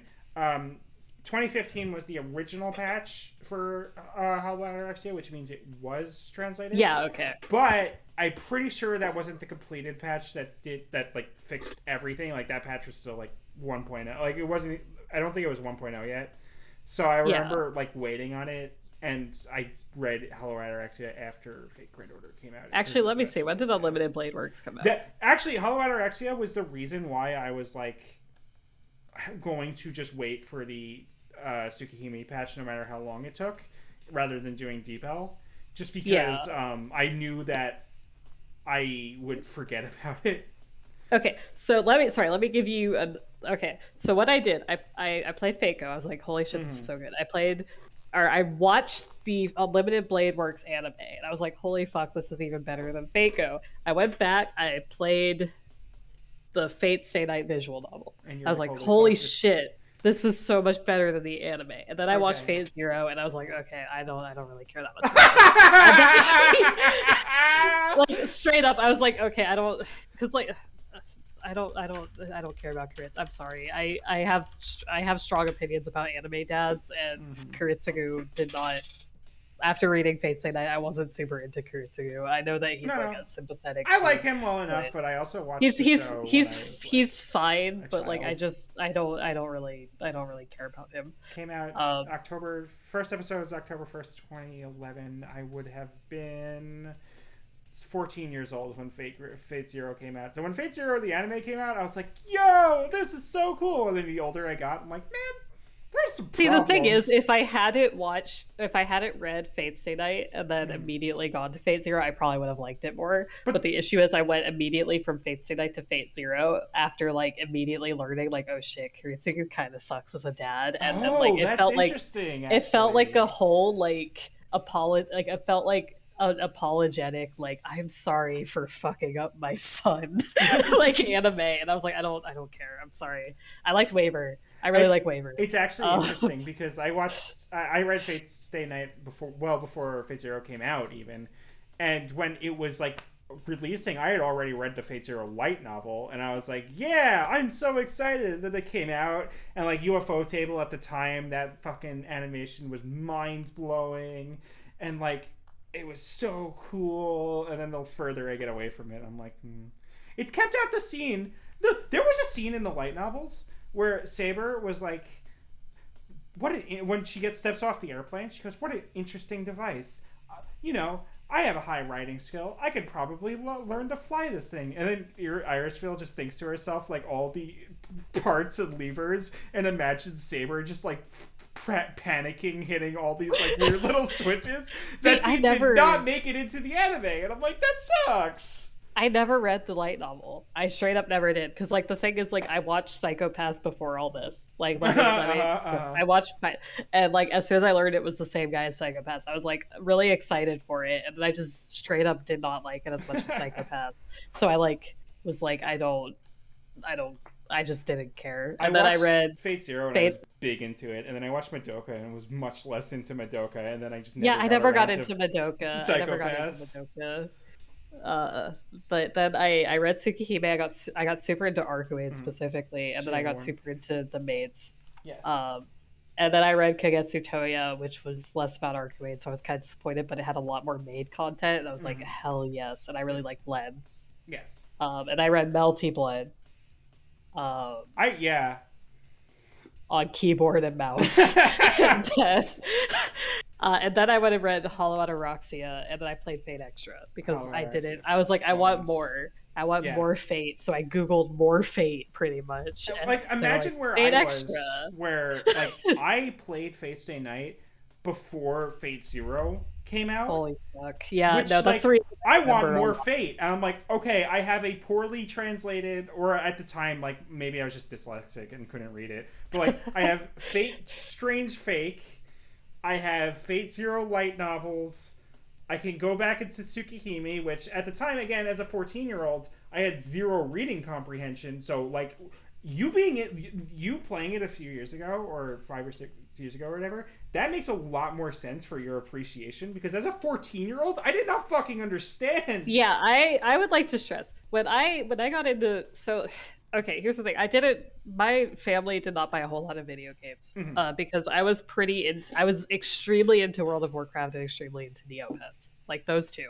So basically, like, I owned the Neopets PS2 game, and my dad owned a bunch of like Gran Turismo racing games. And apart from that, I did not play like any video games except for World of Warcraft because my brain was like hyper fixated on World of Warcraft. That was me with Pokemon. Yeah, and Pokemon. I did play Pokemon. And when I got to college and I went for game design or a game animation, because I was, again, World of Warcraft, as many issues as it has, and I'm not gonna, I don't want to become like a Blizzard apologist, so let me just. World of Warcraft inspired me to do animation because I loved how much they did with so little. And that was literally that and The Incredibles, like the movie, like were the things that got me into animation. Yeah, cool. And when I went to, game college, I realized there was a lot of stuff I missed out on. It's like I played Final Fantasy for the first time in college. I played Fire Emblem for the first time in college. I basically got it super into JRPGs in college. So I was a lot older than like the target demographic for a lot of I'll be a little surprising and say I was in a similar boat. My family didn't buy a lot of video games just because my parents thought video games would turn me into a serial killer. Yeah. So when I was in like late high school and I finally got like a Steam account and I finally when I graduate high school and have a job I can buy video games. That's when I started getting really into it because I was like, shit, I missed out on so much. Yeah, it's like the thing is like I never had a computer of my own until college. Like I had a laptop. I had one, but it was dog shit and couldn't run anything. Yeah, like I had a computer, but it was like my dad's hand-me-down computer, and because of that, I felt really weird installing stuff on it. My parents just had parental controls on, so I couldn't. Yeah, they didn't do. They were my parents were not that controlling, thankfully. I just really felt weird about they were like, remember viruses and talking to people on the internet. Yeah, that too. Talking to them people on the internet was something I was like, you guys are stupid. But viruses, I was like, oh, I should take this seriously. So it was just like a whole thing, and so like at college, like I really like started like branching out, and that's when I got into a lot of stuff because my roommate got super into video because like her family like just didn't have a lot of money to buy video games until like she got a job in college. So she would recommend me a fuck ton of video games, and I was like, okay, I'll play those. And that's when I started getting into like a bunch of series that I'm still into today, like Fire Emblem and Fate and things like that. Nier. And Nier, yeah. Because like I only owned a PS2 and a Wii, and then I think I had a Nintendo 64 at some point. Oh but my god, I never had that. I started with the GameCube. My dad had a Game Boy, like the original Game Boy. Wow. That's what I played Pokemon Yellow on. I had a Game Boy Advance. I got the Game Boy Advance with Pokemon Ruby on my 6th birthday, and I had a DS. My life was over. Yeah, I had a DS. Like my parents got me a DS when like it first came out with like and then I got Pokemon Ruby, and that was like my first Pokemon where I understood what was going on because I had Pokemon Yellow because I really liked so I used to live in Japan, and we would have because my dad was military, so we moved around everywhere. And I was super into Pokemon the anime. Yeah, Mercy. And so they bought me so we had Tetris and for the Game Boy, and then they were like, okay, here you go, we'll buy you Pokemon Yellow because it has Pikachu on it. That was like my first Pokemon game, but I did not know how to play it until Ruby. Well, I wound up getting my hands in the guidebook for Pokemon Ruby as like a hand-me-down from my cousin, and like, holy shit, my parents didn't want me playing video games, but they were like, she's reading the guidebook. Okay, this might be okay. See, my family was the only one of my extended family that did technology shit because my mom was like an engineer. My mom was a fucking programmer, and she was so afraid of technology. It makes no fucking sense to me. Yeah, so it's just like, so we were like the only ones that played video games, and like it was straight up like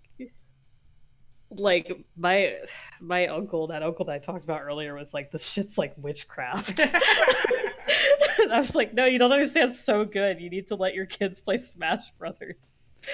Anyway, Smash Brothers is the one. Like, that's how I became hated by my extended family. I want to loop back around a little bit because I need you to understand what you said from my perspective. Imagine starting with Fate Stay Night and like starting with Fate Stay Night as a 14-year-old. So like this shit has embedded itself into your consciousness. This has been like, what's the word I'm looking for? Fuck. What's the word that's like when you're like when it's part of your, like your development or whatever? Oh God, I know exactly what you're talking about. I'm very drunk right now. No, you're good. But yeah, I know exactly what you're talking about. Like Fate Stay Night was like one of the things for me. It was like Fate Stay Night, Gurren Lagann, a couple other things were just like completely. Now imagine yourself being that like impacted by Fate Stay Night, and then reading the prologue of Fate.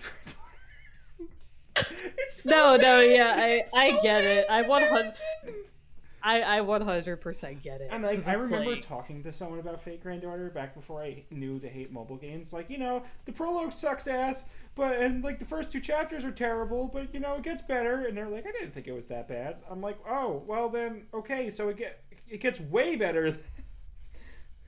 Yeah, it's just like again, like I didn't play a whole lot of games, and like my first Final Fantasy was 10, and I played first Final Fantasy was 10. That's a good one. Yeah, and like I played I literally got super into Fire Emblem and played all of them, and I cannot stress enough. I played every Fire Emblem. AMA. And so like it was, which ones are good? Yeah, that's AMA. Which ones are good? 4, 5, 6, 4, 5, 7, 8, 9, 10, 11. This is a Final Fantasy chart. 3.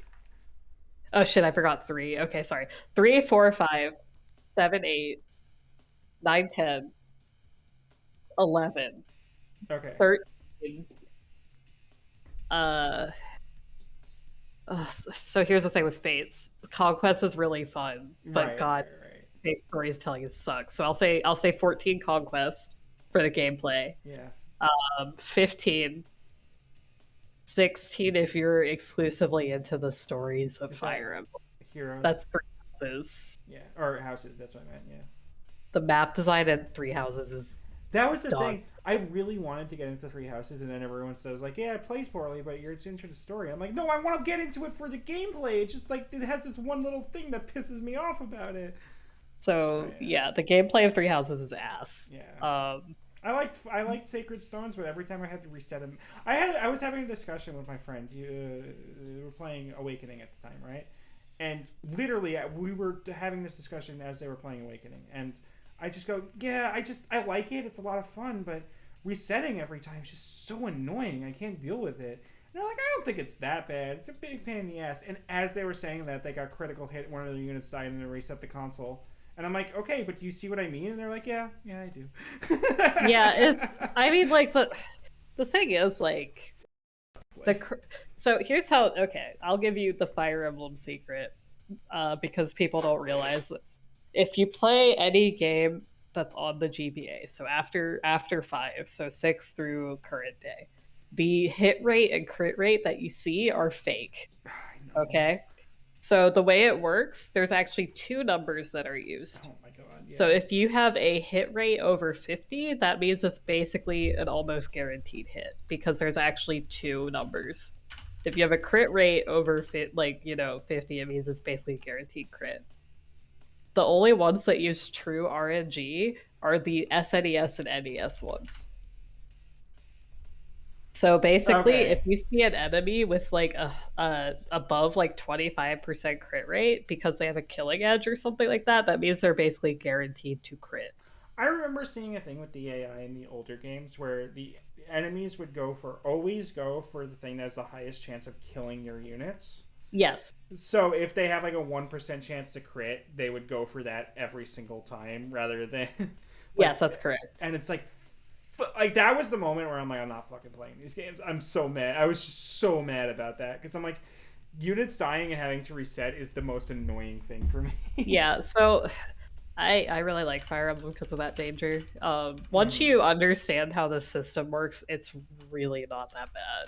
And I know that sounds hollow coming from someone. Like, you do get a couple unlucky crits, but once you realize like that there's ways to mitigate that, like, it becomes Fire Emblem becomes extremely easy. my first TTRPG or tactical RPG was SMT Devil Survivor. Oh no. That was my favorite though. Like that one to this day is one of my favorite video games. That game fucking whips ass. But one of the things I got used to was the loop of just, oh god, the enemies are chasing me and I need to revive my units. And we're just running away and reviving, running away and reviving. And then just going from that to like Fire Emblem where it's like nobody can die even once. Like SMT Devil Survivor was hard, but if something went wrong, you always had that chance of fixing it and then regaining control. Whereas with like the older like when I played Sacred Stones, a unit would die and then that was it. I just had to reset, and I'm like, yeah. I'm so mad.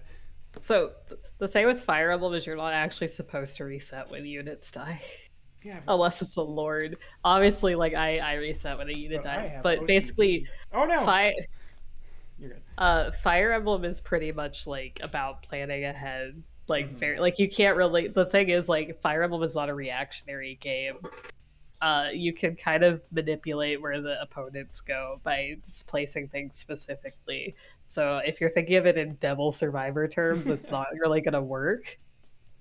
Which is why, honestly, I don't really like Devil Survivor, because I kind of like Fire Emblem's way of like, okay, I'm thinking 3 turns ahead. Well, if I put my armor unit here, I can... I was doing that, but there were some times when it's just like, oh, like when I can handle like... Okay, the other thing about... Okay, I'll also tell you this right now about the GBA Fire Emblems.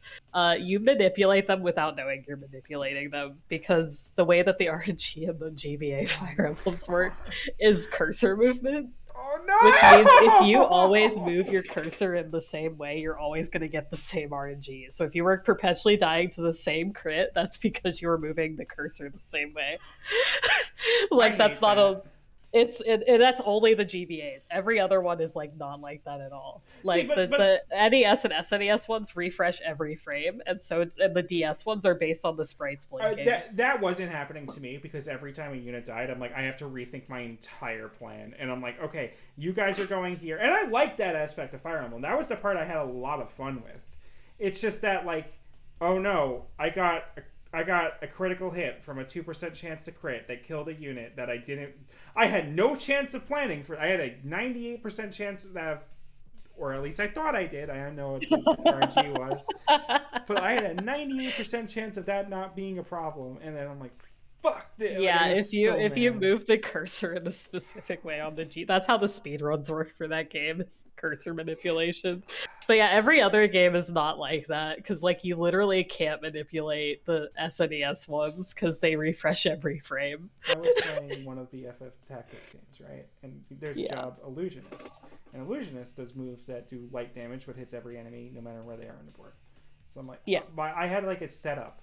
I had one unit that just restores MP but takes a while. Then I had my Time Mage, and they would just sit in the corner and buff the living shit out of my Illusionist, and then the illusion, and like that thing about like FFT of making builds that are just garbage broken are so much fun.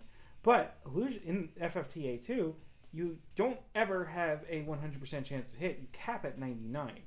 Yeah. And there was a mission that was like, okay, there's a dude at the other side of the map. Make sure that he doesn't die. And I'm like, okay. He dies in 2 hits from these enemies that are near him. I think the most reliable way, my Illusionist 2-hit kills them. So the most reliable way of doing this would be to just use my Illusionist. So my Illusionist uses her move, and it misses the enemy that's right next to it with a 99% chance to hit. And I'm like, this is fucked up. I hate it. So I use it again, and it hits. I'm like, okay, whatever. Fine. And I'm like, I have one more turn, because if I don't... And then after I hit, it hits the enemy. So I'm like, I have one more turn to kill it. And if I don't kill it, I'm fucked. And then I miss again. And then the enemy dies. Oh, and then I reload the level. Because I'm reload the level furious. And I'm like, okay, whatever. If this happens, I'm just unlucky. And then I hit the Illusionist button. And it misses. So the other... Fuck you! So the other thing about Sacred Stones is it's actually the hardest GBA game. Oh you basically picked like the worst one to start with. I think it's actually hard. It feel that hard. Like I had a lot of fun with it. It was just like every time something died, I was like, Yeah, the enemies in that game have a lot higher like actual crit chance than it shows. It's if I had played 8 first, I would have rage quit Fire Emblem. I Is played that Sacred Awakening Stones? first. Yes. Okay. I played Awakening first with casual mode, and I was like, "Oh, this is fun." And then I realized, like, "Oh, they're not usually like this," and that it made it a lot more fun for me. So now I play on classic all the time. Yeah, when Awakening came out, my people were telling me like, yeah, you have casual mode. You don't have that problem you were complaining about. And I'm like, yeah, but that makes it too easy. Because at the time I was like, it really does. And I had to be the alpha gamer who did things hard. I'll be straight up. It doesn't make it easier because I played it on casual my first playthrough, and people just kept dying left and right. And I got to the final level, and everybody was super underleveled. Yeah, that except for Crom and Robin. You told me that. I'm like, that was actually a really interesting idea that I never thought of. Like Fates has Phoenix mode, which is like actual baby mode because they come back every turn. But casual mode is like. Doesn't Three Houses have like you can like stop units from dying 3 times in a match or something like that? You can can you rewind in Three Houses? I think you can, because you can definitely do it in Shadows of Valencia. I'm gonna be real, the gameplay of Three Houses literally like left my brain as soon as I finished. Because I remember hearing that like you can rewind time or something, and I'm like, yeah, okay, I know that is the solution for like a random crit. You can just rewind the random you can crit. in 3H. Okay, yeah. So because I definitely knew you could do that in Valentia, the 16. But I wasn't, or sorry, 15. But I wasn't sure if you could do that in Three Houses. I genuinely, I swear to God, I played the game. I promise I played the video game. I just can't remember shit about the gameplay. You telling me that like if you had started with Sacred Stones, you would have given up? Like, okay, that does help a little bit, but like. Man, no, like straight up, I would have given up. Almost all of my experiences with tactical RPGs, other than Devil Survivor and Into the Breach, have been just marred by like horrible, annoying RNG. Like my XCOM experience, I just gave up because I was so angry. XCOM is a special breed of fucked up. I can't play XCOM. I get so mad at XCOM. I had a moment where it's like, okay, I've secured the objective. I just have to run back, and there are 2 enemies, and they have 4 health each, and my units do 2 damage to them. So I'm gonna run. I'm gonna get into cover. I'm gonna full cover all 3 of them, and I have a 66% chance to hit for all 3 of them. And then I shoot, and I miss, and then they kill one of my units. And then I'm like, tried playing XCOM once, and I was like, no, I can't do it. I just got so fucking angry. And then like they wipe out my team because I just kept missing. I think I hit like 1 time out of the 4 times I would have needed to hit, and they just killed all my units. I'm like, this fucking sucks. I'm so mad. And I'm like, I'm still playing at that point, but I'm like, I load up the next mission, and my sniper misses an 85% chance to hit, and I just close the game. I've never opened it again. I tried playing XCOM once. I was like, there's not enough anime wives here. I'm sorry, I can't do it. XCOM 2 has the snake ladies, but like no, it's not enough. People complain about Awakening a lot, and I agree with a lot of what they complain about because it is a very easy Fire Emblem. But I feel like if people hadn't started there would be a lot less Fire Emblem fans.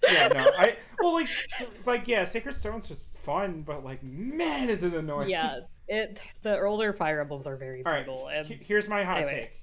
Yes, Sacred Stones would have been much more enjoyable with save states.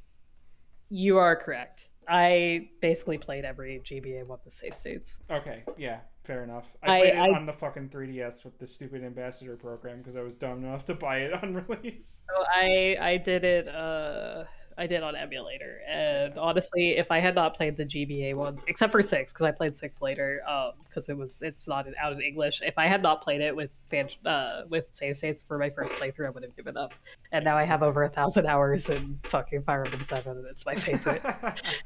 And I do challenge runs of that bullshit. So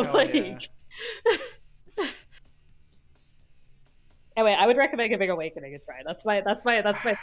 I would recommend Awakening or not Fate's Conquest because it's hard. But I mean, as Devil Survivor is one of my favorite video games, you can tell I kind of want a harder one. So if you play Conquest first, then Yeah. Because Conquest. Yeah, I know I'm being like an annoying child, but it's like, but Conquest is bad writing. So this is why I never got back into Fire Emblem, because every time I wanted to get into one, here's my thing with Conquest. I actually don't hate the story of Conquest. That's my hot take. Oh. I think that's a lot better than Birthright, except for the Takumi part. Because I actually really like Takumi as a character. I think that he portrays anxiety very well, especially for a Fire Emblem character. And like, but Conquest is like not the worst of the. It's definitely like the best of the Fate games, which is not saying much, but it's still like I think it's readable. I think that the supports are very good. I think that the story is like it's not great, but it's like serviceable. But the supports and the characters in there are actually pretty good. Okay. You want to let you pet your military officers? Yeah, that's true. They did take that out of the English version. But I think that the supports in Conquest, like I actually really like the Nor army a lot. I think that the characters in Conquest are very good. That in mind. I still have to play Tactics Advance 1, which is like a sin. Understandable. The reason I had it is because my friend was like, yeah, they're more strict with the accuracy and you're going to miss a whole lot more. And I'm like, fuck off! And that was like me fresh off of like the illusionist garbage that I dealt with. God, yeah, no, there's also Advance Wars coming out. Yeah! I tried Wargroove and I didn't understand. I wasn't super into Wargroove. I had this issue where I would start a level, I would die, I would fail, I would go, what the hell? And then I would restart and I'd do things differently, and then I'd get an S rank. And I'm like, I genuinely don't understand what I did differently that made me get an S rank this time. Yeah, so like interestingly, like Wargroove is like the one game that my roommate recommended me that I didn't like. Like straight up, like we have basically the same taste. If I recommend her a visual novel, she really likes it, and vice versa. So like the fact that I didn't like Wargroove was like wild to both of us. I was like, I couldn't get into it. I couldn't understand what I was doing wrong or right. Like that was the thing. Not understanding what I'm doing wrong, fine. I'm sure I can figure it out. Not understanding what I'm doing right. Ugh. Yeah. Wargroove is. I understand why people really like Wargroove a lot. I just couldn't get into it. I mean, the characters are fun. There's like the dog and all that. But... I mean, yeah, the dog basically sells it for me. That was like the reason I was like sold on it. Same. I mean, I was sold on it because it was tactical RPG, but you know. Yeah. Anyway, we should continue Melty Blood. We've been here for an hour. I really wonder how long it's been. I didn't keep track this time. It's been like an hour. Oh my god. Why did things turn out like this? Yeah, Shiki. I don't understand very well. Seems to be a natural turn of events rather than because of Scion. It's a big problem that I beat Akia earlier, and I have to be crazy to pick a fight by coming back. Despite knowing that much, I had to come back to this place that drips with a certain atmosphere. Tono Akia must be inside. Come on, Shiki. And Sharon's personality has changed completely. She needs to see the cute girl. Exactly. He doesn't get it. Oh hey, check this out. My wallpaper just changed again. Hell yeah. Hey, it's Kohaku. We haven't seen her before. Welcome back, Shiki-san. Oh, do we have a guest? Why are you so pissed, Hisue? Kohaku and Hisue in the lobby. There's no signs of Akia. Also, for some reason, Hisue is glaring at me. I'm home. Sorry, but where's Akia? Akia-sama is not here. She was feeling tired, and so she went to bed. Wow, Hizui's really angry. Yes, Sakue-sama was a little unusually agitated, so I had to use a little force to put her to sleep in a secret location. And that is just strangely uncouth Kohaku. I hate to ask, but did something happen? We have heard that you have raised a hand against Akia-sama. Furthermore, you have a questionable plot to take the position of Tono family head. Shiki-sama, this madness has gone too far. That's right, Shiki! I understand how you feel, but you must have such an obvious plan! You're right, it has to be really convoluted that barely works, and you're only getting away with it because the people who discovered it are too depressed to stop you. Yeah, exactly. Taking over the position of the Tono family head would be a lot of trouble, right? So isn't it much better to let Akia-sama be the head and manipulate her from behind the scenes? Yes, that's my project, the perfect Tono House takeover plan. No, that was just a misunderstanding. But Kohaku, did you just say something insane? Shiki-sama, please do not be taking in what my sister is saying. Oh, of course not. Shiki, these two are of no interest. Tono Akiya is our priority right now. But even if you say that, they say Akiya isn't here, so isn't it alright? No, Tono Akiya is in the mansion. Are those two not just sheltering her? Oh god, we're gonna have to fight the maids. This is how they get them in the story mode, huh? You gotta fight the maids. It's very important. Well, yeah, they are servants of the Tono family after all. Ooh, that's just what was said 5 minutes ago, you know. Whoa! What? Where is his glasses? Yes, what is it, Shiki-san? Just my imagination. For a moment, it seems like Kohaku became some sort of magical girl. Something that definitely shouldn't happen in the real world. Reading through the fucking Deep L translation notes, realizing that Kohaku means amber, like everything just immediately clicked into place. I couldn't believe... Magical girl amber. Magical girl amber. Hisue means jade, so... Yeah. My favorite part is that her eyes aren't even, like, green. They're like, blue. Shouldn't happen. Where's all this anxiety coming from? Oh, speaking of which, hasn't a lot of incredible things been happening? No, there's no basis for that, but...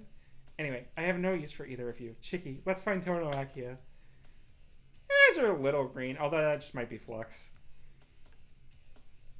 Yeah, I think that they're, like, gray-blue.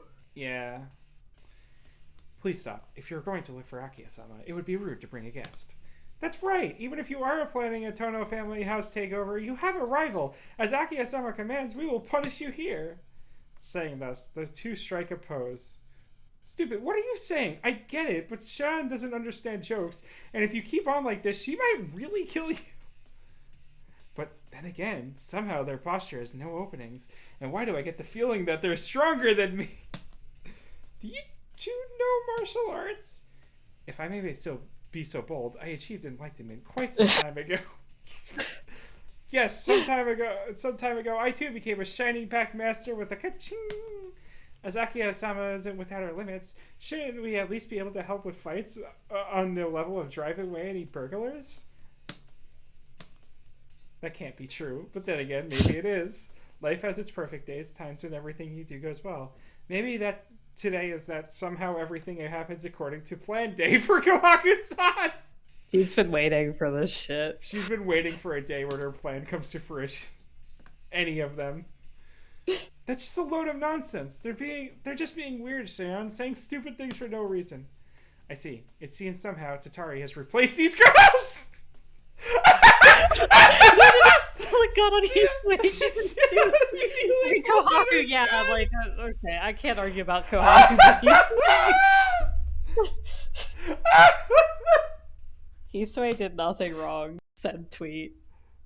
Sister, this person is a bad influence on Shiki-sama. Shall we give her a proper welcome?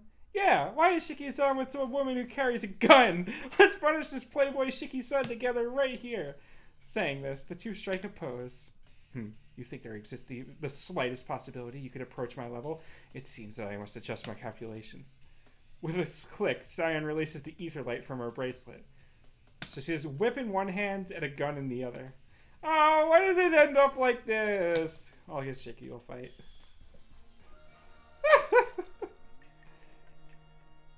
Hisue is just along for the ride. It's fine. Ooh, this sounds like a Skullgirls song.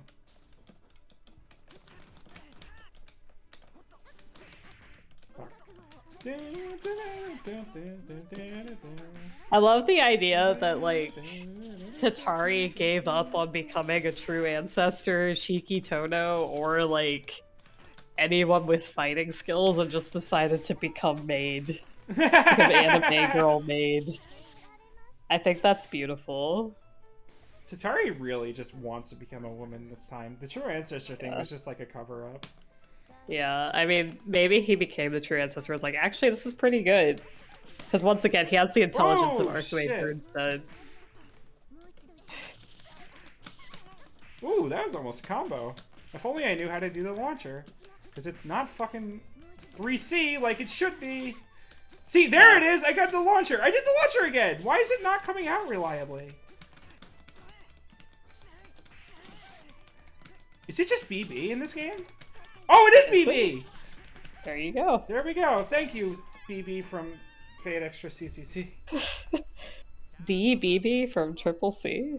Is the first most relatable Nostiverse character Leonardo da Vinci? Because the two of them were so strong, we're talking double digits stronger than I thought. I wasn't able to hold back. Sorry, you two. I'll give you first date, huh? Ugh, Shiki-sama, how mean. Oh no, the puppy eyes! Goodness, you are a boy, so you should be gentle with girls, Shiki-sama. You're fine?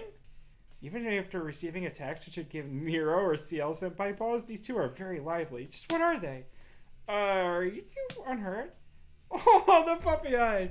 Yes, fortunately, I seem to have some bruising. Oh, I only see that some the frown. What are you saying, Izui-chan? A bruise is a serious wound for a girl. If you have a bruise, we have to make Shiki take responsibility. Oh, fuck, I realized what your answer is. Oh, come on. Wait, what? What's the answer? Noelle. Okay. She hasn't read anything. It's okay. It's not her fault. Okay. I get it. I get it.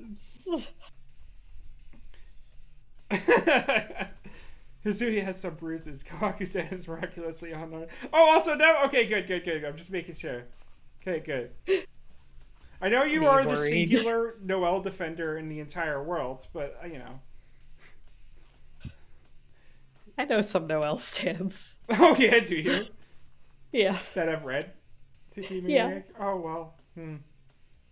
They're like, she sucks, but okay. I'm gonna draw the things about her something. They're like, yeah, she's bad, but like, you know, I like a woman who is fucked up. Arcuate stand, I understand. Yeah, no, I get that's it. fair enough. I'm really weird. Curious what your answer is now, Mercy. This is weird. This is just weird. It certainly is abnormal. Why am I in this place? Why are you... Shion, didn't you say to come here? Forgive me. As you say, I had a lapse in judgment. Since we have no business here, we should quickly return to town. If we stay here too long, Tatari will truly be determined. Okay, well, it is helpful you see that my way. I don't feel good leaving these two alone, but it's best if we do so. Alright, the two of us head towards the door. Woohoo! That just will not do, Shiki-san. You must take responsibility for hurting Hitsui-chan. That is true. Eh? And that guest puppy eyes. She did make the puppy eyes. Guest over there said she wanted to meet Akiya-sama. So now that we are here, we may as well guide you. Yes, everything is my joke. Huh? The instant I didn't feel any danger from her was the instant I lost. The sound of something opening at my feet! Yes! A trap door, Shiki! You planned this, didn't you, Kohaku-san? Wait, that was fight 3? I guess it was, yeah. Fight on our... Oh, shit! Miles. To involve brother in even plans, this Kohaku must be a truly bad person. Hey, it's Miyako-cam! But even if she is an enemy, she's quite good. Seems like Kohaku is planning something. I wonder what they're saying. Oh, and I respect that. Oh, God, yeah, alright. I respect that as well. I'll respect it. For other reasons.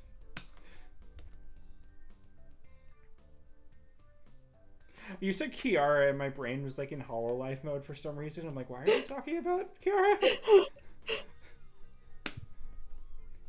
Sister, this is going too far. Not even generous Akiya-sama or Shiki-sama will allow us to get away with this. Oh my, aren't you quite weak-willed, Hizui-chan? Once we've begun to see it to the finish, right? Once began, we had to see it to the finish, right? We finally have our chance. If you are like that, Akiya-sama will monopolize Shiki-san. I want you to set up with Shiki-san and for Akiya-sama to be envious of you two. I enjoy watching the three of you. She's not even trying to get with fucking Shiki. She just wants Shiki and Izui. I understand. Believe me, I get you. Come on, our goals are the same, so sisters have to stick together. You're right. Okay. I love that Kohaku is like not even hiding that she just wants to get with Akiya. Yeah. Yeah. You have to get with Shiki so Akiya gets jealous and gets a girlfriend to make Shiki jealous, and then nothing should happen from there. Yeah, it's you know, it's also like, you know, like it's also funny, you know, to watch Akia be Yeah. flustered. Yeah.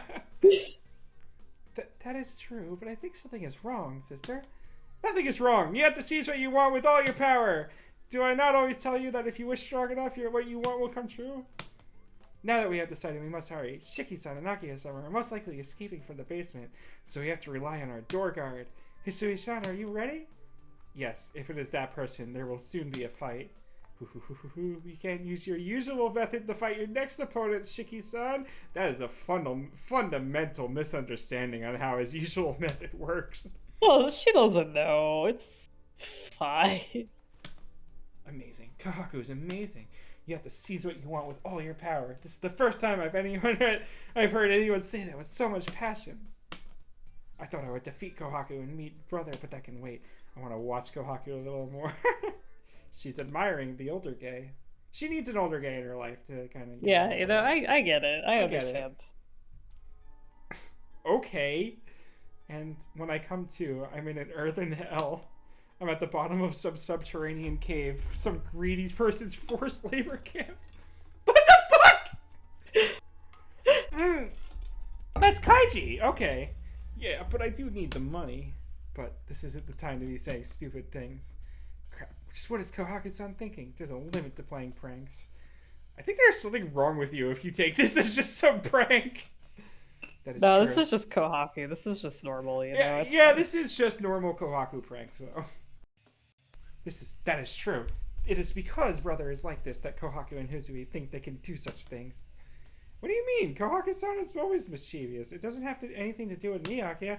Wait, why are you here, Akia? Is it not obvious? I was also made to fall down here by Kohaku. There is no other reason to be here. Oh, I see. But for you to fall down here means Kohaku is being pretty indiscriminate. And maybe revenge on Akia. Or maybe she really is raising the flag of rebellion. No, let's not think of such scary things. How come Kohaku made you fall down here? I was told I was put here under your orders. Don't be stupid. I was told it was because they were protecting you.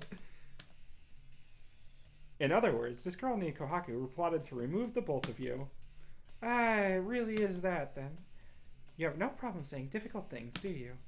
Because it is the truth. It is my assessment that she has also changed dramatically rather recently. Kohaku's always a fucking weirdo. Do you know anything special about all this? My little sister jumps to the heart of the matter. Yes, she is acting as if possessed by the vampire Tatari. No, it is more accurate to say she is benefiting from Tatari. Excuse me. Vampire? You mean the rumor vampire? Energy without a vessel can become a vampire. Tatari is something which resides in the form of people's anxiety, and may sometimes reside in those humans that share the same wavelength. In those cases, the ones who once possessed exhibit no outward change, but everything proceeds along according to their thoughts, although this is only an extension of their abilities. What does that mean? For tonight, the one known as Kohaku will be an expert at mostly everything she does. You saw how she fought earlier, right? That is also the backing of Tatari.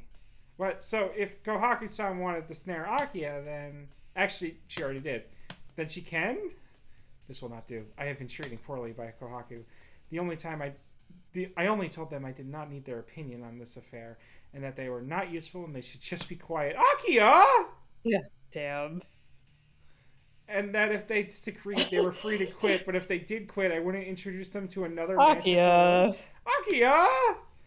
I only said that because I was worried about them. I do not think Kohaku should be holding a grudge. No, I think... No, that's a big one. No, she holds one. She definitely holds one. I do not know what she is thinking, but there is approximately 1 hour before she becomes Tatari. At midnight, Tatari will appear, and will not end until morning. Akia, don't we have to do something about Kohaku? If she becomes Tatari, the Tono family will be in deep trouble. Yes, it would mean certain doom for Mizaki Town. Is that what the town was called? Yeah, that's the old town. Okay, cool. I will question you later about this woman here, but for now, let us work together to stop Kohaku. Her hair flashes red and Akia becomes full of fury. It is exactly what we need, but the problem is who she will direct the fury against. Yeah, I have to make sure it's not against me for being with Xeon. That is correct. It has to become the worst case scenario, so I will also help. Oh, I can see the above ground now. What's this? That was pretty easy. Look out, brother. Those are black keys? Show yourself, Curry. What are you doing here? He's just vibing. I thought it was going to be Mech Don't be rude. She's just vibing. Tono-kun, return to jail. Senpai? Although you did seem a little different. Hey, Tono-kun, return to jail. I repeat, Tono-kun, return to jail. It seems you're being manipulated. It appears to be Hizumi's work, but it's still pretty surprising. Even though you talk so big, you seem to be easily used, Curry-senpai. Tono-kun, return to jail. I repeat, Tono-kun, return to jail. I need to speak with you, Akio-san. Tono-kun, return to jail. I repeat, I need to speak with you, Akio-san. Oh? It seems you are brainwashed to use any means against anyone except for brother. Very well. Shall we settle this once and for all? Should we be more worried about Kohako-san instead of Senpai? It is useless, Shiki. Until we defeat that agent, I cannot move forward. Leave it to me and her. Please go ahead, Shiki. Hizumi doesn't have, like, weird hypnosis shit. That was just added to give her something in the comedy stuff, right? That was just, like, a joke in the comedy stuff, okay. Yeah. It kind of Melty Blood, though. I can't even play as Shiki? Yeah, because she's not gonna fight Shiki. Like, that's her boyfriend. Like,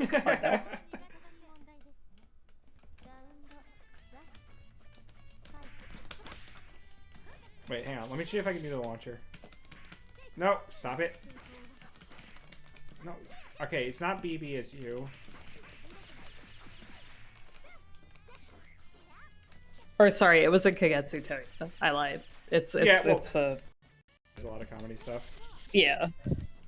That's where it originally came from, though. I don't want to give false information. Fair you know? enough. Ah, fuck me. I tried to jump over, but she caught me. Wait until we play one of the Melty Bloods that has 3C as the fucking launcher. I'm gonna be so much better at it. Is that not till... Is that at Cadenza? I have no idea, but we're gonna find out. Damn it, I wasted my heat. God, Sien's good. Oh, Sien. She's got it pretty hot, not gonna lie. That kick, that was pretty good. She's pretty good.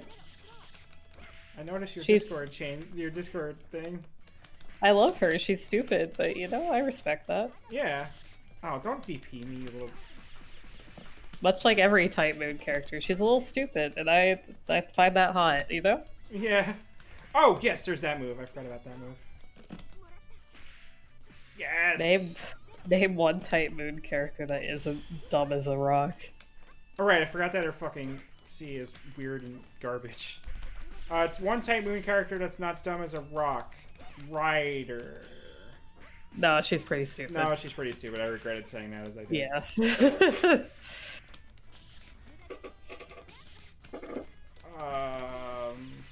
Yeah, exactly. You can't think of one. I'm genuinely struggling. Oh, Da Vinci. Da Vinci's got a head on her shoulders. I'll accept that, yeah. She's you know, she's got her goofy moments, but she's got a head on her shoulders. I like her. She's good. I guess that makes sense for her to be fucking Da Vinci. Why do I have to win 3? Yeah, you have to win 3 against her. Did I just fucking clash the black key? That's actually pretty sick. Come on.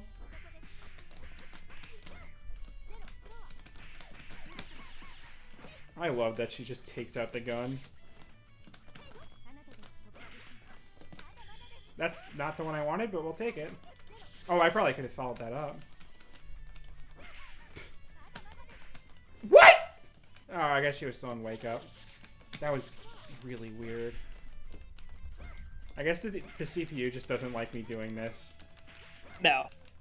I guess this is how you win on keyboard and mouse. Yes. Yeah. Yeah. Yeah. I don't recommend it. I don't recommend playing that way, but you know, if you have to. Me playing with an arcade stick to fucking hit 2C, 2C, 2C, 2C. Managed to escape ahead of them, but I wonder if Aki and Sion are going to be okay. What is this killing aura? Menacing Anastasia. Woo, that was close. Oh no, you escaped. You were right in front of me, but I failed. It's a little embarrassing. Kohaki-san, that's isn't what you should be embarrassed about. Oh, now what? since I've been caught like this, I just have to give an even stronger injection? Nope, that's not it either. Sorry, Shiki-san. This will hurt a little bit, so please bear with it. Like, please stop it with the needle attacks. Wait, I'm actually fighting Kohaku? Yeah. I thought I knew who the final boss of this route is, unless it just comes up after Miles. This isn't the final boss yet. Okay. Whoops. Fuck me. Whoops. Oh my god, she's fucking feral! Yeah, she's Kohaku. You think she's gonna take it easy on you? Oops. Whoa! Oh shit, I'm getting it. Whoa!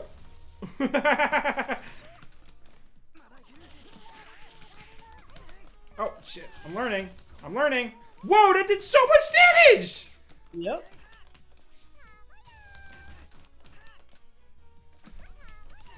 God, her voice actor is different than what I'm used to.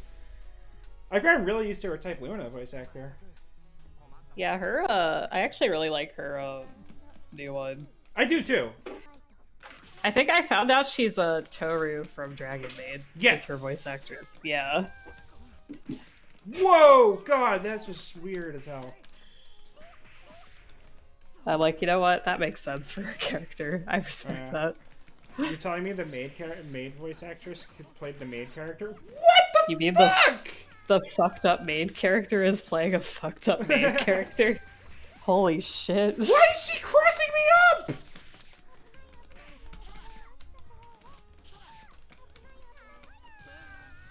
Why is she crossing me up? Cat girl maid union. Honestly, that little cat girl thing makes a lot more sense with this voice actress. My favorite Kohaku voice actor trivia is that her anime voice actress, aka like the original one, is Rin's voice actress. Tosaka's really? voice actress. Yeah, get Kano Ueda Kohaku in the anime. Like they immediately replaced that entire voice cast with Melty Blood, but it's still like fuck off, man. I should really go and... No, that's not what I meant. I was gonna say I should give that anime a watch. No. Just appreciate the thought of we could have had Kano with Kohaku. Yeah, we got her as Rin though. I'm okay with this timeline. Yeah. No! No! Yes! That was so close! Why was she going feral? I turned the difficulty down. She's Kohaku. I don't know what you want from her. Oh my god. Got you. Kohaku-san, I know you're desperate, but I don't think you can win against me all by yourself. Oh, Shiki-san, it's not like you to not hold back. It all depends on the circumstances. You might not realize it, but you've been possessed by something dangerous. So even if it takes getting rough, you have to be calm tonight. That is too bad. If you had joined with me, we could have destroyed this world that Akiya-sama controls together. That certainly is a fascinating offer, but it's best to avoid fights you have no chance of winning, you know? Hello! Welcome, Yo-Yo. Hello. This fight is over, Kohaku. It is not like you to directly try and dispose of us, but this is fate. Give up. No, it's not. It's Tsukihime. Well, since you're so smart, you have to know what punishment awaits for traitors.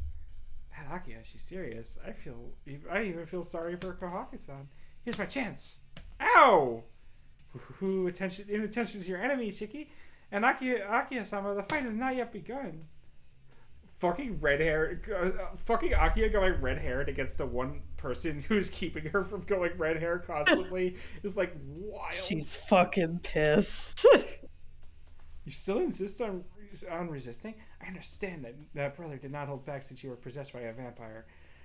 You must understand I will be even harder on you. You and Hisui cannot win against us. Why did Hisui do? She's just vibing. She's literally not doing anything.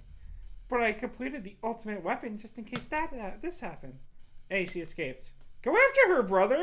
This is our chance to thoroughly beat it into her. Just her around here. Akiya, you should hold back at least a little. Strange. When did things become like this? This is really the arc line of this route, considering we held on it for like a solid hour while we were talking about literally anything else. Woohoo, you have come far, Shiki-san, Akiya-sama, and somebody I do not know. What? Shiki and Shinji Ikari are kind of like, I mean, yeah, they're both depressed. They both got a lot of shit.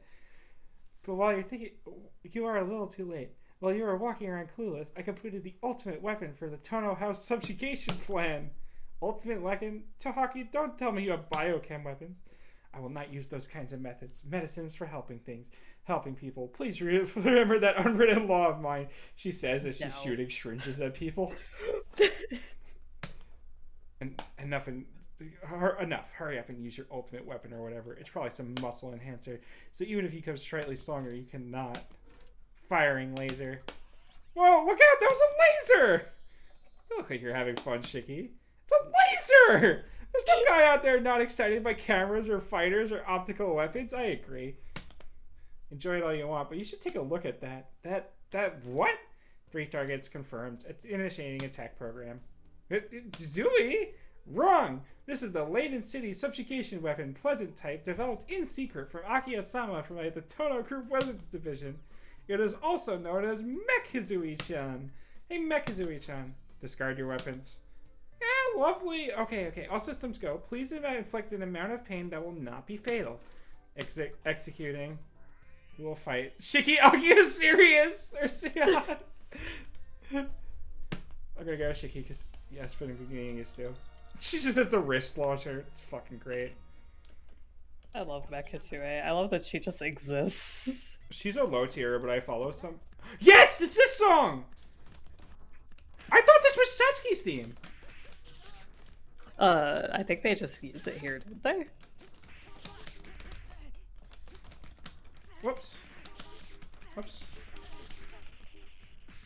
Hizui to Titanfall. God. Fucking Hizui as BT's like your Titan's operator would actually be so sick. Also, she has a very different moveset from Actress again. I remember when we were playing that on stream and I was just like hitting her buttons. This is not what she had. Yeah. Unless it was just that specific moon. It was probably that moon set, because I don't think they removed any sets. The CPU should not know how to. I don't think they removed any movesets. I think they just added more, so. Alright, that's pretty funny. Oh, I'm gonna lose this. F. It's too bad I'm not a Melty Blood player. Oh, for fuck's sake. It's okay. I'll win the next two. I mean, she is the ultimate weapon. So, you know, I get it. She's basically Shadow the Hedgehog, but if she was a cute robot girl. Yeah, exactly. Like, the better Shadow the Hedgehog. Don't at me there. I will not. I don't need it. I do. No, Shadow's great. Shadow's great. I love Shadow. He's very... Whoa! The game just fucking...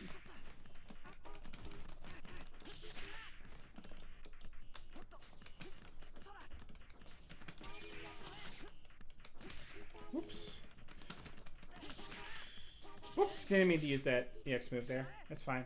Assault rifle is the only thing you need. Oh my god, she has a custom, like, line for Shiki beating her? I mean, it makes sense. I mean, yeah. Considering he's to it. God. Getting the combo off of BB is so weird. Don't jump! Yes! I just want to use the fucking super. It's cool as hell. I love that it doesn't instantly kill. I think it should instantly kill anyone it goes against. Mostly because that would be canonical. Yeah, also it would be funny. Fucking busted. That should be his, like, last arc instead, which I don't know how to do. Damn. No. Oh! She just got low enough. Hell yes. A 2M? The 2B? It's over. I don't know. Okay, to be clear, we're playing React right now, which is not Actress Again. I know I have the little Actress Again like label up because I just needed a border. But we're playing React, so it doesn't have a lot of the same shit. Like, it's balanced differently and it's weird as fuck. It's over. That was a very physically, mentally taxing battle, but it's finally over. The pleasant type weapon Mech Hizui-chan kneels in the lobby as black smoke rises. I really like how in Fago the Mecha Elizabeth Channel. Just to get that stupid pun in there with Chan. God, yes. I was in the lobby as black smoke rises. System shutdown. Executing kamikaze function. Default target lock. Akiya-sama. Self-destructing. I mean, the bathroom tourneys was Actress Again, because that was the kid that was good. Yeah. There we go! The strongest enemy, G! Yes! We get the bullshit one. We get the bullshit one. Akiya. Shiki was only a flash grenade. Don't know that Akiya's safe. Yeah, secret and check. Hey! Thank you for the follow. Yo. Appreciate it. Welcome, welcome. Also, wow, that sound was fucked up in my end. Yeah, the fact that people still play that game is wild. She's talking about Fatal Limited Codes. Oh, yeah. There was a React scene? Really? I mean, this game is, like, ancient, isn't it? Yeah, but there was a, there was, like, a one that was rebalanced. So. Are we talking about Melty Blood, Melty Blood React, Melty Blood React Final Tuned, Melty Blood X Cadenza, Melty Blood X Cadenza... whatever the other one was, Melty Blood Actress Again, or Melty Blood Actress Again current code? Yes. Okay, cool. But React had a patch on it. I think I'm doing Final Tuned, because I saw that. Yeah, I believe it's Final Tuned, yes. What speed? Kohaku sneaks behind Aki and plunges a needle into her neck. Huh? I feel hot. Kohaku, what did you... In a very different fanfiction. Ooh, you two really are strong. I did not think I would have to use this final backup plan. Shiki, get back. That was injection with some kind of strengthening drug. Got revived because Neko arc. Nah, I mean it got revived because it had fucking rollback. People were playing that for a while. And then Type Lumina came out, and some people didn't like the shield, so they just went back to current code. The waves emanating from Tono Akiya are increasing. Kohaku said, what world did you do to Akiya? My final backup plan. You and Akiya-sama are both strong, right? My strategy is to have you two face off and bring the winner to my side. To your side. You were thinking that it's easier to bring Tono Akiya to your side than Shiki, are you not? I mean, she's not wrong. She's not wrong. But Shiki is weak against Tono Akiya, and my siding with Shiki would make things more difficult. So you decided to strengthen Tono Akiya. Correct answer!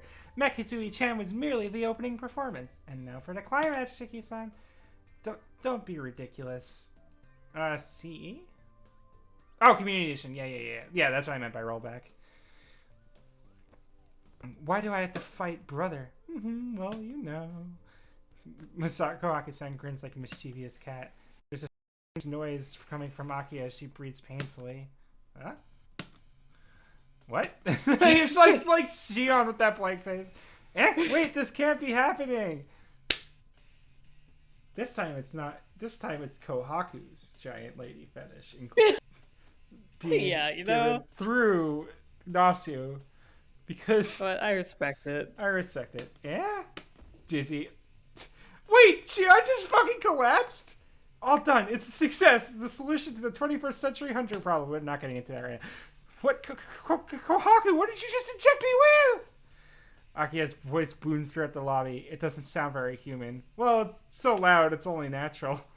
Ooh, its sample name is MyQX. What is that a reference to? It's a rare item made from a mixture of wormwood, brandy, scallops, shrimp, and various leftover chemical substances from these last 5 years, then divided by half. It is used to enlarge living things as if magnifying them. Akiya-sama is now a giant, with everything given a 10 times power up. I get it now. That's why your clothes got larger too. Don't just casually accept things, brother. In the first place, I cannot approve of such a mission where only the upper half of my body appears on screen. That can't be helped, can it? If your tiny bar is shown, that would be turned more into a shooting game than a fighting game. I can't believe Melty Blood Reacts predicted Galgun 2. God. I love the fact that the sprite is just like the face, like scaled up. I mean, it works. It's goofy. Yes, It is unfortunate. We cannot show you how poorly you walk now. But please rest assured, Akiya-sama, as you are now, your chest and below has to be in the basement, right? In this position, nobody can point out your chest proportions. Ooh, Kohaku, have you prepared your will yet? This means you can't miss an arc drive. Yeah, it's true. The giant Akiya roars. From now on, let's call her G Akiya.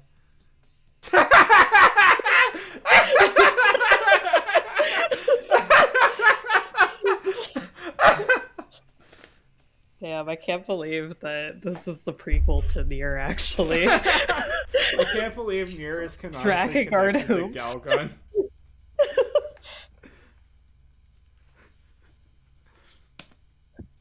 Oh my, that will not do, Akiya-sama. Sorry, I'm still cracking up over it.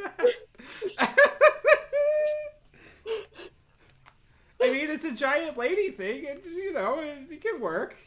You just have to tell Nasu, hey, write a story about girls shooting a pheromone gun at giant ladies. And you're like, you know what? I needed a break.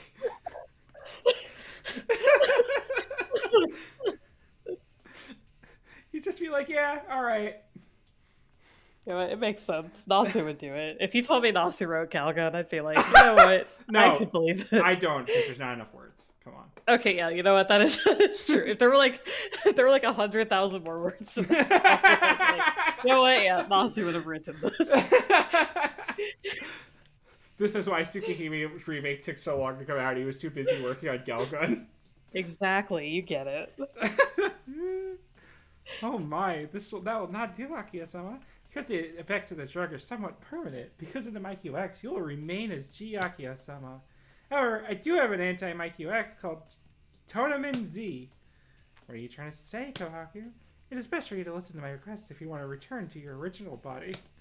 No, you can say that if you wish to remain as J. Akiya-sama your entire life, you can just bake and burn me right here. Akiya grinds her teeth with incredible chagrin. Amazing. Even the grinding of her teeth is overwhelming. Time to be a spectator. Well, in other words, I'm going to have to... fighting that. Alright, let's run our way. Cyan, while Akiya and Kohaku started talking, we can... Oh, she's into it?! It's useless. The sheer hernia in the brain has a situation with fried Sans brain. She nearly crumbles to the floor. Nah, she just saw a giant lady that she's like, oh, she's pretty cute. Can't believe Shion is just Nasu. Shion is currently acting as Nasu self-insert. Also, Kohaku currently acting as Nasu self-insert. Now, let's go, Jiakia-sama. I remember having that revelation about the giant ladies and then finding out about Jiakia, and I was like, what the fuck?! It's all the way down. It's all the way down. 2000. It's like 2004, right? The Reacts? No, this is... well, I mean, this was in the original Melty Blood, which was like 2002. Did the story mode have... Was the original? Yeah, there was... The story mode was in the original Melty Blood, except for the last route. Cool. Unless you beat Shiki-san and lock him in the dungeon, I will not give you the antidote so to return you to normal. Enough already. I have no choice. Brother, I have no ill will against you, but I will have to beat you up. Well, are you serious? Stop it, Akiya. The house will break. The house will break. In that case, you should just surrender without resisting. She's serious now? Jiakia attacks. Shion's still unconscious behind me. Damn, all I can do is fight. It's the same sprite. What? Takeuchi had time to draw one Jiakia sprite. Yeah, it's like, you know what? Oh my god, what the fuck is this? Don't worry about it. That animation's so good. Alright, we got this. Oh wait, no, that did a lot of damage. I just love the animations here. They're so beautiful. Oh, fuck me. I'm gonna lose. F. Can I hit her hands? Does that count? No? Okay. Okay, this is how we win.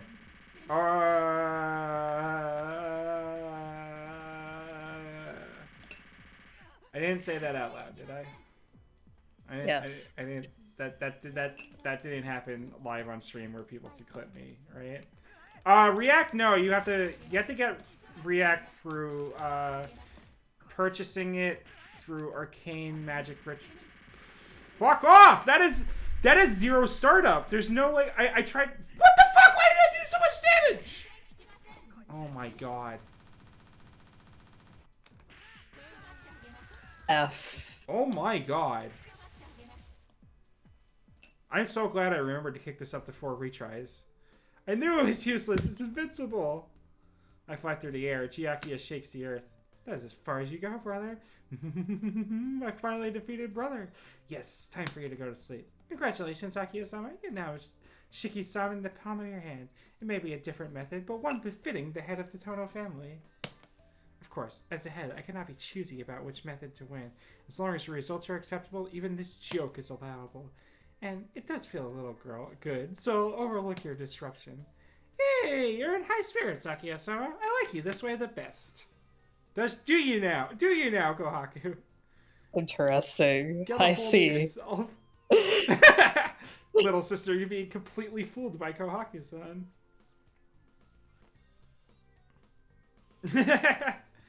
Yeah, you have to perform arcane rituals, such as going on websites and using the secret invincible ancient art of not using a torrent. You're not using a torrent to download. Yeah, I don't know what. And then you have to go to Mirror Moon and download the English patch to not illegally download this game. Just be clear. Yes. She's this here. Is a game. A rather energetic Chiaki is coming. I close my eyes with a feeling of resignation. In the end, I was returned to this underground kingdom. I have no way of stopping those two on their rampage. I offer a silent prayer for Mizaki Town going up in flames. I'm sorry, everyone. I tried hard. I really did. Game over. What? There's no retry? Whoops, not what I wanted. It feels bad. Wait, there's actually no retry there? I have retries on. No. Yeah, there's no retry there. Do I have to just sit there and skip through the dialogue again? Yep. Fuck off. Alright, we're kicking difficulty down all the way. What the hell? Because if you don't complete this route, you have to you can't do the true route. That's insane. That's crazy. How the fuck, Cath? You were a god gamer that you beat this on keyboard. I mean, I think I just fucking put the difficulty down to like 0. I put it down to minimum right now. We're gonna see if that makes a difference. God, there's so much text. Anyway, I could just save states on this ancient PC game. You wanna lose. Right, you wanna lose the first one and then win the rest of them. Yes. Yes. Oh no! With the difficulty down, this is gonna take even longer. No, I believe in Shion. She's got this. Oh my god! I believe in her. She can do it. She'll do it. Yeah! Man, she's a cool character for a fighting game, though. She has a gun and a whip. It's pretty sexy, I won't lie. Yeah. The gun maybe a little less so, but the whip, yeah. I mean, yeah. 5 before the boss fight. Crank damage? No, I'm terrified of cranking damage to the max. What if Akiya just straight up one hit kills me?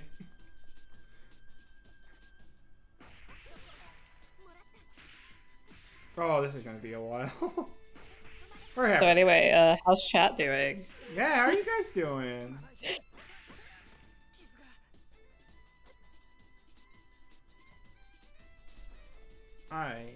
Today I woke up and I was really tired, and then I played Pokemon for a while, and now I'm streaming.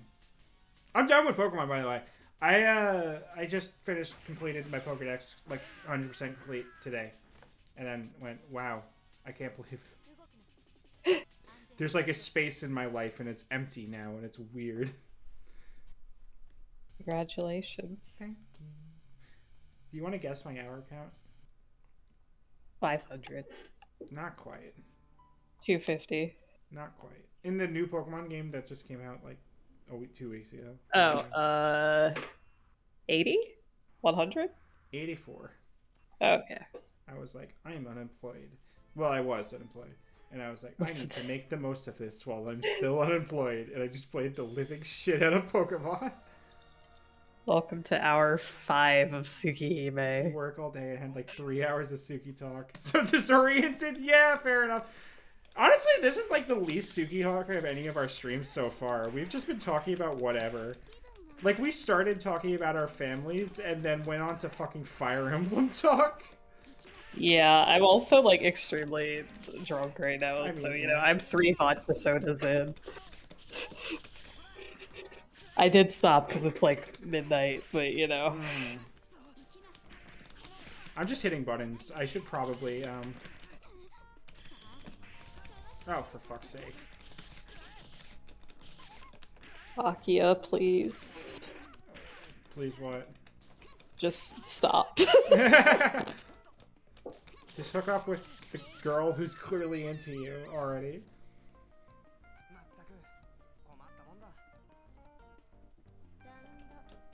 God. I want to hook up with a girl. Ah! Oh, come on. Come on. There we go. I'm trying to fucking figure out how to do that combo, but it's so weird in this game. You just do your best, I think, is how you do it. Ooh, nice. Nice little clash there. That's not the one I wanted. I wanted this one. She's gonna jump over it. Yes! No! I was so confident about that. That was part of the soundtrack, wasn't it? That weird, like... Yeah, that's part of the soundtrack. Yeah, I was like, what the hell is that noise? Oh my god. I am tired. Same. Do you want to do you think we got the last route on stream since that's like quick, or do you think we should just do... or not the last we have route. 2 more. Yeah, we had 2 more. You want to just make the next stream or something? Yeah, we could do that. Okay. Plus maybe some arcades. I don't remember how long the last route is. Yeah, in worst case, yeah, we can use some arcades. Kono, Sora!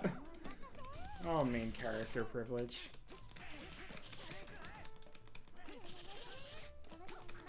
Oh, damn it. They switched.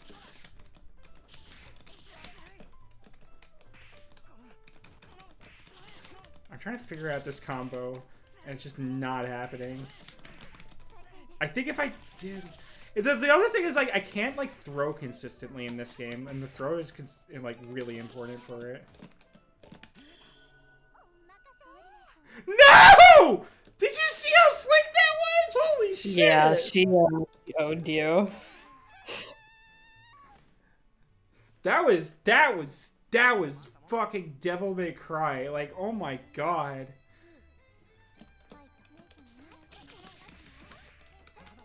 Wait, I could hit Kohaku when she's attacking? That's weird.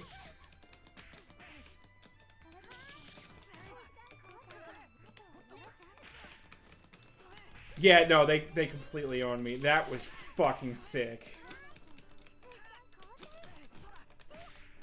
God, her old voice actor was so different. It really was.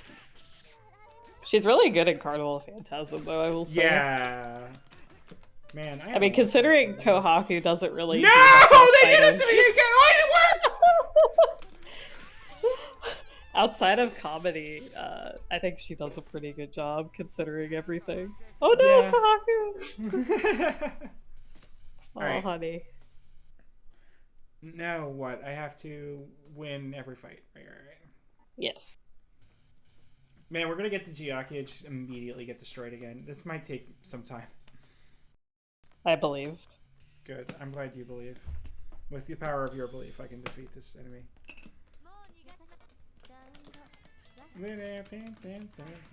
Fuck off! It's interesting that you say that I'll learn more, because that makes me really interested in the 7th route. About Satsuki. It's not really. Oh, it's not that much. It's mostly in the arcades that you learn about. Oh, got it. If I remember correctly. Why did that not throw? It should be a direction in A and D. Why the hell is it not throwing? I could be misremembering though. She might be in the story mode. There we go. I'm just hitting the throw shortcut that I don't normally use in these types of games. There, let me practice the throw. Damn it! What the fuck? What? I guess that's why the shortcut was in here, because it's weird and finicky.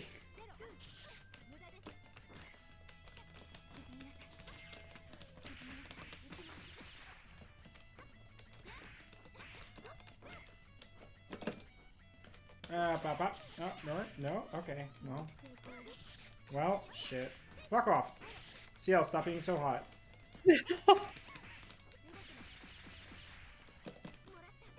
There we go. Woo! Fucking slick, CL. Please stop beating me up for 1 second. I know. Oh, damn it. Oh, that's not the right one. Alright, it's fine. It's fine. We're fine. Imagine beating up CL and, like, the final weapon you use is, like, a pistol. Oh, God, I forgot it's 3. Why is it 3? It's so weird. I didn't set it 3. It wasn't 3 before. It's only for this fight. You have to beat her 3 times. Why? I don't know.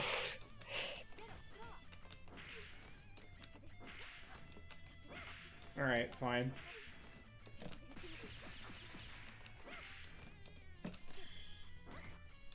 Really? That one you block. Fuck it. Oh wait, no, I actually have to time it. I don't even have to really mediate. I just have to... Alright, fine. God, CL's hot. I love her. I love her! I ever tell you about, I tried to main Giovanna in Guilty Gear, and I genuinely struggled to play her because I would be playing someone, and sometimes I would get the upper hand, and I'm like, oh my god, Giovanna is so hot, and I would legitimately get distracted and start losing. I think that's beautiful, honestly. I maybe had to switch to Potemkin for a few reasons. Yeah, and I stopped getting fucking distracted by how hot Giovanna was. And I did eventually go back to her a little bit, but like, it's so funny because I was playing Giovanna and I was trying to step out of my comfort zone, because my comfort zone is big grapplers, and then I played Potemkin for like 1 round, and I'm like, oh, that's it, never mind. Wow, the CPU really does not like this, huh? Every CPU except for Giakia.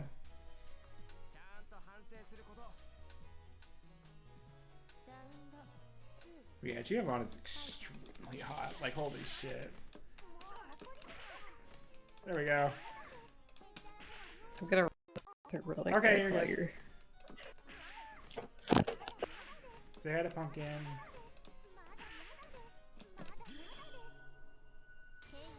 Hey! We finally got a KO with that move. Is this 3 or is it just 2 this time? Okay, now we gotta fight Big Akia. Oh wait, no, I forgot we get to fight Mekizui. God, there are so many fights in this route. Of course, it's the one route with the Super Ball. I guess that's why. And I can't believe there's no retries. There's like retries for all the other fights. This song owns. This song's on my phone. Like, most of the Melty music is on my phone, but for some reason this one is.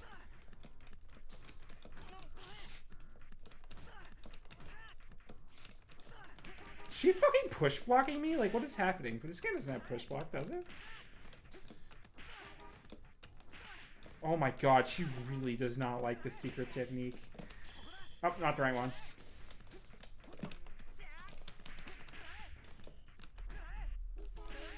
Holy shit. This is so busted. Like, the CPU just does not like dealing with it. I wonder if I had played as, like, Sion, she would still say that.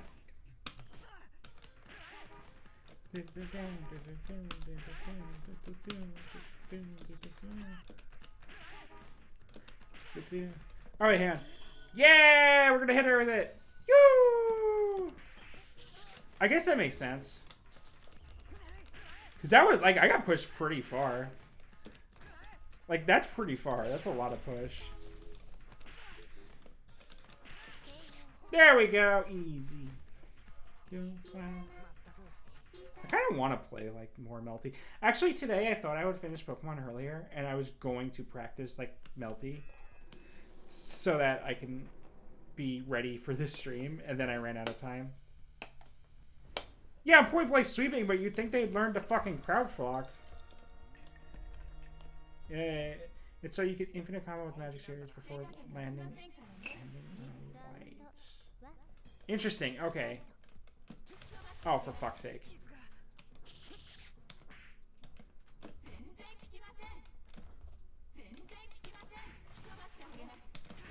Oh wait, can you block in the air in this game? I don't remember. Yeah, you can.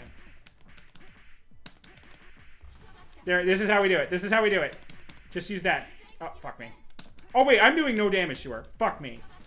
What is the plan? Oh no. God damn it! We're gonna go into round 2 with some meter though. It's okay. Fuck! What is the plan here? The Uniclear tutorials? I did some of them. I do need to do them, right? Maybe I'll do that tomorrow when I have time. That's not the right one.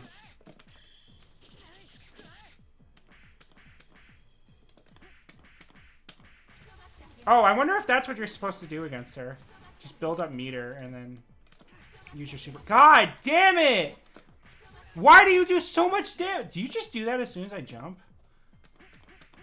Or does she have patterns where she just stops attacking? And then you can... One... Oh, she always does 1, 2, 3. I can't believe I didn't notice that. 1... She also doesn't have the drill in this difficulty, it looks like.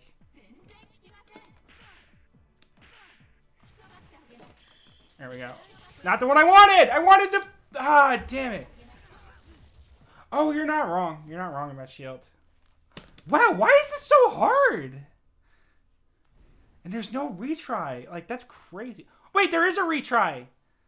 Why didn't I get it last time? Weird.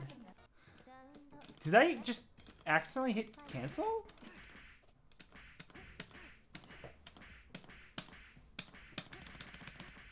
Critical hit? What the hell does that mean? Is that, like, literal? 1, 2, 3. Oh, for fuck's sake. Wait, so I guess it's not that consistent. So she does that 1, 2, 3 very quickly. Expect follow-ups. Okay, we got this. We got this. We're gonna get a win this time. This is gonna be the first winning round.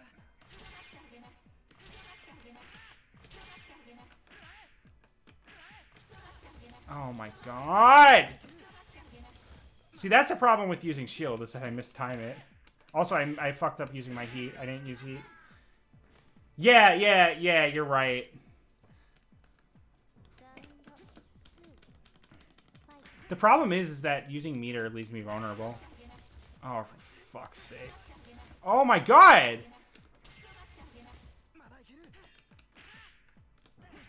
Oh my... Jesus Christ. See, this is... Okay, I'm not going to keep using shield because I keep dying when I try to use shield. So I just hold skip. Yeah, try again. It is crazy to me I didn't get that retry before. Okay, we're okay, we're okay, we're okay, we're okay. Oh my god, alright. Oh, that is a lot of chip, though. You might be right that I have to. Oh my god! You don't get to combo me, you shit.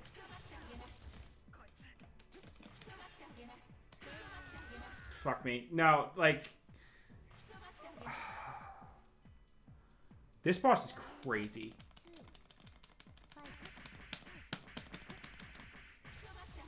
What? I stopped attacking! I'm crouch blocking. I'm just, okay, we hit her to build up meter and then use EX moves to...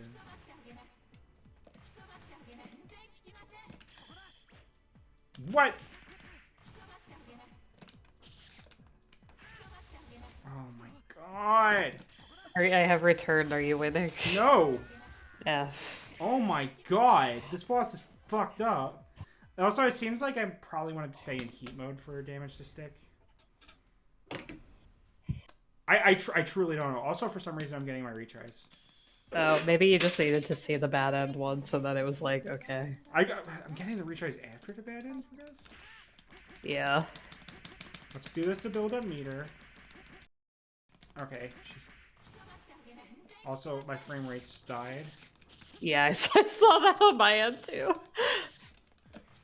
Okay, she's cooperating right now, so that's nice. I feel like a speedrunner. Like, that's bullshit! Oh my god, there's no startup iframes there?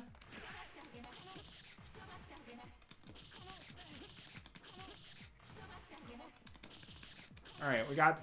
This might be the first win. Oh no! Ooh.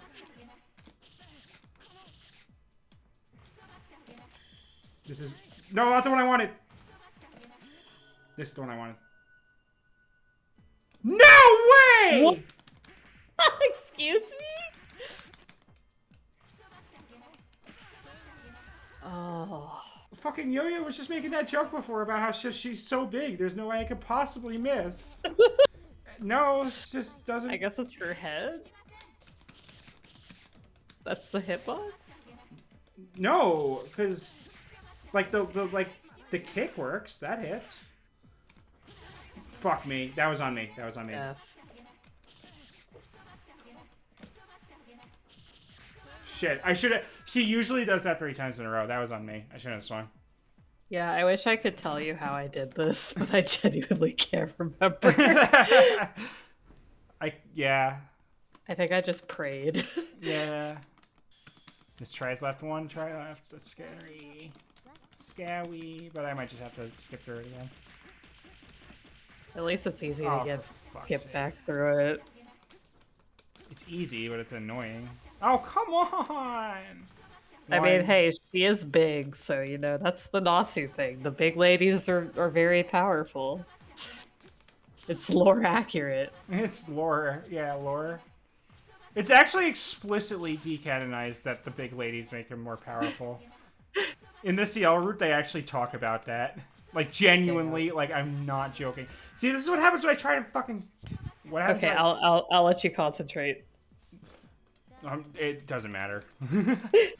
I believe. What the fuck? I stopped attacking!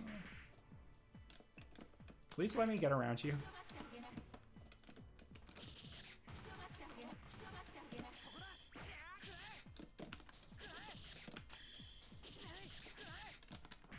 Oh, damn it. If I get into heat mode, for some reason I'm exiting heat mode with 200%. So maybe that's what I want to do, is just get into heat mode, use 2 EX moves once I think it's safe. And then... Okay, she won't kill you with chip damage, so that's good at least. RIP. It's so unforgiving. Yeah, I believe that. This fight is bullshit. Yeah. How many? Why do you think it's the last one they recommend doing until? Oh my god. She's also I think she's one arcade boss or something, if I remember correctly. Oh god damn it. That arcade mode's gonna take some time then. I'm gonna yeah, especially because you have to 2-0 the ones for the ending to pop. No! So. God damn it, we're gonna have to fucking learn then. We have to get good at Melty Blood. Oh no. No, I can do that, but like, man.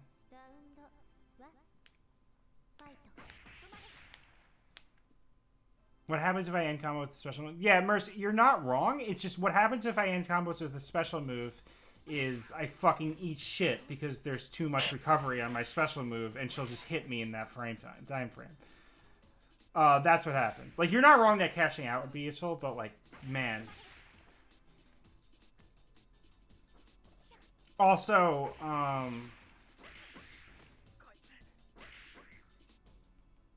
I had something else to say, but I forgot. Shit. Come on, Shion. Come on, Let's Shion. go, honey. Come on. Take out your gun. Come on. She's just like, he's just standing there, menacingly. This was against my calculations. She's like, isn't he like a fighter? Like, what? Why does he just let it? Is he into this? What the fuck is going on? Oh, I'm tired. I just want to kill Giakia, or not kill, but beat up Giakia, and then get the thing.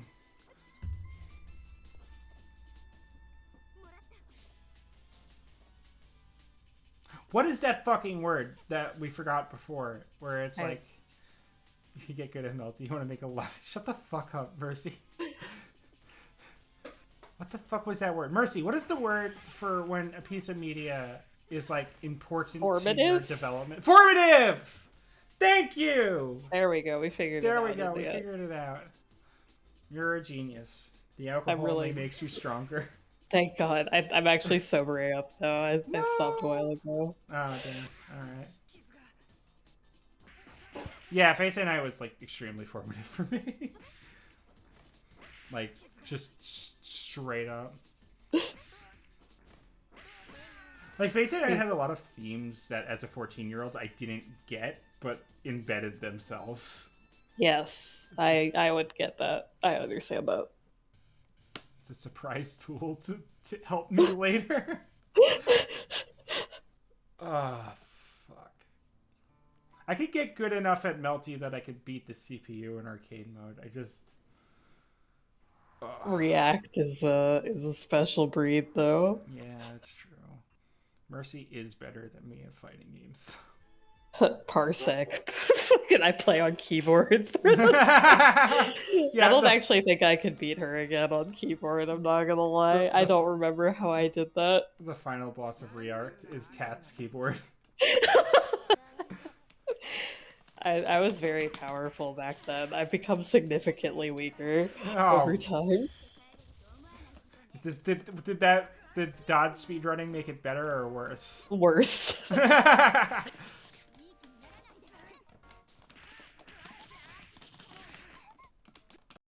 Whoa!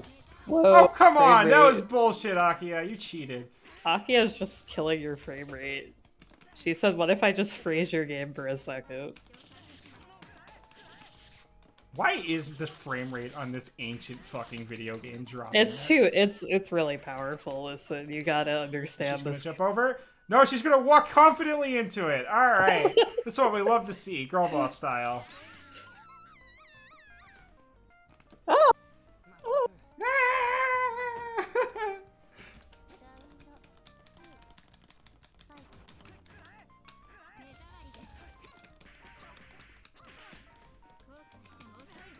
Damn it, stop it. Stop hitting me. Oh, the one time I actually get the fucking launcher off it. Ah! Damn it. Why? Stop it! It's that same move, too. Big.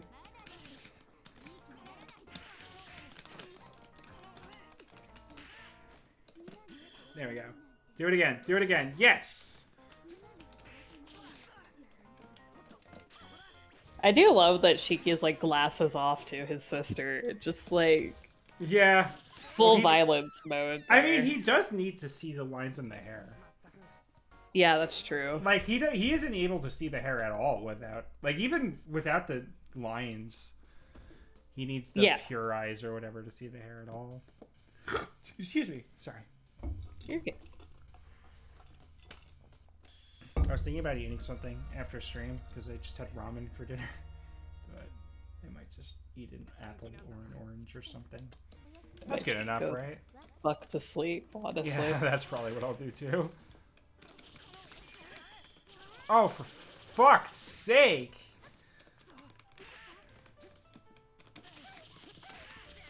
I love how the excuse for how Kohaku can, like, actually fight is that she's being possessed by Tatari for some reason. But, like, Hizui is just kicking ass, I guess. He's just built different. Don't worry about it. Hizui's great. Maybe this is just canon. Maybe she can actually secretly kick ass, but she just pretends not to the entire time. Yeah. She's like, I could beat up Arcuade. Like, Arcuade's like hypnosis to make me go away didn't actually work, but I don't want her to feel bad, so I'll just leave. It's only one. It's like Shaggy from the Scooby-Doo. Like a tenth of my power.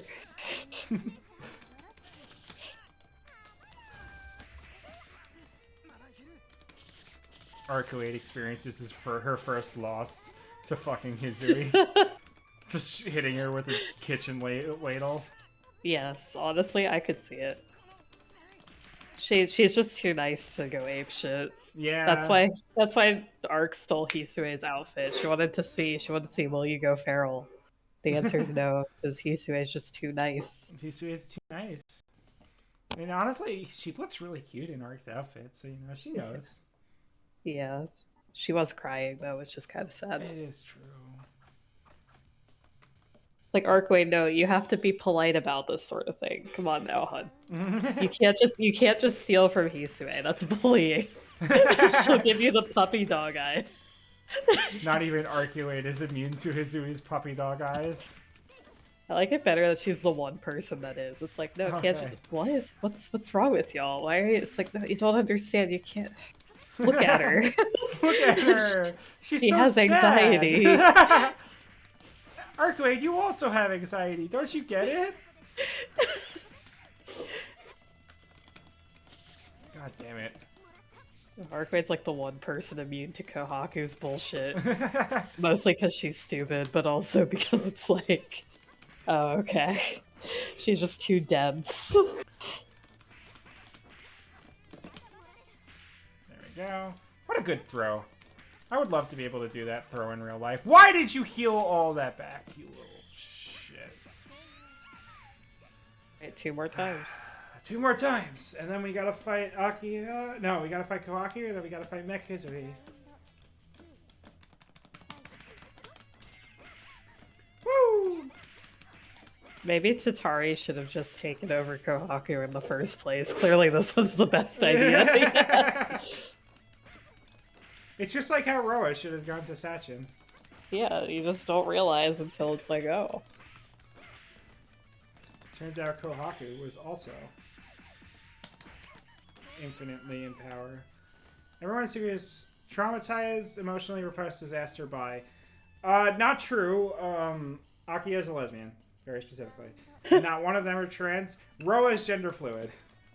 Unfortunately, not the best representation, but you know how it is. Representation wins? The hero has been chasing for 800 years is gender fluid. Representation win? This villain is queer-coded.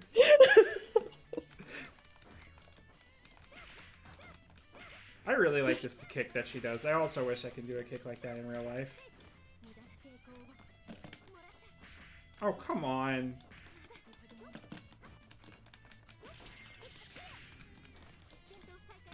I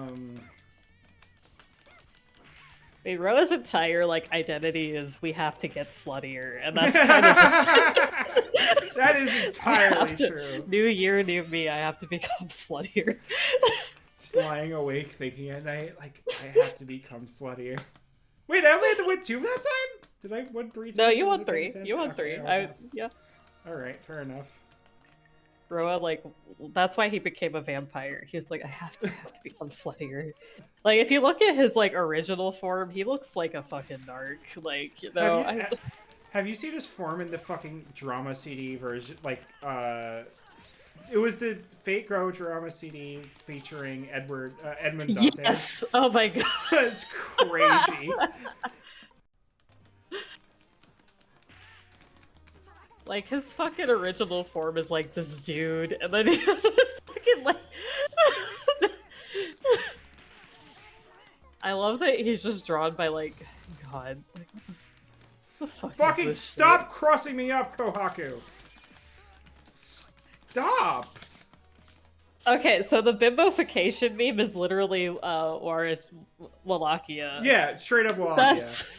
He wants to become Arcuate, which is literally his bimbofication. Also, I don't know if you were there when he said it, but he was like, "Yeah, it's been too long since I've been a woman. I really miss this." And it's like, huh? So Wallachia is Melty exclusive. He's not in Tsukihime. Right. Unfortunately. Unfortunately. But he's literally like, ah yes, I've become the true ancestor. And Shion's like, ah yes, you have the intelligence of Archwade Brunson. But she says that very seriously and without a hint of irony. And I was just like, yeah, that's that one clip we have of us just both melting around. It's like the fact that fucking Shiki's like, this was a dude, come on. He's like, thank God he's stupid, because it'd be scary to be Arcuate with the intelligence of anyone that isn't Arcuate. Right? Our biggest weakness, being dumb as shit. That's what Fake Granddaughter China asked. Like, what if we had someone who is basically a true ancestor but had any amount of intelligence? And the answer is, she's still pretty dumb, to be honest. Yeah, I mean, the thing is, I feel like they're just balanced because, like, they're super powerful, right? But because of that, there's not enough room for a brain. So you just kind of, like, end up with, like, a dumb as shit, like, super powerful being. Like, name one true ancestor with a brain cell, and it's like, the answer is none of them. Crimson Moon also isn't smart. I mean, we also know a singular true ancestor. Maybe Ultrach, but still. Our one canonical piece of art of her is her in a maid. You're not wrong. Why? Why does she keep healing? Fuck off, it's really fast. Why can't I get in? What the hell is going on? Like, every vampire is just stupid. You got Roa, who's stupid. You got fucking Nero, who's a dumbass. You got fucking... I think Sachin's, like, the smartest of the dude, like, which of the bunch, but that's really saying a lot. Is Sachin smarter than Nero? Yeah, fuck it. You know what? It would be funny. Nero shows up and is like, I think I will beat up the true ancestor. Whoa! Hello, game? You good? What is going on with my game today? I was like, I'm going to swing, and then the game froze. So I'm like, I am going to block. Nero is, like, a secret dumbass, because he also, like, didn't take Shiki seriously until, like... To be fair, I mean, who could have possibly have guessed that this weird... He killed, like, 10 of his beasts before he was... Okay, I'll be quiet now so you can concentrate. You're good, Good luck, gamer. So, first step, just swing like that to build up meter. And then block the 3, swing she does, then get back in. Oh, too far away. Alright, and that pushes me back.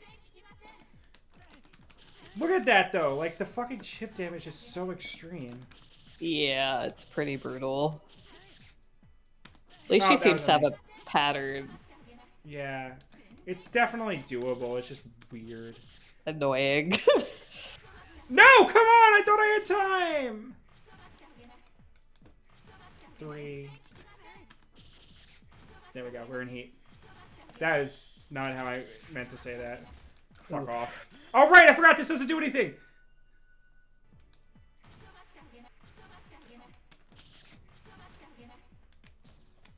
Stop moving back. I'm gonna lose. I don't think she can kill you on chip damage, though. No, but... okay. That move is so fucking fast. That is faster than my jab!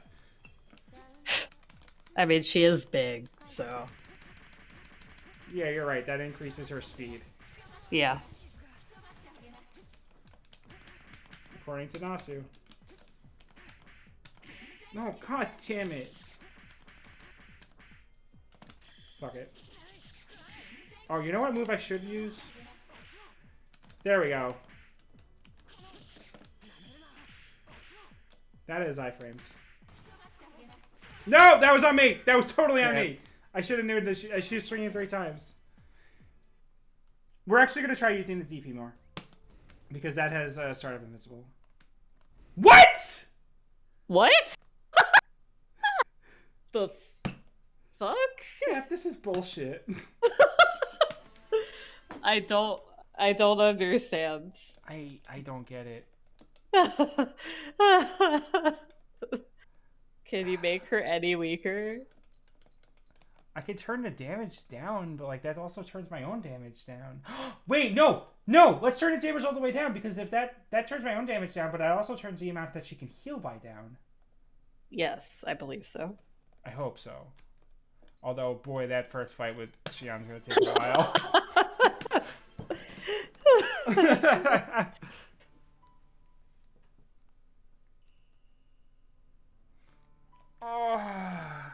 You know what I should do? What happened to Miyako? She's the one we need. Where are you at, Miyako? Miyako could beat up Chiakia herself.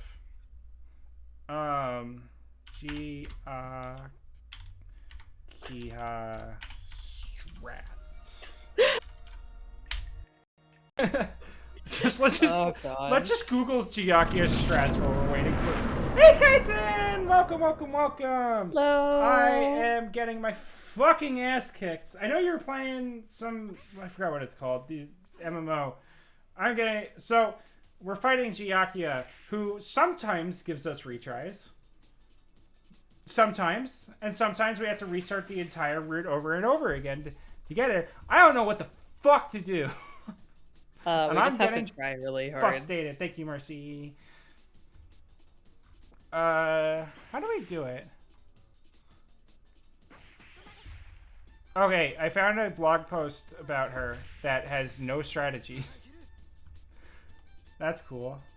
That sounds right, honestly. Wait, what was the game you were playing? I forget. I saw you mention it in the thing.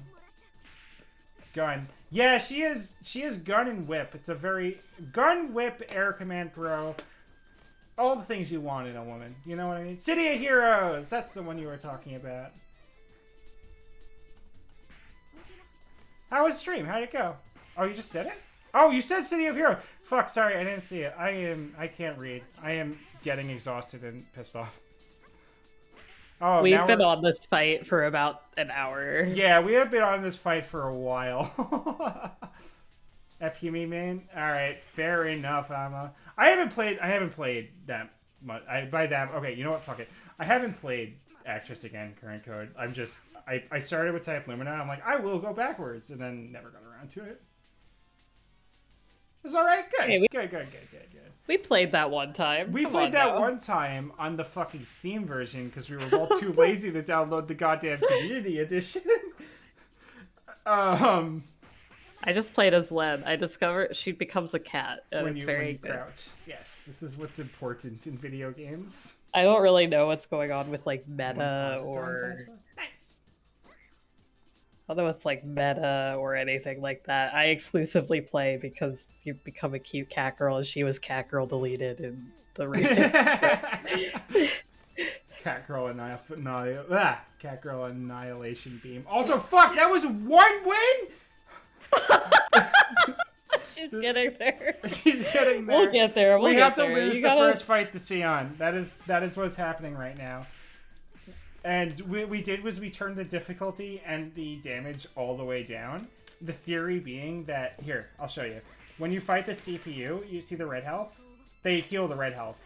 So the theory is if we turn the damage down, that might mean less red health for them to heal overall. And then that means I take less damage. Unfortunately, that means the first fight is going to take a while. But yeah, okay, you know, meta stuff for Melty Blood Re skin current code. Here's what you need to know. You see how Amma said, I'm an F-Hemi main? F-Hemi is archetype Earth and Full Moon. Her and Roa are just the 2 god tiers that tell you to go fuck yourself. That's what you need to know about Melty Blood. Actually, scan current code meta. Backed it. She's hot. She can tell me to fuck off. It's fine. Well, that's basically what I'm saying, is if you ever do get into fighting games, you can totally just play F He-Man, and you'll be fine. I think she got banned recently, right? No, in Japan. She was the one. She and there were a couple others that got banned. Oh, maybe. Because Roa probably would have gotten banned, but you're allowed to play the game. Yeah, I'm like dog shit at Melty, so I don't know. I play Arcway because she's hot. Okay, I looked up combos. I don't have alert commands. Alright, fuck it. While we're waiting for Sion to kick my ass. There we go! I play Arcway because she's hot. I don't know what's going on with those combo pages or whatever the fuck they mean, but you know, she's sexy, and that's all I need. I did I misspelled bands in my Google search. Yeah, it is true. I'm not seeing anything about. It was on. I saw it on Twitter, but I think it's like JP, like the JP community decided to. Honestly, it might just be that the JP community were bitching about her, so they wanted to ban her. Because I think the whole thing was like they were trying to bring the game back, but because her and like 3 other characters were so busted. It would have been her, Roa, for sure. Yeah, there was like. Yeah. Let me see if I can find it, because a couple of the Melty people I follow were talking about it. Also, you're about to watch like the lowest tier fucking gameplay. Oh god damn it, the fucking. Oh, I think our theory about them healing less health was like fatally flawed. Uh-oh. Oh no. Let me see. Melty. Oh god damn it. Look how fast Akia's getting her health back. Let's see. Oh, that's not the one I wanted. Like, look how fast that she's getting her health back. This is a problem. F. We'll see what happens when we actually fight the boss. Also, god, this is gonna take a while. Melty Blood actress again. Correct.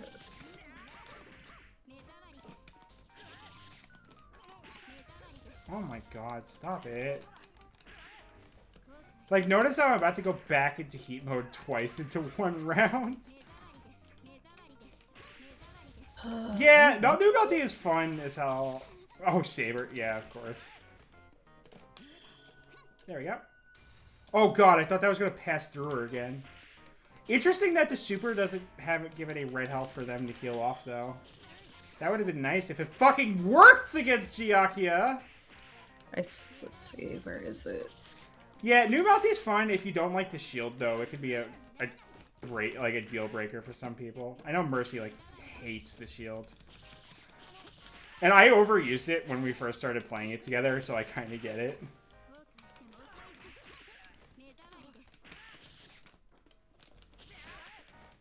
Oh my god, this is taking so long. I slightly regret turning the damage down. What's up? What are you looking at? I'm trying to find the source on the fan thing. Yeah. Oh, they were talking about doing it. Yeah. Oh. Yeah. H Hime and F Nero was who they were gonna ban. F Nero. Who they were discussing. Apparently. Oh, specifically for getting new players in, it does make sense you would want to ban like the weird zoner characters who don't let you play the game. But I think they were. It's exclusively for arcade, not for or for like arcades, not tournaments. Oh. Right, and no, don't jump back. Damn it. Oh, whatever. I'll go back into heat mode. These matches are taking so fucking long. I did not mean to EX in this. This is how we can beat F Kohaku. Or G Kohaku. Not Kohaku, fuck. There you go. You're getting Akia. I got it. Oh my god. Hitting buttons at this point. I'm so tired. There's a non-zero chance I can't beat Giaki on stream today because I'm just flailing. Understandable.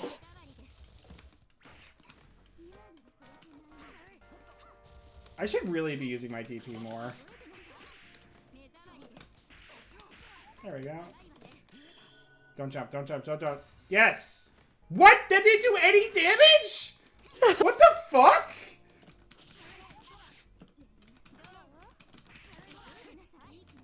Every time it does the launcher properly, I don't expect it to, and every time I try to intentionally do it, I don't jump. Like, it doesn't work, and then I jump. Uni being an untouchable Batista's owner. Oh, God. I'm gonna actually tomorrow. I finished Pokemon today, and I promised Mercy I would do some sets of Under Night tomorrow night. So I'm actually probably just gonna practice Under Night because I'm so bad at it. I believe. I'm in what's the? I am maining Nanase in not Nanase. What is your name? Is it Nanase? The green one in Under Night. Pumpkin, I can't. Oh my god, her paw's like under my fucking door right now. I was naming Nanase in Under Night specifically just to get out of my comfort zone. No, not Phonon. It's the green one that has the wind powers. Yeah, Mercy's an Orie main. I play a little bit of Enkidu. I think he's cool as hell. But I'm just trying to get out of my comfort zone, so I'm just mostly playing Nanase.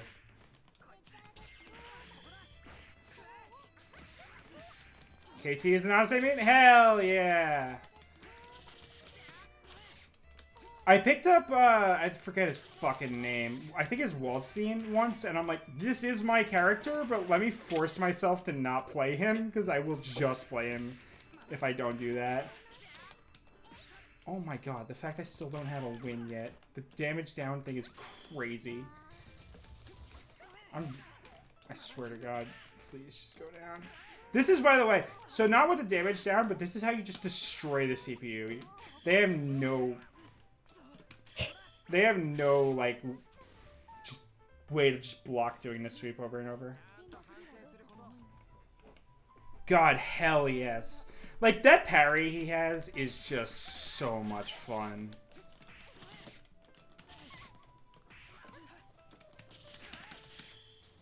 Ah, oh, damn it. I'm just hitting buttons. No, no, no, don't do that!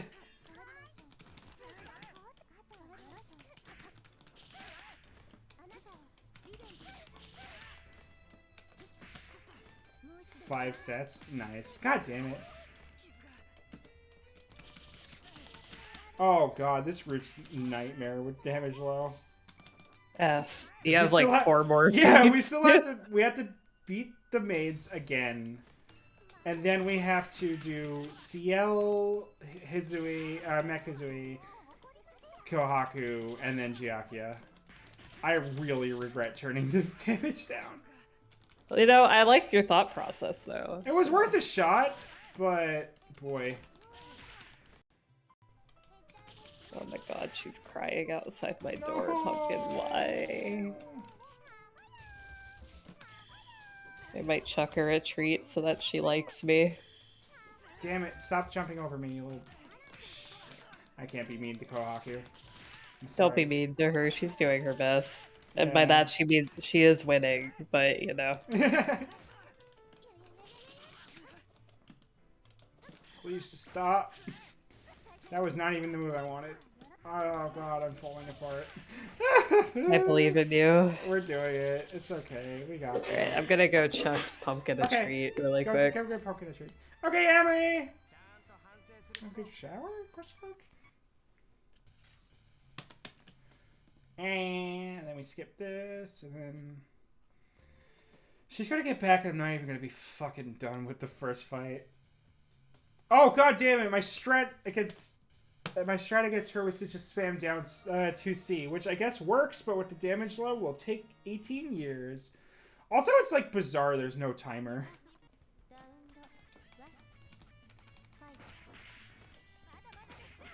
What the hell? So this is the strat for beating the CPU in this game. Like, there's nothing they can do. Like, what the fuck?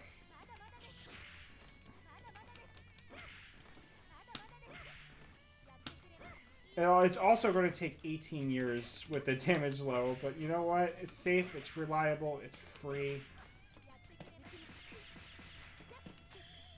We're just going to do this, just to use up our heat.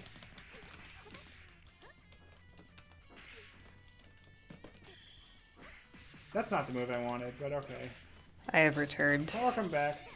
So I went out to give her a treat. Because part of the whole desensitization thing is like you give them positive, you know, encouragement. Right. When they think of you know, the thing that triggered them. Right. She did not want the treat. She just wanted me to pet her. Aww. She was like rubbing up against me instead of taking the treat. Which I cannot stress enough. This cat is extremely food motivated. Wow. And I'm like, fuck, you can't do this to me. Come on. Do this to her. I'm not gonna let you in. For anyone who's new from KT's raid, her cat is PTSD and we're working on it. Or she's working on it, I guess. I don't know. She had a bad redirected thing earlier in the week, and then she bit me again tonight because she got freaked out. So we're separating a bit, and yeah. Desperately wants cuddles instead. She didn't even want to get into my room, which is wild, because that's usually what she wants. She just wanted me to look at her. Pet her. I feel so bad for her!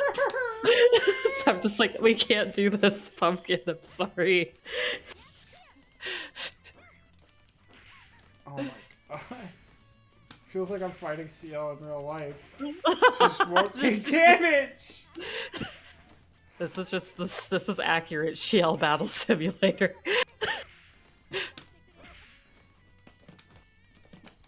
Let's see, what dockies do we have on Cuddly Octopus this month? What the We got the 5-knife one. Yeah. What are you talking about? Yeah, it certainly is Mercy, but like, I like to believe that I make good decisions. I guess I shouldn't, but you know. If only there was a way for like me to heal. Actually, do you heal when you're in heat? I'm gonna find this out. I know there's a way to heal, but I have no idea what it is. Alright, I'm in heat. I am not healing. Because in type Lumina, you heal when you're in heat. God, I really need to stop saying in heat, don't I? Why is there no Arcuate body pillow yet? This is bullshit. You're being discriminated against. Who do I have to pay to make it? Oh. We have Roxanne Wolf from Five Nights at Freddy's with like huge boobs. Oh god. You know what? I respect the hustle. I'm looking at the all ages, not the boob out. So. And yet you still found one. No, like her boobs aren't out on this one. So oh, the thing with Cuddly Octopus is that there is safe for work and not safe for work versions of all the pillows. So you can look on safe for work. Oh, interesting. Some MASH. Let's see. Oh, MASH. Right. There's Gene Alter. Stop it. Stop being a zoner, CL.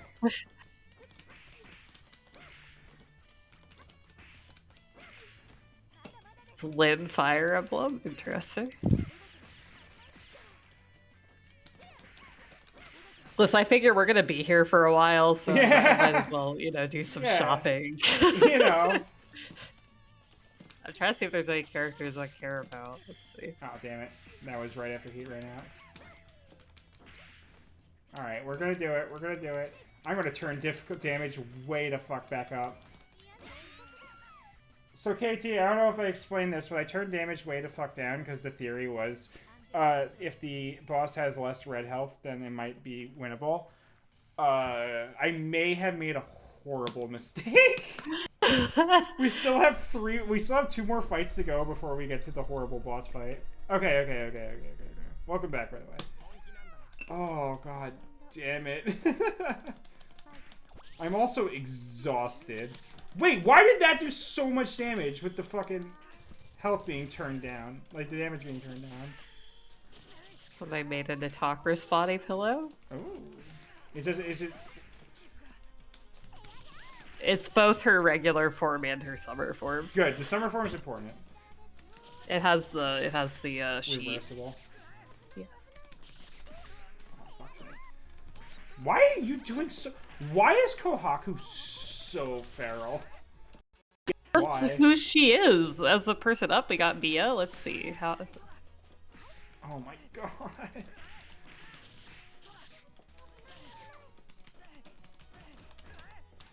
Stop it. Stop it. Stop it. Ah! I'm gonna look up Tsukihime. There needs to be one. The I fact refuse. that this level 1 CPU is fucking crossing me up, like, it's cheating. Especially at 1 in the morning. You can't cross me up at 1 in the morning. Yeah, they're just... Tsukihime is just like that. I don't know what you expected. Ah, there's no Tsukihime. Daki's on Cuddly Octopus. That's cringe. Let's see. I can't believe they would discriminate against you specifically like that. I know, right? This is horseshit. What the fuck? God! Oh my god! I'm gonna lose this one. This is gonna be the first time I lose against a level 1 CPU, and I think it's because I turned the damage down. See, we're gonna look up Tsukihime on this. Look how much red health she just regained! This is bullshit! Oh, that theory was wrong as hell.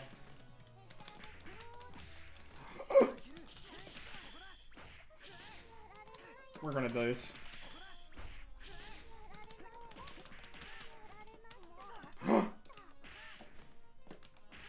Love how far away you are from her. Just... I'm afraid. Her. I think it's her crouch C goes pretty far. Also, holy shit, I clocked that out. The ears? Yeah. Cat ears. God, Kohaku's great. I have a friend who mains Kohaku specifically because she gets cat ears. My fucked up meow meow. One of my several fucked up meow meows from Tsukihime. Kohaku, Arc, Len. Shiel, kind of. Stop! Shiel's a fucked up. She's just fucked up. She's fucked up. Hisue is like the only normal one. She just has depression, which but all things pretty considered fucked is... up, but like not fucked up and evil, you know? Yeah. Right, she wouldn't kill someone, you know? Like she's not fucked up enough to kill someone. She's probably like, I have depression. It's like, are you gonna murder me? And it's like, what? No. What the fuck are you talking about? Are you okay? There we go. We figured out the way that I can hit buttons and be really tired and still win.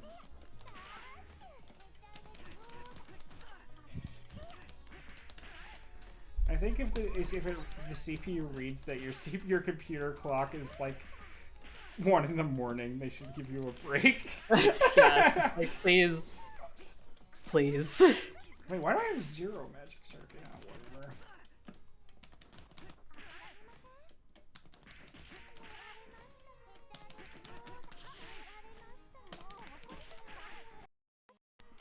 Whoa, my game is having fun there. Oh my god, I regret turning the damage down. I believe in you.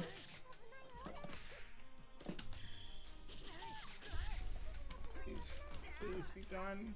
This is giving me time to resize the mode and get commission work done, so hell you know, yeah. I am okay with it. Programming that into M4, hell yes, this is what you need to do.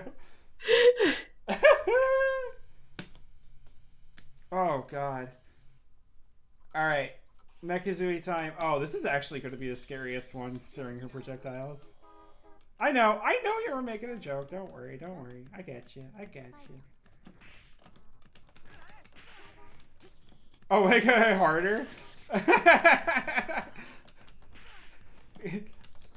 If you play the game late at night, M4 enters what is known as go-to-bed mode, in which the AI, in no uncertain terms, tells you to go to bed. God damn it. Oh, yeah, no. During one of our Skyrim streams the other week, like, she was just straight up doing homework during it. Listen, sometimes you just gotta... Country girls make do, you know? Oh, my God. Stop it. Stop it.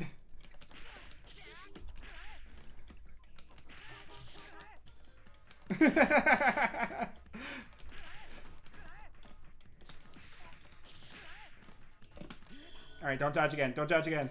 There was this really sick dodge before when I was fighting Hizui and Kohaku as, like, a group. And they did their, like, turnaround switch to dodge it. And I just got so hyped that I genuinely didn't care that I missed. That inflicted so much psychic damage? What do you mean? Country girls make do is true.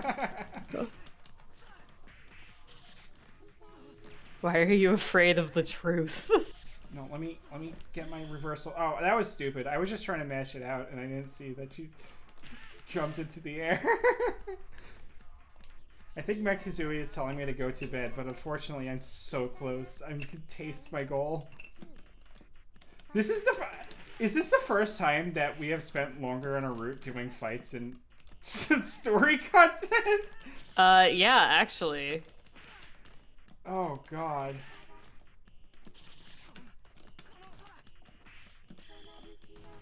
Watch, due to a weird bug, Akia's gonna do more damage.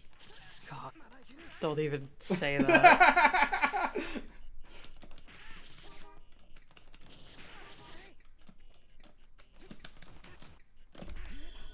There we go.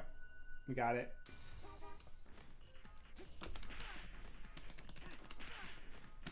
At least that move gives the... Oh, what's fun is against the boss we're about to fight after this, that, like, super does no damage. It just doesn't connect. The hitbox is fucked. Powerful. Yep. Oh, damn it. Nope.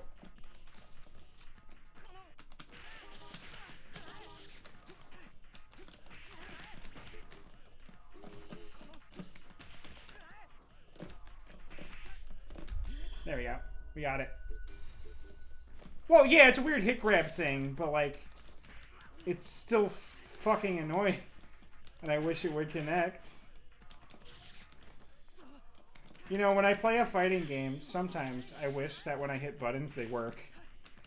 That is just cringe. That, you're right. I should learn to accept buttons not working. Fuck it. Just stay down. Just stay down. Buttons working so in my Melty Blood. I can't max that.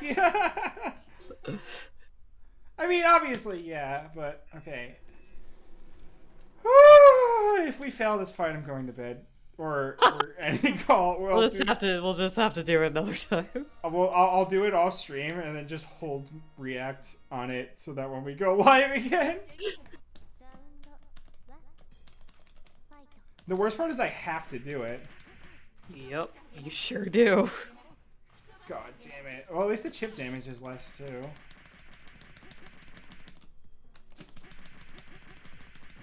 My theory about her having red health, though, was correct. Oh, god damn it. At least she didn't follow it up. 2, 3... That doesn't count as Torture's pattern. I think this is safe. Yes. I love that it sometimes has continues and sometimes doesn't. I think that's the funniest part. Okay, so that one, if she does the first two quickly, then... This is 1, 2, 3. And if she does the first one quickly, she's going to delay, bait, and attack out. I genuinely don't know what to do. Because that one you can jump over, but you have to time it perfectly.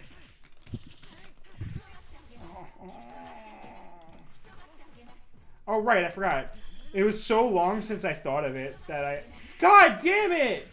Of course I took damage on my way down. F. So yeah, that's this fight. And the worst part is, like, you see me, like, why are you just sitting there spamming 2A? And that's because if I use any other move, she gets a counter hit. Oh, this is working. Wait a minute.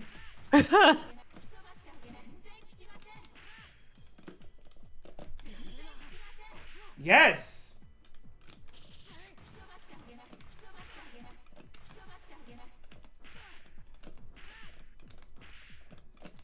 Actually, the strat is jump up, hold block, and if I don't clear it, I'll block, and then I'll hit C on the way down. Just cheese it. Just wait for the heat mode. We're not even going to get the heat mode at the time. Oh my god. Wait, are we doing it? No! Are we? F. That's 1, 2, 3 right there. Nope! Fucked up. F.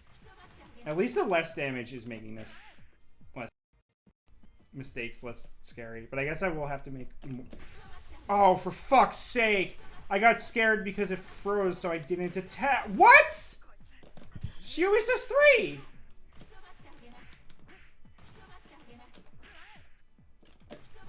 Okay, we got that. Oh, I fucked up. Oh, I fucked up. We got it. We got it. We had the plan, though. And as long as it gives me a continue.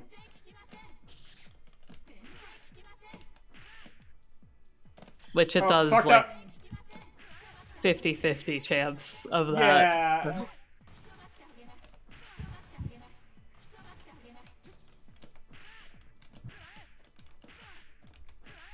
Alright. Oh, fuck's sake. I definitely could do this if I had good sleep at all for the last week and I wasn't, like, exhausted. Sleep is cringe. Alright. Ah! It's okay. It's okay. So we get the bad end here. This is normal. See, will it give us the continue? No, it doesn't! What the fuck? Why did they give it to us that one time? It gave us the continues one time, and this time it... F. You hate to see it. The first thing I'm doing is, before I forget, putting the damage back to normal.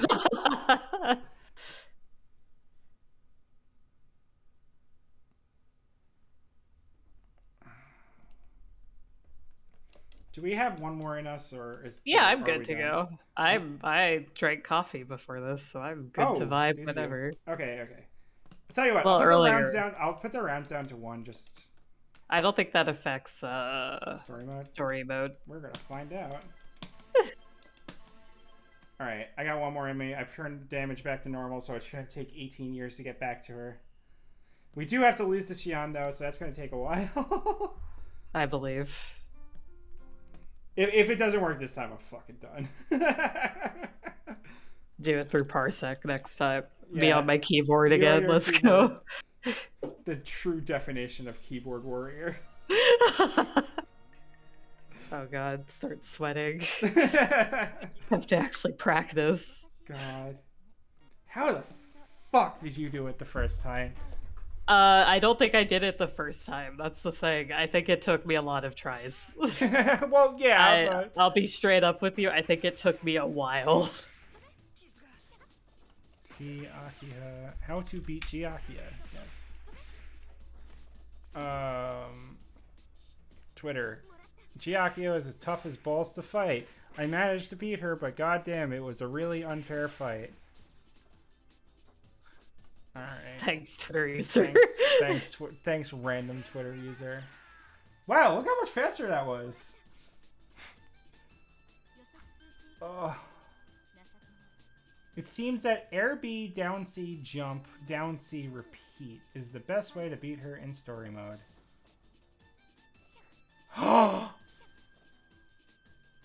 Did you have an epiphany? You could return to title. And then before she kills you. Oh! And that saves right before her fight. Oh, that's Giga Brain. This person's a fucking genius. Holy shit. Oh my god, this person's a genius. Alright. There are some like legit, some weird strats or whatever, but that's a good one. I'm just gonna cheese it instead. Yeah. Oh, that's smart. That's smart as hell. See, this is what we have Google for, to tell us that we could just quit.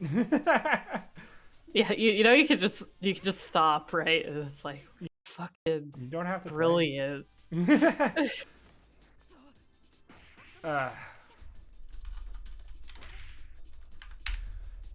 Yeah. Anyone else got any good tips while I'm here? While I'm waiting for Sion to kick my ass? No one has played this video game.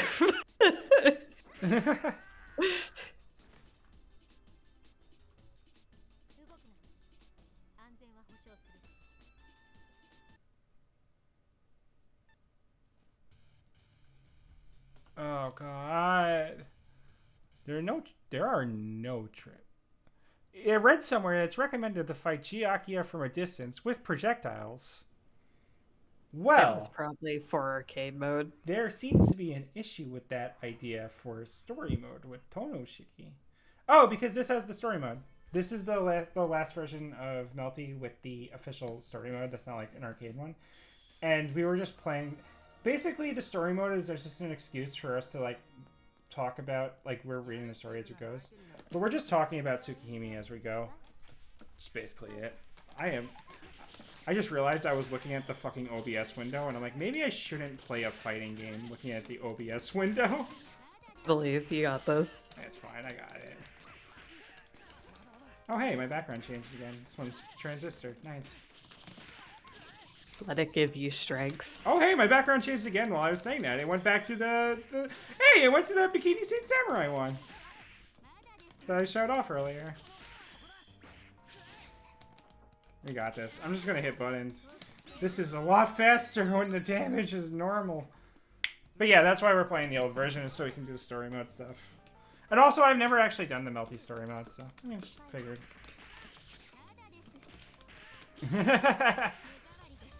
Alright, Mercy, here's where I come clean and say that at the time, I didn't have an Ethernet connection, so I just didn't play online. I just had Wi-Fi PS3 on fucking Ultimax. I just did not play online. I played against some people, like, I got occasional chances to play against real people in real life, but... Why am I losing? I'm not paying attention. Wait, this is how you beat the CPU, right? Don't jump. Nice. Hell yeah. Alright, this is a lot faster. Okay. And then we can save and quit. So anytime we're at, like, really low health, I just fucking back up. And then bam.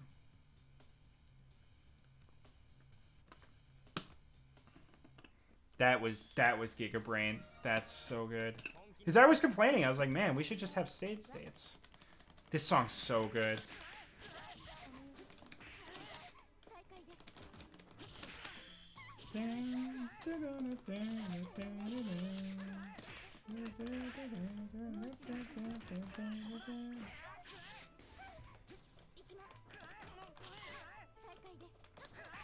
Send these commissions off, so we're good to go. Nice, nice, nice. Oh my god, stop it. Why are you playing a super old version? I just saw that, I'm sorry. Yeah, you're good. Not by choice. Because Nasu wrote so many words that they were like, we can't put this shit in another game. I'm sorry. Honestly, there are so many fucking words. There are 15 pages of text, like when you first start playing it, about how hot it is outside. Did you know that it's like a goldfish bowl? We're like fish in a fish bowl. And it's really hot. People are inside. It's like deserted, yeah. But it's because people are inside because it's so hot. Don't jump. There we go.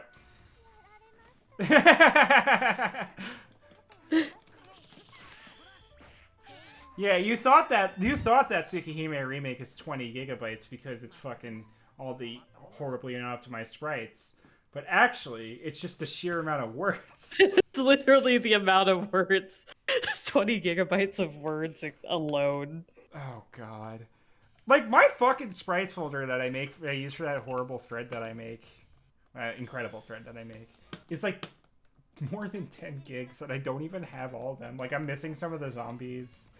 I'm missing Mia. I'm missing a few of them. Like, I'm missing Yuko and, like, some of the church people who don't care. Nobody cares about. Damn. I'm sure somebody cares about them, you know? Yeah. I guess the Yugo stands of the world will be really mad at me for saying that. How much of it is voice acted? Yes. Yeah. All of it is, well, not the internal monologue, but all of the stuff in remaking. There's a lot of voice acting. For sure. It's more, there's so many words. It's so many words. Oh, right, I forgot that this is worthless. So, like, the original Tsukihime is, like, longer than The Lord of the Rings, like, the entire trilogy. Yeah. Wait, is the original Tsukihime that long? Because I know Fate Stay Night is. Yes, it's the set. It's like 100,000 words less than Umineko, which is like a lot if you haven't read Umineko. The remake is twice as long, and it's only 2 rounds. No fucking way! It's twice as long. Hold on, let me double check. I know that like lengthwise it is. No, Katie, like, you're right. Hold on, like, let me see. It's really funny. Tsukihime remake word count. Let's see if there's a word count. I mean, let's see. There isn't like an official or even a fan so translation of that, so it's hard to say. God, I keep using that, forgetting that it's worthless. On the list of longest video game scripts, we have, drum roll please. Yeah, go for it. Fate Stay Night at... Holy shit. Okay, so here's the comparison for popular epic literature. So, the Bible is 1 million words. Twilight, the series, is 591,000 words. Lord of the Rings is 500. All 4 books is 550,000 words. So that's including the prequel. Right. Hobbit. So apparently, what? Okay, so apparently Ecchi Sensei is like the second longest. 1,500,000 English words. So that's 1.5 million. Yes. I suppose. Okay, hold on. Let me find the actual ones that matter. Planet is 1,300,000 words. Or yeah. So Fate Stay Night is 1,000,000 words. So 1 million words, right? That sounds right. So not as many as you would think, but more than you would hope. Hollow Ataraxia is also up there, but it doesn't have an English word. So this is English word count. I think she's reading from a list that just says in thousands. So, yeah, it's in thousands. Let's see. So you keep scrolling. Ace Attorney is where's Tsukihime at? Okay, so Tsukihime is 750,000 words. Okay. You know, that's a novel you kept calling a light read, and I just took your word for it, but that is 700,000 words. Yeah, but you don't think about it once you've read it once, so you can, like, skip through it. Umineko is 950,000 words. Oh, wow. It's almost as long as Fate Stay Night, then. Yeah. That's crazy. I mean, that's also, like, 8 games, I'm pretty sure. Oh, all of them? Oh, that one Brawl fanfic is the longest English literature in general. Yeah. God. Welcome back, by the way. Let me see. I want the remake word count. So I guess nobody has the word count. Oh, yeah, I mean, there's not a translation for it yet, so we'd have to rely on DeepL's translation word count, you know? It is... We don't have it, but it was the 3rd most sold... retail launch in Type Moon history. Really? Most likely the biggest, including digital. So the first was Fate Extella, obviously. That's not the second was, I mean, it's an action game by Marvelous, also. I guess so. So, and Fate Stay Night, Rail to Nua on the PS2, apparently. Okay, also Extella was on PS4 and Vita. It counts both of them. Oh, so. Fair enough. Rail to Nua on PS2 specifically. Oh no, so this is for the Japan, like this is the Japanese launches. Oh wait, this is retail you said, right? Yeah, yeah. This doesn't include digital copies, so Real Tenua on PS2 specifically was 143,549. And then Tsukihime on PS4 and Switch was 143,408. And that's physical editions only, not including digital. So yeah, digital edition's gonna kick ass. So yeah. Yeah, so it's also, depending on how you classify Ace Attorney, it is also the best launch for a visual novel in Japan in 15 years. Wow! That's crazy. Good for fucking Nasu. Oh, wow, yeah. Wow. The damage. Alright, I'm also taking extra damage. Remember to, if she's about to exit out. Yep. Oh. So anyway, the more you know.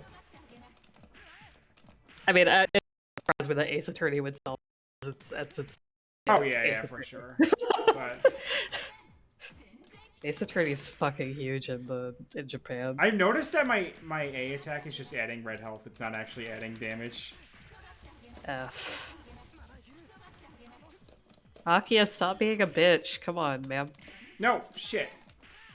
I'm gonna lose this one. It's fine. Let's see. Continue. Let's see if it works. No! Okay, wait. No, we're good. Oh, we're good. It said the first two words I saw were "it's over," so I panicked.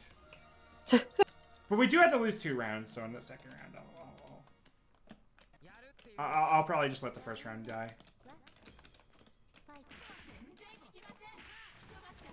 The fact that I do as much damage to her as she does chip damage to me.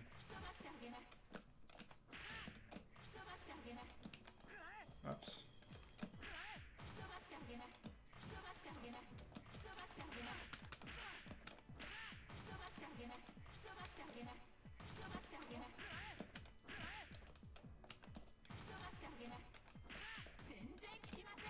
Alright, we got this. I believe. Alright. Now's the time. Nice! Ah, no! Damn it, I shouldn't have gone for that cash-in. Oh, wait, we got 2. We got 2 rounds. Yeah, you got 2 rounds. It's okay. We're learning.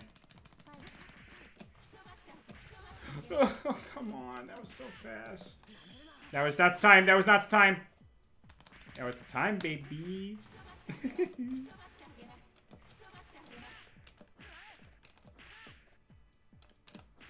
Like, Akia, please, Akia.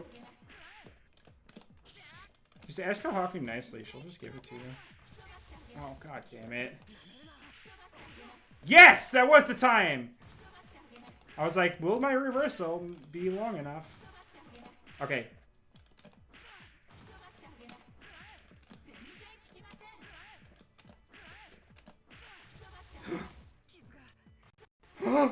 Oh my god, the game froze on my end. The game froze. No, the game froze for me too, yeah. I have no idea why this ancient video game keeps dying. It's too powerful for your computer. No. If she had followed up with a second, I would have died there. Straight up. I was so lucky. That is our first Hell win! Yeah, we're getting there.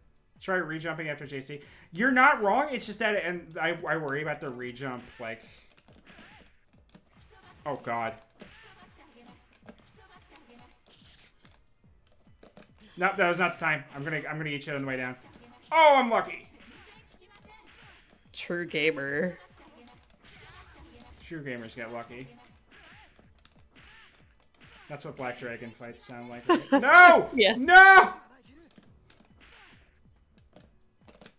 Not the time. Fucked up.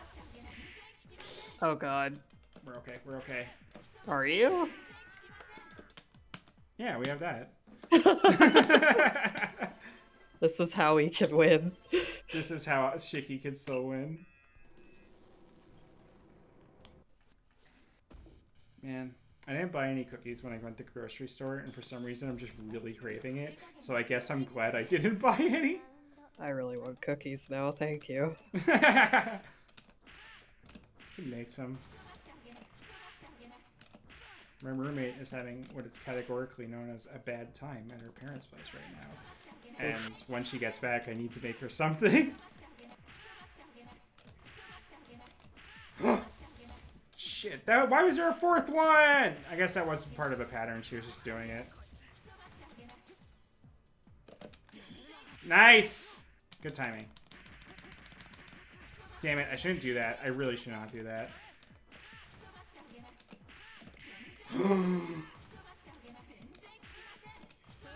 Damn it. Nice. Yeah. Mac and cheese? Yeah, I guess so. Mac and cheese sounds really good too. I want cornbread. I want potato chips. Oh, that would be good too. I don't have like any snacks. I saw on clearance, which should have actually said something now that I think about it. That should probably have been a warning. But I saw a brand of garlic and Parmesan potato chips. And I'm like, ooh. Oh, that sounds good though. But it was on clearance, so I was like, Gotta take the risk on those, you know? Oh, damn it. I inputted my DP too slow. I wanted to get the reversal out. I guess that's the punishment.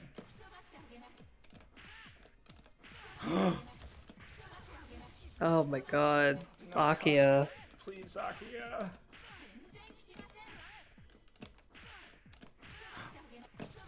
No. Oh my god. Woo! We're winning. You should only have to beat her once. You know, no. I think that you should only have to beat her once. I think that the game should have mercy. I think that the game should be nice. The fact that we're gonna have to fight her in arcade mode makes me so scared. Haha, yeah. She might be easier with other characters, though, thankfully. Honestly, this jump C strat is pretty strong. Oh, god damn it. I wanted that DP!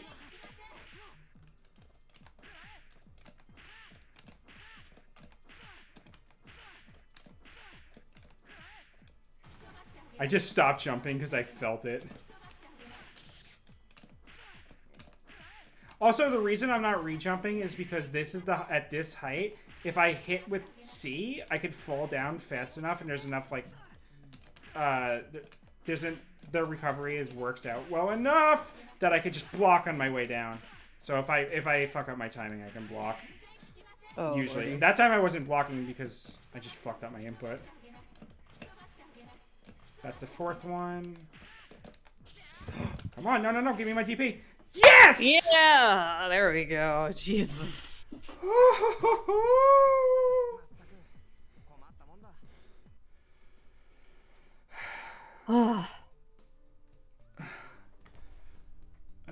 Give me a second. Okay. Defeating Akia in easy mode, baby!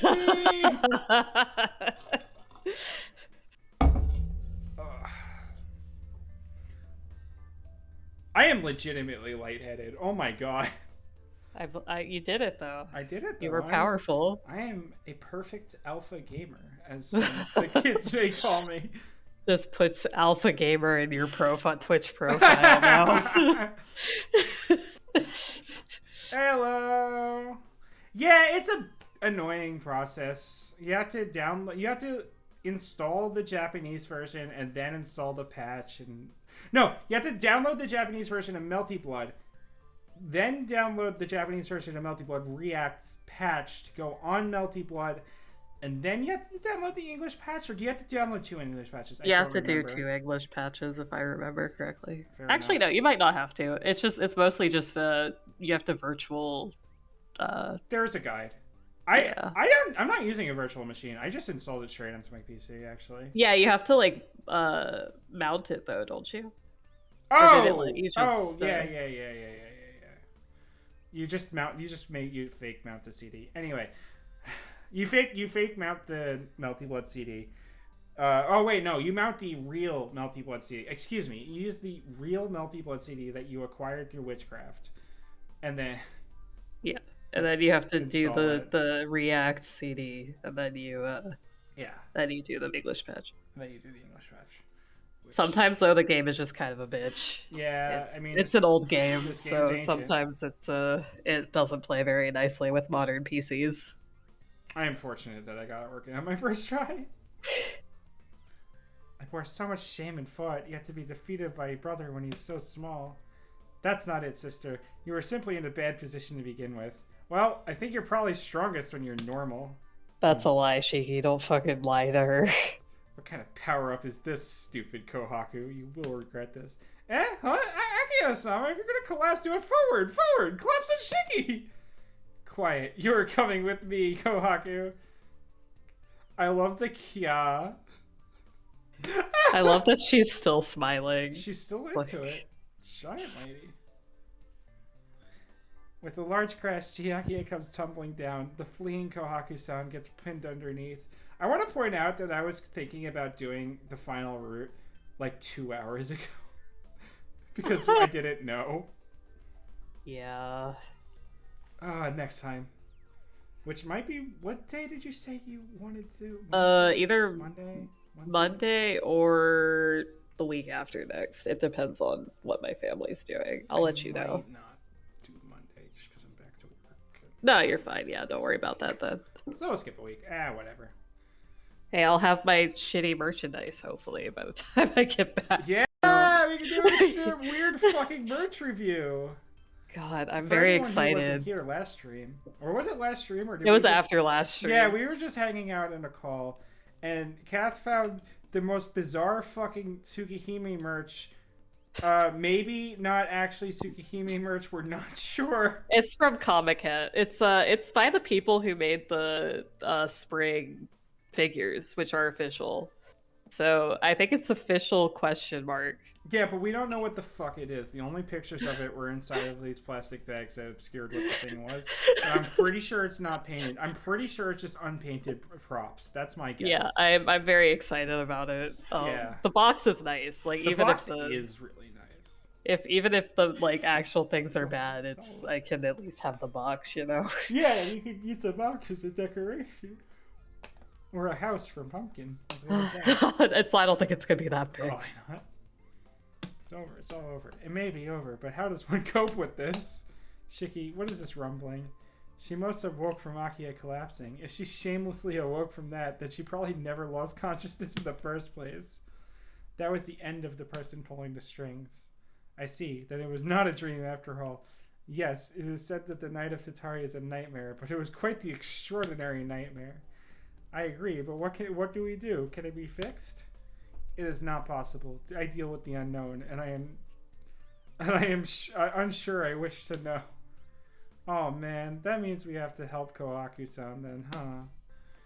With the sound of something like air escaping from a balloon, Chihakia returns to just Akiya. She seems to be having a massive headache. I understand how she feels, but this is all for the best. It wouldn't be good to leave something that big just sleeping in the lobby, and having Akiya return to normal size does help out Kohaku-san, who is trapped underneath. I can't breathe. Akiya-sama, please forgive me. Kohaku, I hope you are prepared. First, I will begin by throwing away all those suspicious things in your room. Anything by that.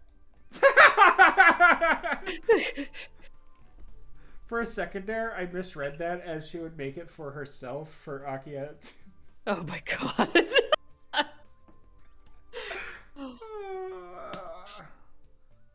How many times must I tell you? Oh my god, Akiya, come on. Fooled again.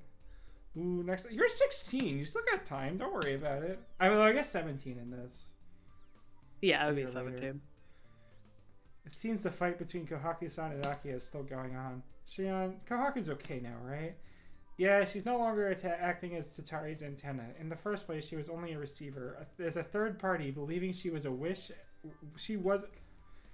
Fuck me. As a third party, believing she was a witch was necessary. I think the comma was needed there, right?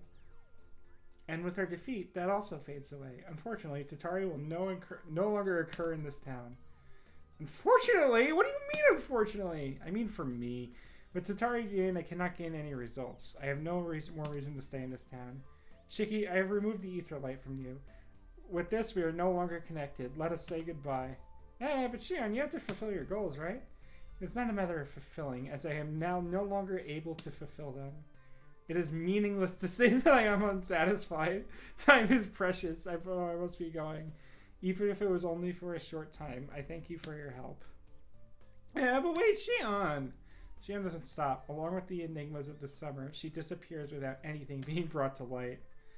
It's a shame, but if she says she has no business here... I see the girl off that I spent a short time with, and behind me... how is this, Akiya-sama? With this, you can defeat that insensitive blockhead, Shiki-san. I said I will not be taken in by your words, Kohaku. The two of them hold a conversation as they talk in their sleep in the ruins of the lobby. What a nightmare. I make a wish. When they wake up, I hope they try and forget everything that happened. Did Hisue just like fuck off? Like he just left. Hisue was like, I am too normal for this. Yeah, I'm just gonna go. Good luck, Kohaku. Just Good luck. Alright, so there's 2 more routes after this. Yeah, we're not doing it today. No, absolutely not. Hey look, Big Titty Man is the project lead.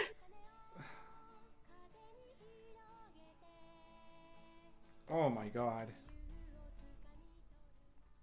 Yay! We did it! 2 more rounds, we'll do them next stream and maybe start the arcade mode next stream. Hell yeah. I died to Giakia many more times, and unfortunately with arcade mode I can't just quit back to main menu. I think that she might only be the arcade mode boss on like hard mode, but I can't really? remember. Okay, if it's like Hime yeah.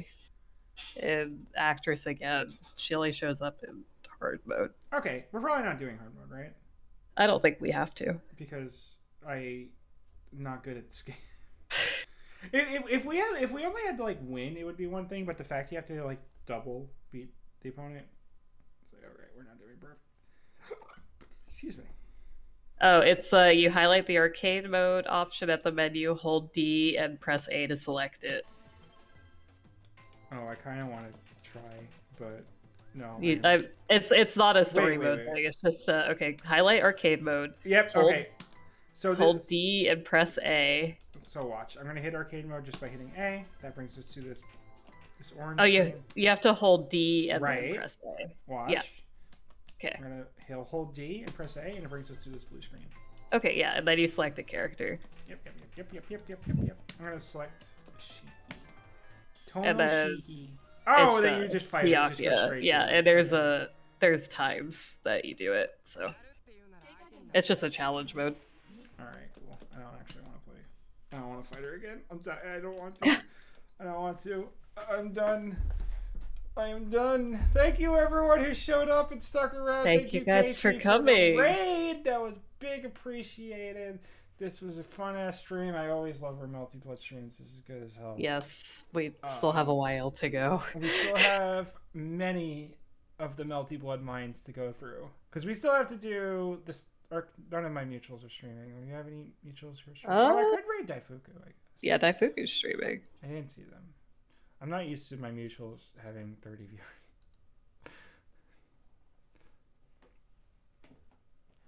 I can raid someone you know if you want me to.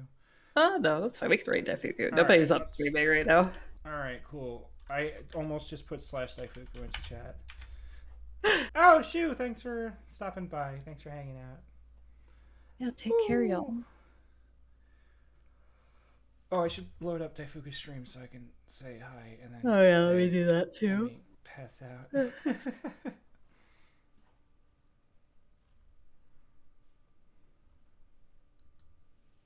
Oh, they're making a mech. They're making a Gundam. How out of character for them. Nice nails though. All right, I'm hitting the button. Everyone, thank you for showing up. Have a great evening. Peace out. Have a good one, y'all.